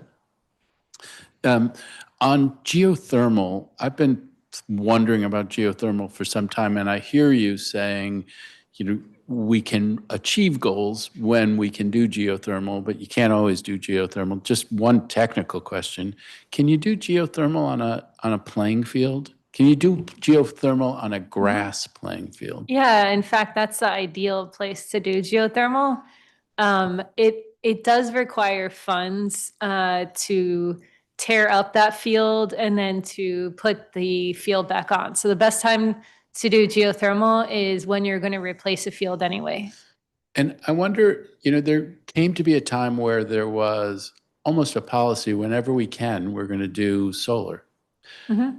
Are we there on geothermal? Are we at a place where wherever we can do geothermal? Because to me, the Deal field was redone and it doesn't have geothermal. And I think I wish I'd have thought of it.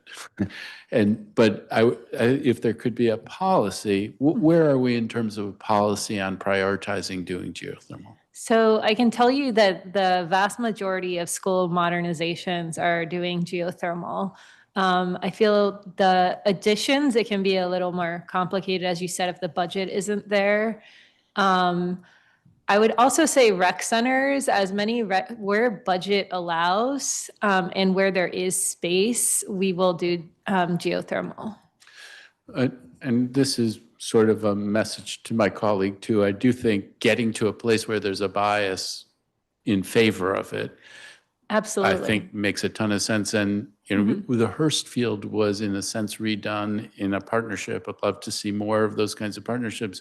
But maybe that was a moment where we should have put geothermal in that could have then served the pool facility. But I'm late for my meeting. Last one, last one, and Chairperson Lewis George might clobber me, but Carter Barron, I don't know what's going on Carter Barron. It has to touch your worlds. There's $9 million in the budget for Carter Barron.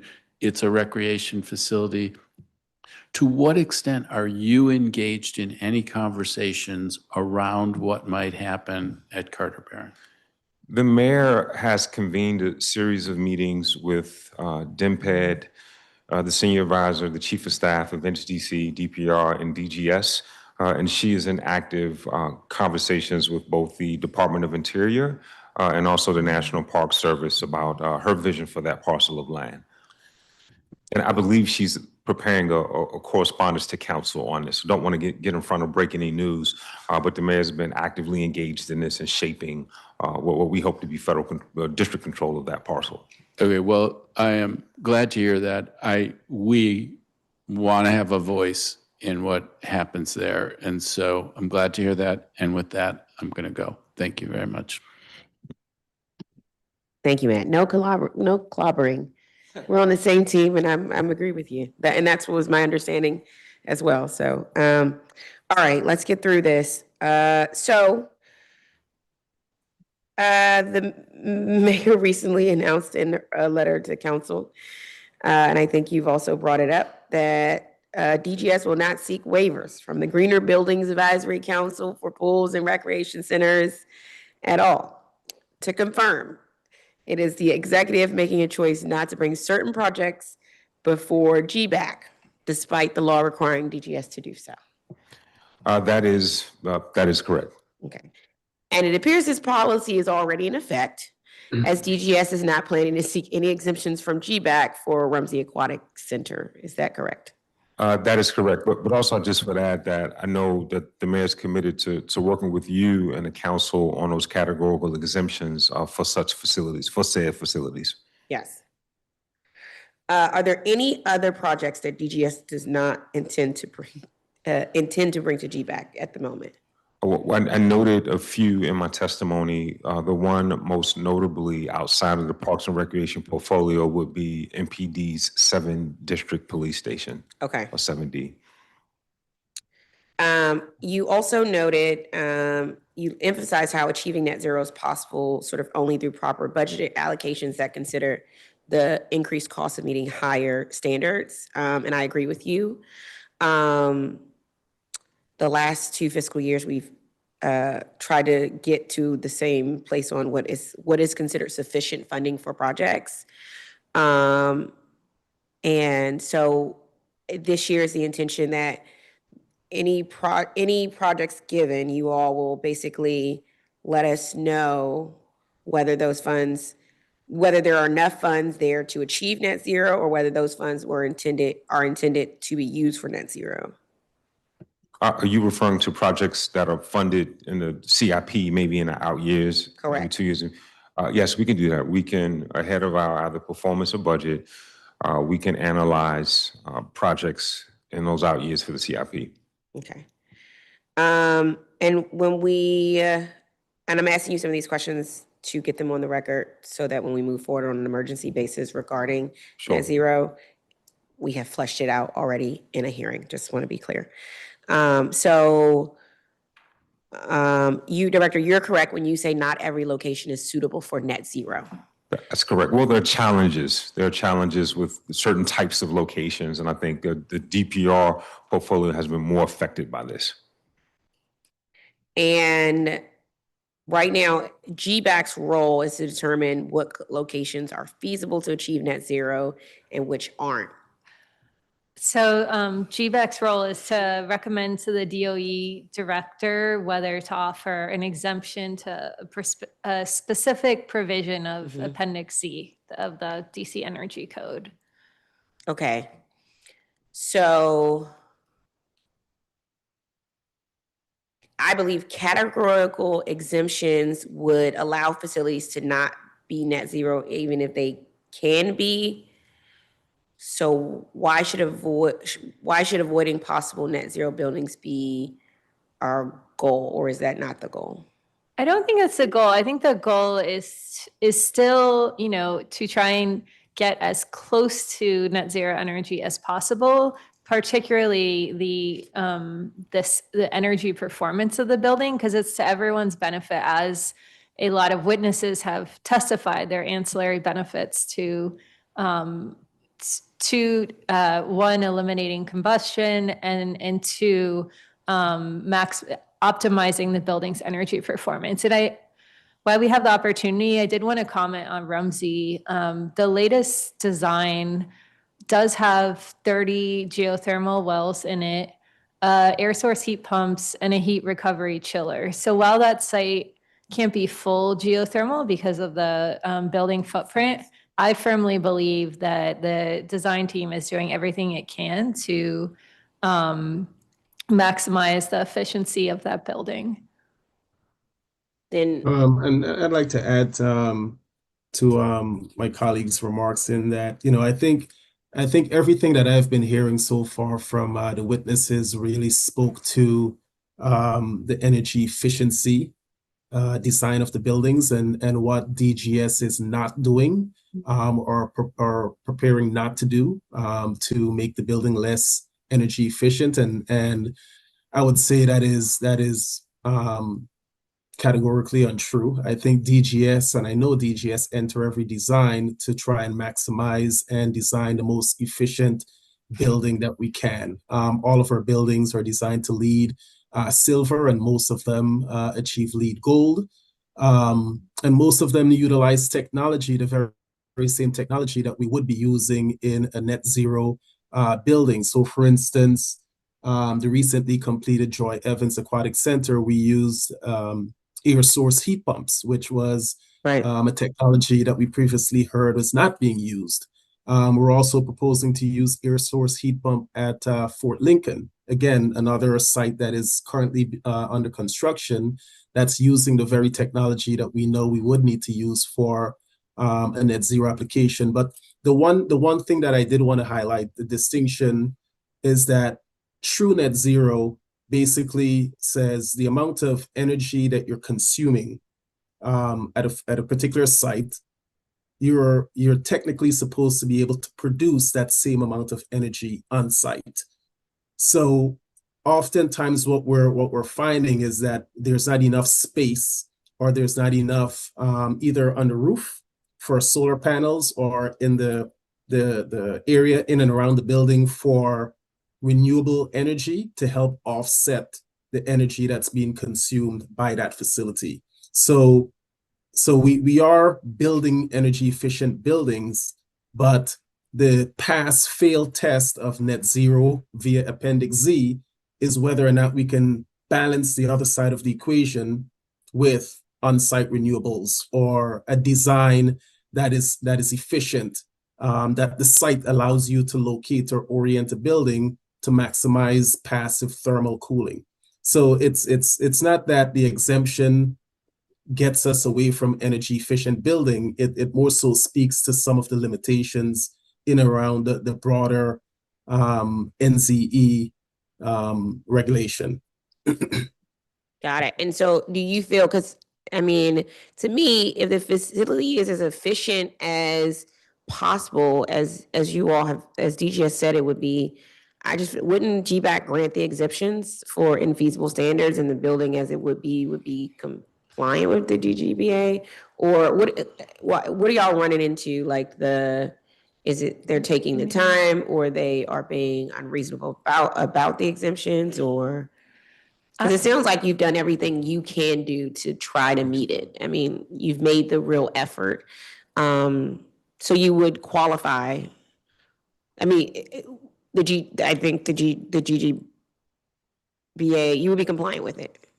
I think that the two challenges that we're seeing specifically with GBAC, there isn't always a nexus for the recommendations to like available budget, right? So while they're laudable ideas to improve efficiency, we have to balance the reality of actual budget constraints of that project. And what we're having to do is actually reduce the scope, because we can't meet that standard. So if you reduce the scope for a big box space like a gym or a pool, yes, I can meet the standard. Yes, we have a net zero facility, but are we better off by not de-scoping this from that project? And that's been the goal. And what we're trying to socialize is that while we think net zero is worthy and we build to it, we do think that LEED Silver, LEED Gold, there are efficiencies that we're achieving with our facilities like Joy Evans and Reservoir Park, where we didn't have to sacrifice scope. All right, and it still are a great improvement over previous facilities that we built maybe 20, 30 years ago.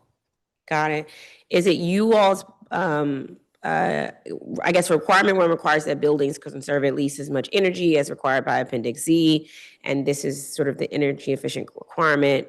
We've mentioned and we've heard conversations about pools are energy intensive and require continuous high volume ventilation. So just to confirm, does DGS consider it sort of infeasible for an indoor pool to satisfy this conservation requirement? So I think it's becoming more widely recognized that there are certain portions of Appendix Z that are not feasible for aquatic centers. So the thermal energy demand and cooling energy demand intensity targets don't adjust based on building type. And so those targets are never going to work for an aquatic center. I also think there's still a lot of unknowns with pools and aquatic centers in general in the engineering community, that there aren't very many examples of true net zero energy aquatic centers. And you kind of need that to know if it's actually feasible, and especially in this climate zone. So I think while we believe that if we can do a full geothermal system for an aquatic center, we can get much closer to the Appendix Z ZEPI requirement of 30, the energy overall energy performance, we know we can't reach the TEDI and SETI scores. Gotcha. Okay, great. Thank you. That was very helpful. I'm going to allow my colleague, Councilmember Parker, to have a round. Thank you. Thank you. I wanted to follow up on the waiver process with the GBAC. Can you give rationale why it's the executive's position you will no longer seek waivers? I think what she cited and recently in her December 16th letter was her desire to work with the council. I believe there is an appetite for categorical exemptions for such facilities. So the goal is, hey, let's work on that. If that's something that the council is committed to, then let's get that done so we can just save time and resources in planning to something that may be null and void in the next 60 to 90 days.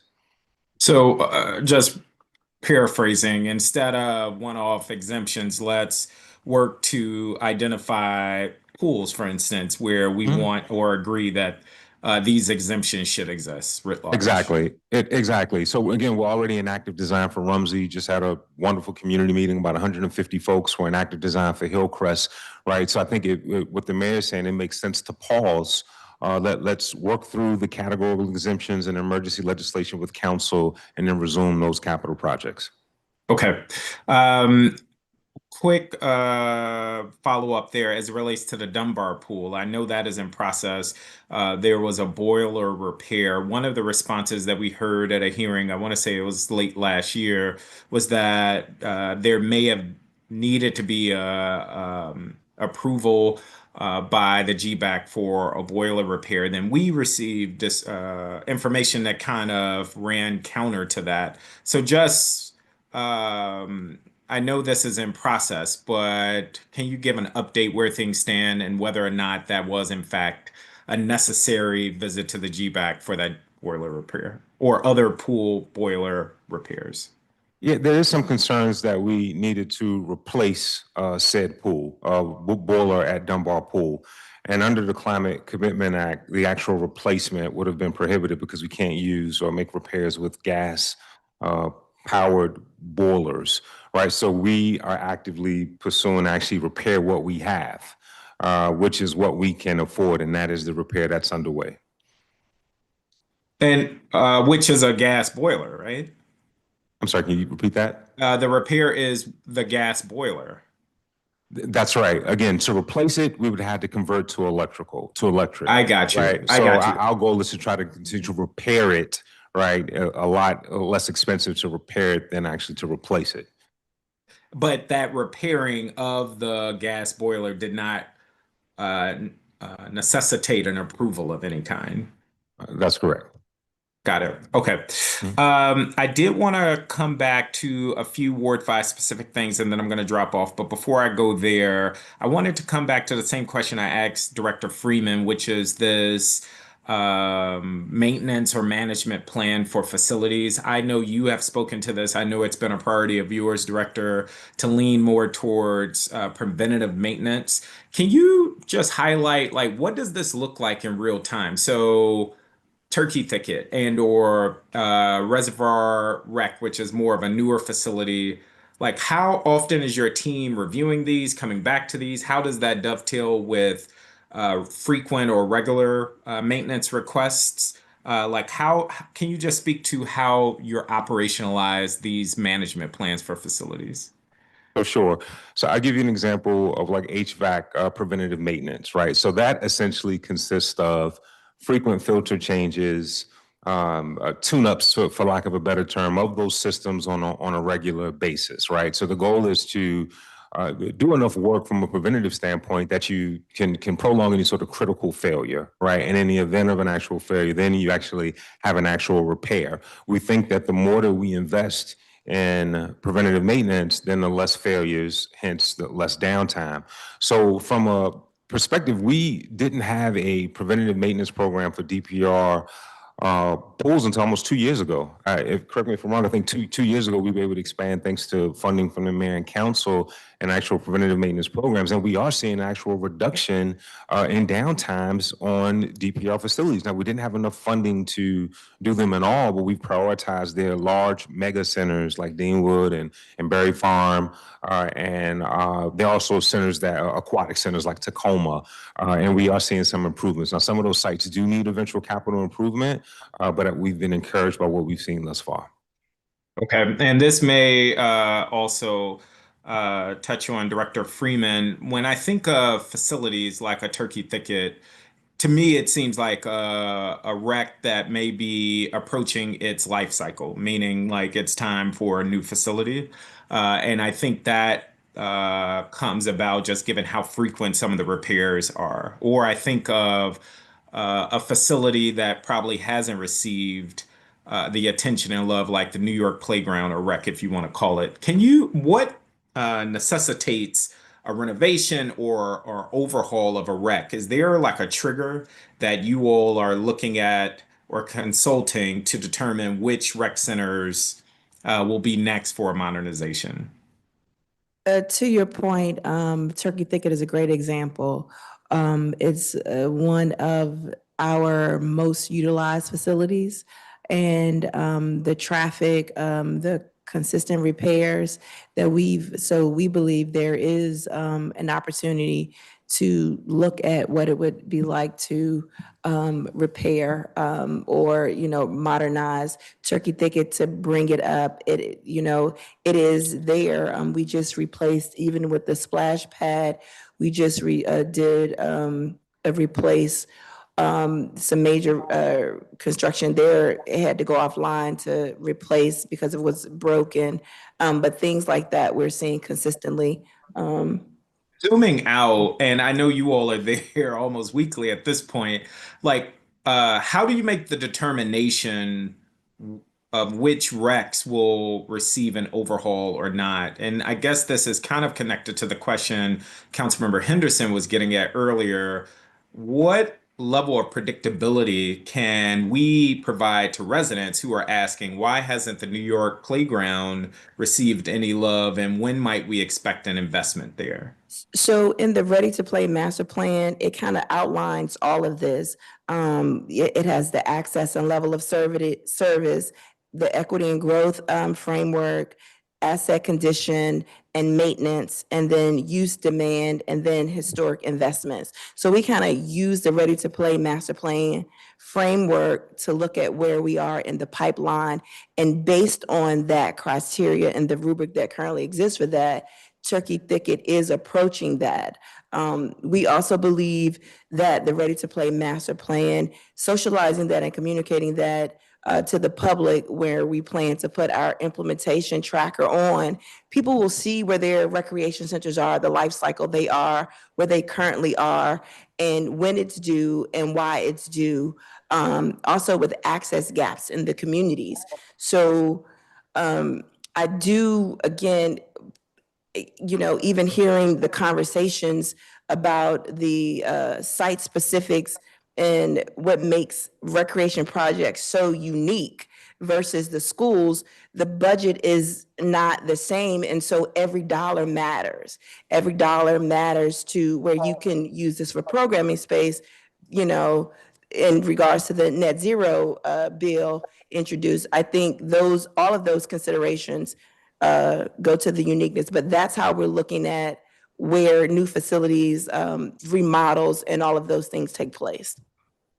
Understood. And that's really helpful to understand. And I'm glad you referenced schools because I think that is what I think some residents, and I would argue, I would look towards a level of predictability with the PACE Act so that they know where their school is in a modernization lineup, that it could be helpful in the long run. Just some site-specific things, just putting on your radar. The Edgewood Rec, I know my team has flagged for quite some time, but the fitness equipment there, I know that is another high-use facility. And a reoccurring concern I have is when you have such significant repair requests across the city, the roof is falling, the pool is out. Some of these more mundane requests, which are really important to residents, may fall to the wayside. So the fitness equipment at Edgewood Rec has been out for years at this point. I would also highlight Langdon School, and I would just say the doors as it relates to safety, and I'm happy to talk offline. And then I'm glad that we referenced the ADA compliance at Reservoir, but there's been repeated requests for handicap parking accessibility at Reservoir Park as well. But I want to thank both of you all, Director Freeman and Hunter, for your testimony and your constant work in trying to make the district a great place to live. Thank you, Councilmember. All right. Thank you, Councilmember. You guys both gave really great testimony already on sort of your position on the B26-0161, the Parks and Rec Act. Are there any elements of the recreational capital improvement plan that are not included in the district's overall? Are there any elements of the recreational capital improvement that are not included in the district's overall capital improvement plan? I'm sorry, can you explain that? Are there any elements in the recreational capital improvement plan that are not included in the district's overall capital improvement plan? Not that I was able to read. In fact, I think this creates more bureaucracy. And I know the goal is not to do that, but I think it does. And I think, again, we solve for what the community and with the bill, we solve for that through the Ready to Play Master Plan Implementation Tracker. And working with you all, I think that we can demonstrate a way that everyone will get exactly what they're looking for. Got it. And delving into that, how does the elements of the recreational capital improvement plan compare to the Ready to Play? Is the bill's capital improvement plan more detailed? The bill's capital improvement plan is more prescriptive, and it requires separate separate reporting layers. It introduces parallel approval processes, establishes new advisory and compliance structures. It creates unfunded mandates, adds additional reporting layers, creates a new statutory framework that duplicates what Ready to Play does. It repeats the engagement that we already do with the community, and then it could redirect resources to compliance activities. Got it. DPR brought online several new facilities in fiscal year 25. Congratulations to you both for delivering together. Is Ready to Play updated when new assets are added to the portfolio? So that goes back to the implementation tracker that we have internally. It's like our own thermometer where we're like, ding, ding, ding, ding, we met this goal, we filled that access gap. The opportunity for us is to communicate that publicly. Once we communicate that publicly, that solves for the heart of this bill. When will I know when my asset is coming online? When will I know whether or not this amenity is available for my child? And I think that we have the tools in place already. We're working on that, and you all will see that. And I'd love to work with you on fleshing that out. Got it. One of the things that excited me about the bill were the ADA provisions. I did go and look, and I see where you are saying on DPR site, when I click on the link, I can go. I clicked on Harrison Recreation, for example. I see play diversity, and I can see sort of what you have there. And I can see some of the things.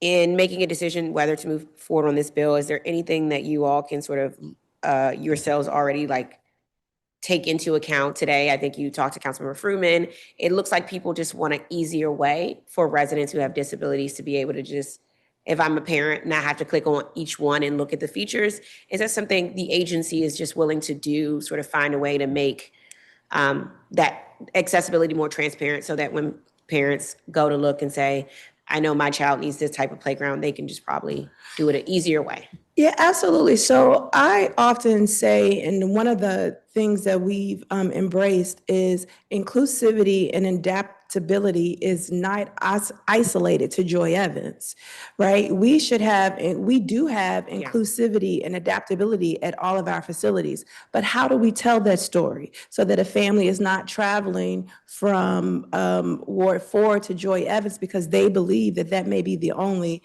accessible playground? There's an opportunity for us. Like even when you think about our pools, which one of our pools have zero entry? Where do our pools have the ability to, you know, and it exists in all of our facilities. We have to do a better job of telling the story. Got it.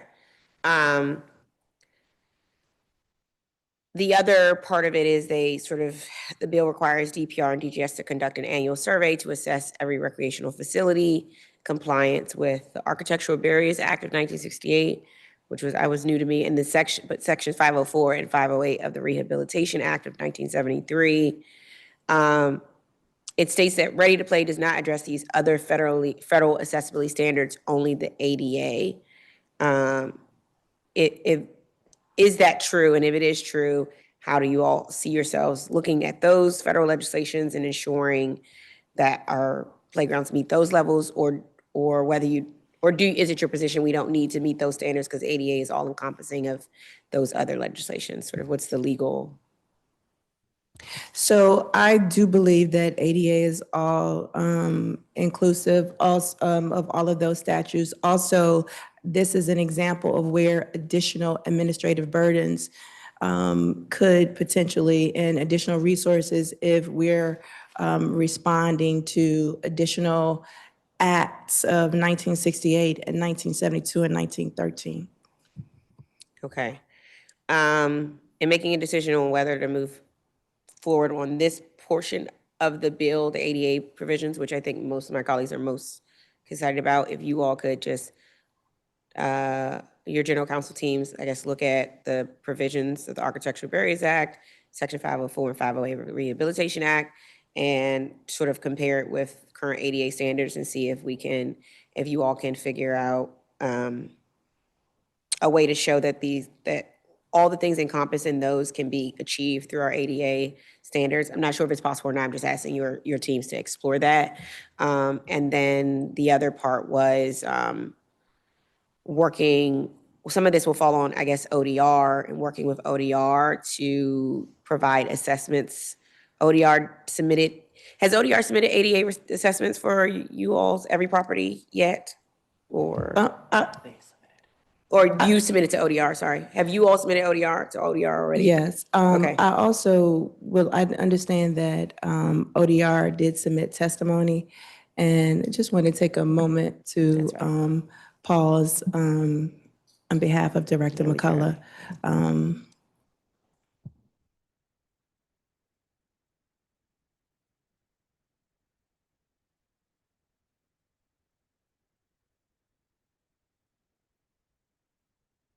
Thank you, Councilmember. Thank you. I wanted to add, I believe they postponed the submission of testimony for ODR, but they have been great champions. And I too just appreciate the advocacy and work of Director McCullough, and his loss has impacted us all and will be missed. I wanted to just highlight as a potential recommendation, I think the spirit of that law is, I think there needs to be more visibility into the ADA work that's being done. I have asked my team to, look at what a template of a report could be across our portfolio of the ADA projects, like the standalone ADA projects that are funded in the current fiscal year, the ADA upgrades that are contemplated in major modernizations, right? Because anytime we build a new recreation facility or municipal building, ADA compliance is a part of getting that permit, right? You don't have an option, right? We didn't have an option for Reservoir Park. We don't have an option for Truesdale Elementary, right? It's baked, ADA is baked in. And then also, we also should be looking at and communicating to the public what is funded in the CIP over the next 6 years, right? So we're looking at what we've done, what's on our spend plan, what is to come in the next six years, and also maybe what we've done in that previous year. I think by framing it, we can speak to the heart of what people are looking for, which is to ensure that government is being responsive to building these facilities that are accessible. Yes.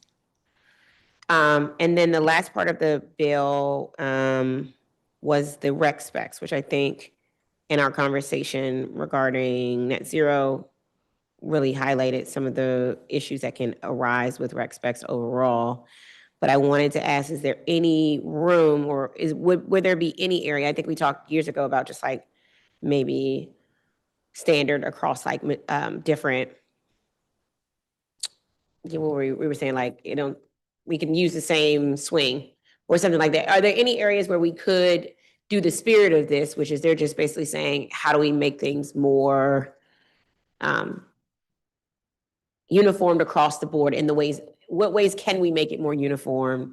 Because I think that's the spirit of it. The more uniform we do it, the easier it is to prepare, the easier it is to estimate costs. So understanding the complexity of buildings and all the things, that I can understand how that would be difficult for you all under that level of specification.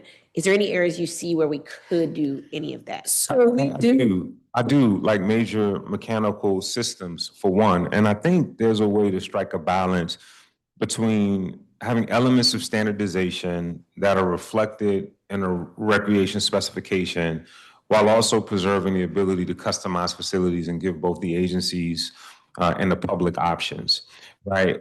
There are some areas I think that are low-hanging fruit, like the type of elevators we use. Right. We already are moving from non-proprietary elevators. Like these elevators, 30 years old, have functioned great. We're getting to the point where we're limited because there are only one manufacturer of parts, right? One entity that has the ability to service them. Yeah. We talked about potentially moving away from VRF systems in recreation centers, right? We talked about standardizing the types of turf materials that we use, right? The types of swing and playground equipment where it isn't proprietary, where maybe it's something that you can more readily repair from your hardware store. Chain is a chain is a chain versus something that has like and again, I don't want to show the PowerPoint, but I think we submitted to the council a couple examples of how that can play out in the recreation space.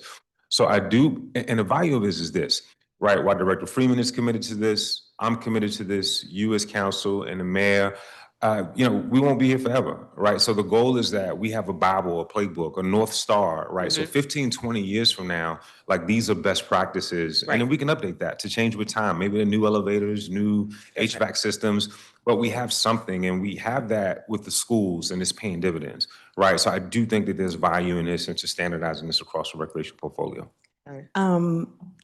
Director Hunter's right. We do agree there. DPR just doesn't agree that it should be legislated.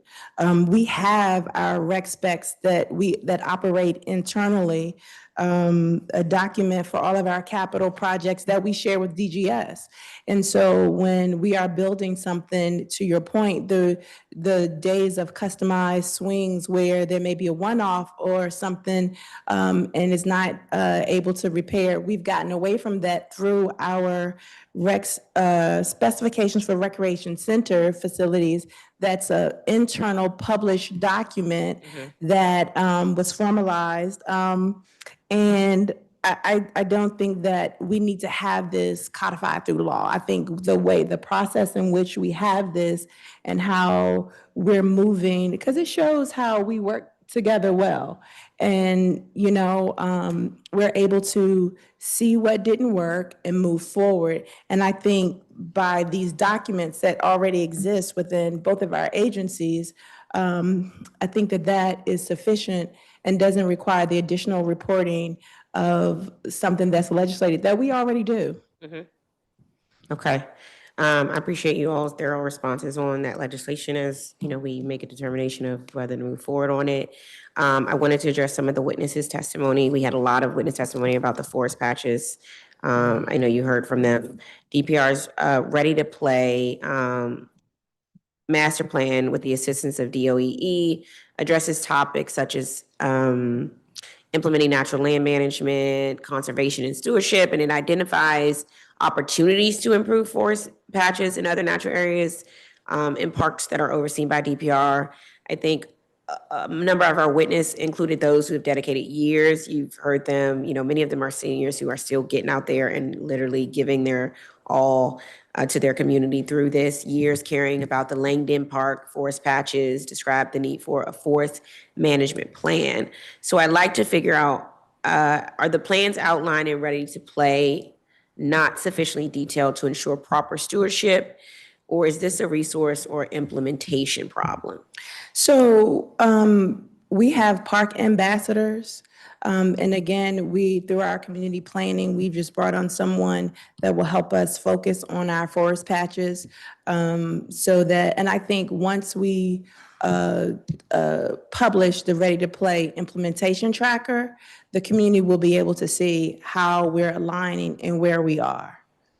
Given what was discussed during public testimony, do you think Ready to Play can serve as the forest maintenance plan, or is an additional plan needed to provide more specificity? No, I think what we have about 1,500 volunteers that support in these various areas. And so we have a citywide natural resource management plan that lays out the strategies to protect, maintain, and enhance our natural lands that's outlined and Ready to Play. Okay. And so as you all are, continue to develop that, if you can remember this testimony and take the testimony, especially from those stewards who said, like, this is what we really need around what a forest maintenance plan look like, and not make it general, but try to make it as specific as you possibly can, if it's possible. If it comes that, and that's totally not possible, then let's think of then we will have to do an additional plan that has to have that level of specificity. Of course, interagency collaboration is great. I do get nervous when more than 2 agencies are involved with similar or the same responsibilities. DOEE, when describing how forested areas are cared for, noted the level of collaboration between DOEE, DPR, and DGS really varies by project and site. And DDOT Urban Forestry also may need to be involved depending on the need to remove or trim trees. Given so much coordination is going on, are there written policies and procedures noting who is doing what when? And does DPR have an employee dedicated to coordinating with DOEE as they administer many of these natural land initiatives? So we do work very closely with Director Jackson. He and I were having monthly meetings regarding many of these projects. And so, to answer your question, we work very closely. I know you all, I think DGS does have someone who works. We do. We have for certain elements of it. It's like, for instance, we have a annual MOU with the Department of Energy and Environment on the maintenance of green infrastructure, like bioretention gardens and stuff. And that has been severely impacted as the federal government has walked back from some of those financial commitments. So now we, as an agency, are assuming some of those responsibilities, and we're working that into our spend plan, specifically as related to DCPS and DPR projects like those, the stormwater and bioretention areas. So it's just an example where there are more formal agreements like with DOEE, and then there's more informal agreements like with Urban Forestry. We have a wonderful relationship with Associate Director Earl Euster, and what we can't do, sometimes he'll assist us because of his expertise in the arborists that they have, but it's not necessarily like through a formal MOU. So long story short, formal and informal means of coordination with the various agencies. Got it. Is there a way to make a written policy that is accessible to the community so they could understand who's responsible for what and reach out to the correct agency so that there's not so much confusion and bouncing around in emails? Absolutely. And I know that this has come up, whether it's a beehive, weeds, and that's something that we're working internally because it is confusing to the constituent. And I've heard, I call this agency, I call that agency. And so during the discussions, we were looking at strategies to solve for that. And I think we have some. Okay. If you all identify, I guess, would you consider your community response team to be the person people should talk to coordinate with DOE? Well, we all, our environmental team works very closely with DOE. During public testimony, there was a mention of utilizing conservation easements in a management plan to protect district-owned forested land. DGS, do conservation easements exist on any other DGS properties? And if so, do they exist? There are utility easements. Utility easements. Yeah, with DC Water and others. Okay. I'm not as familiar with the conservation easements. I think we can get back to you on that Okay, one. if you could, let us know if that's something. And do any conservation easements currently exist on any DPR properties? The only one I can think of, is there one Really? behind Hillcrest?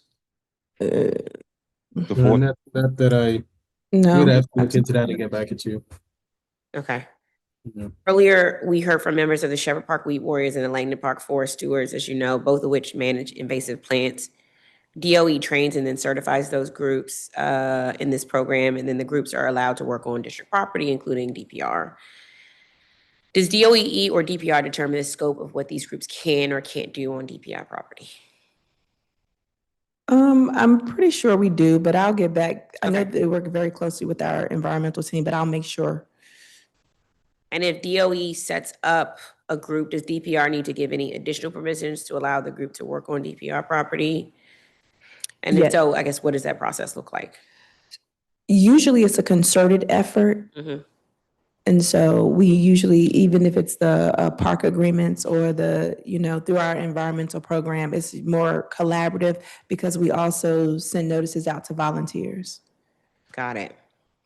And as how does DGS learn of what those DOE certified groups are doing on the property, I guess, or on DPR to not accidentally, I guess, interfere by such as maintaining or not maintaining the sometimes undefined boundaries of a forest patch?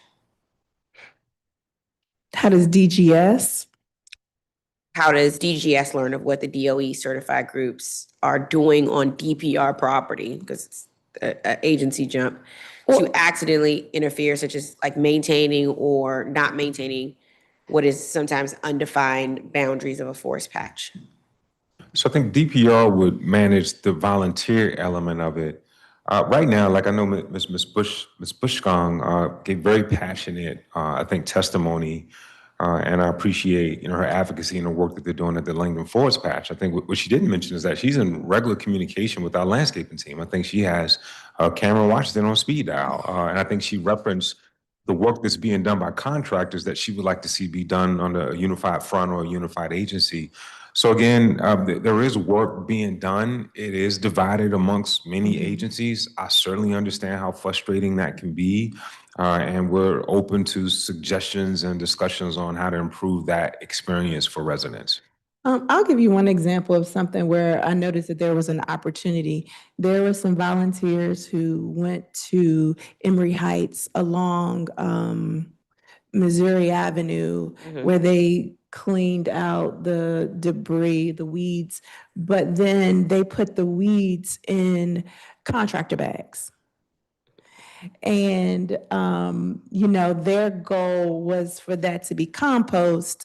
But that's an example of how we're working to even educate the community and work directly with DGS. So it just didn't look like DGS had bags that they didn't pick up, but that was actually something that was done by the community volunteers. That's fun for all involved. We had a person from DC Voters Animals testify, highlighting DPR food-related emissions have increased significantly since the baseline year, despite the district's target goal to reduce such emissions by 25% in 2030. Are DPR's food vendors aware of the targets of the Green Food Purchasing Act? And if so, how are vendors required to account for food-related emissions? So that's triggered by DOEE. I did hear the testimony and looked into other jurisdictions, how we would calculate what the percentage of food emissions based on what we buy from local. I would venture to say that what we grow within our urban farms alone allows us to meet that. But we're looking at what reporting metrics that could be, especially for our after-school meals, summer meals, and you see oftentimes it's locally owned, locally farmed. And so I think we're meeting the requirement. We just have to work with DOEE to see what the reporting metrics look like. The testimony noted DPR's youth focus groups on food. I asked an oversight questions about the takeaways from and changes due to these groups, but I think an interesting point was made in that the youth preferences may be directly conflicting with our lower food emission targets. Does DPR think this is the case? And if so, how is the agency balancing what kids want and what the law requires? No, we think that we've worked with vendors over the years to provide young people meals. We've had taste testing scenarios. We have various food to palate programs, culinary. So we believe that we're meeting those standards, especially in our summer meals. There's not as much waste in our after school meals. There's not as much waste because we've been intentional about the vendors that we partner with so that we can make sure that we give young people food that they're actually going to consume. Speaking of, we talked about community gardens. You remember last year, many people wanted more staff in the community gardens. I remember they noted one individual, and I cannot recall the name, but that person was Josh, was doing it all. Has DPR assigned more employees to assist with community gardens? And if not, does DPR think coordination with participants has improved this year? The one thing that we value with our community gardens is that it's community driven and we have a lot of volunteers. That is an excellent sustainable model. That employee does not do it all. There's an entire environmental team across 38 community gardens and 7 urban farms and 2 food forests. And so through our collective use with our volunteers, we think that we're able to meet the goals. Okay. And I just want to where note. were you on Letterer? Letterer. Yeah.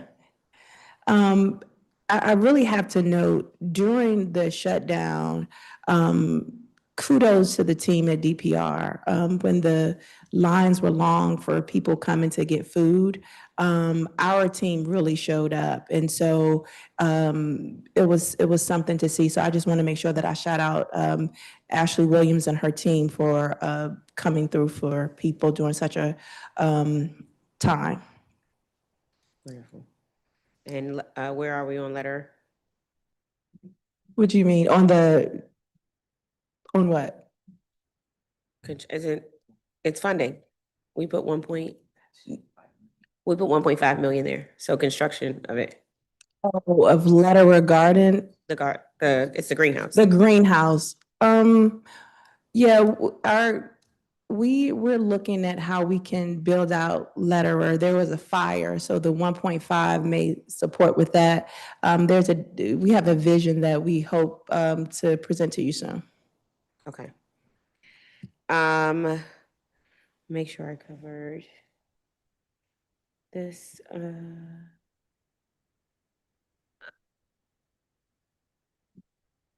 The last thing I need to get on record was, okay, I think we're on the same page around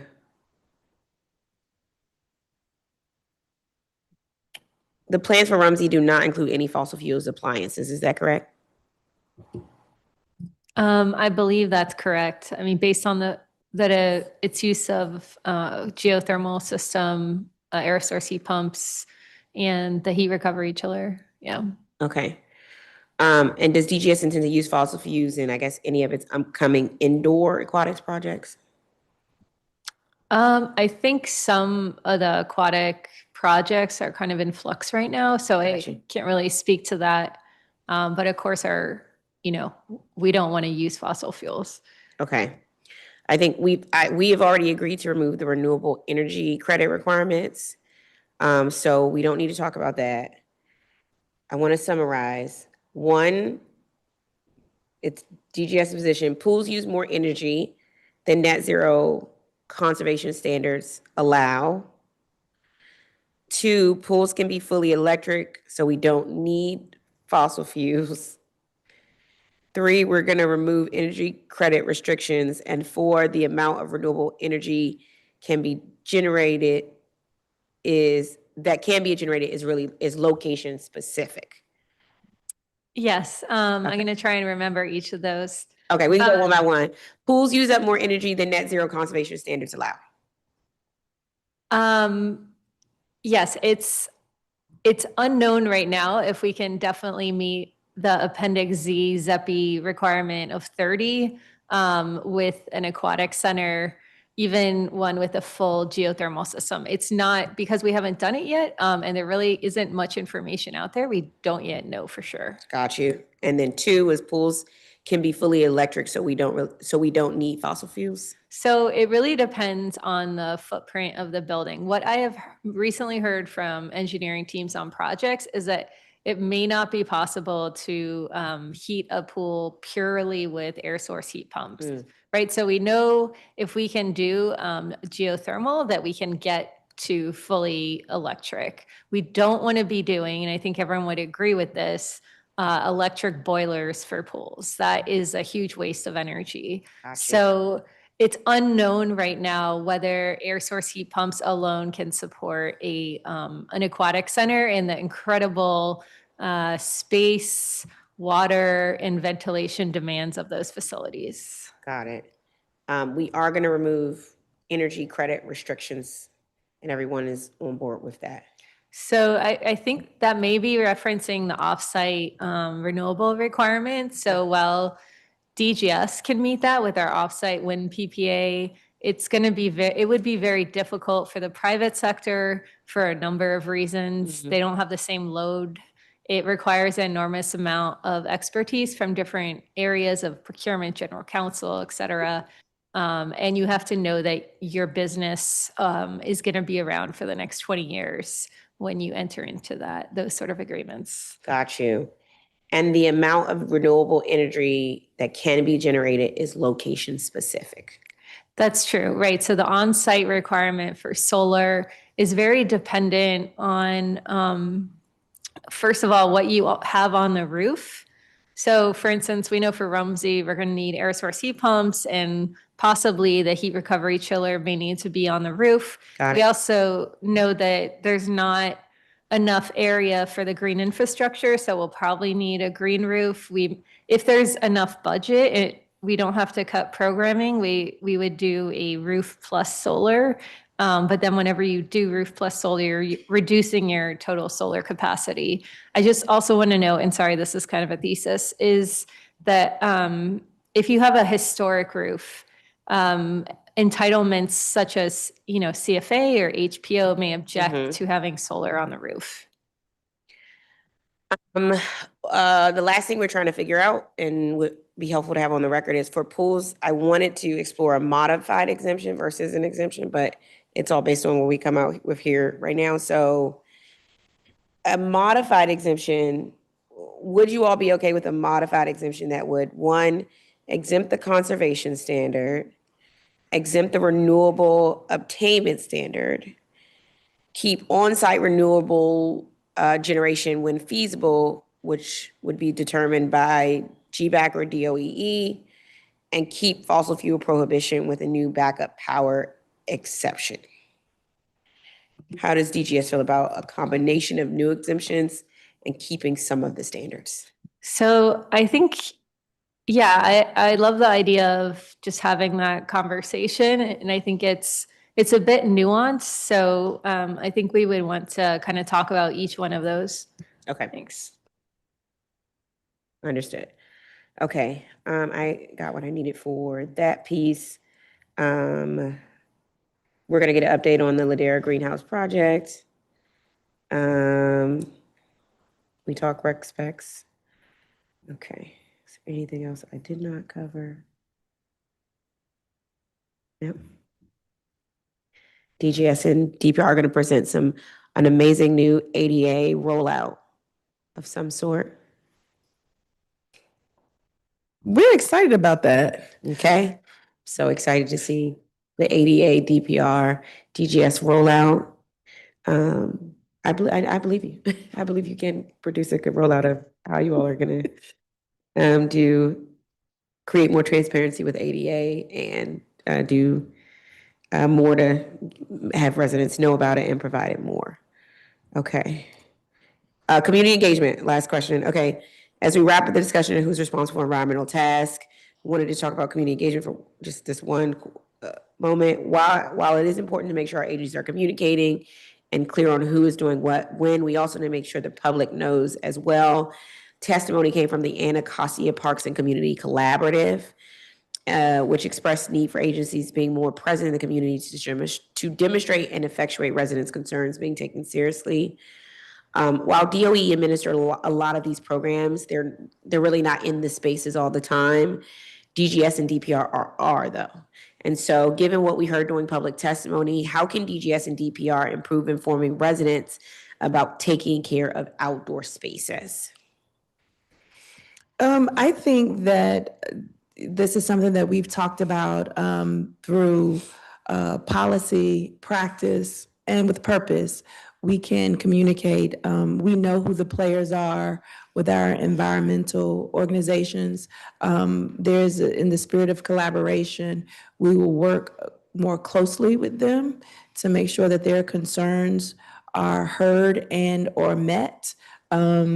I think, again, through our rangers, who are oftentimes first line of defense and know many of the environmentalists very, very well.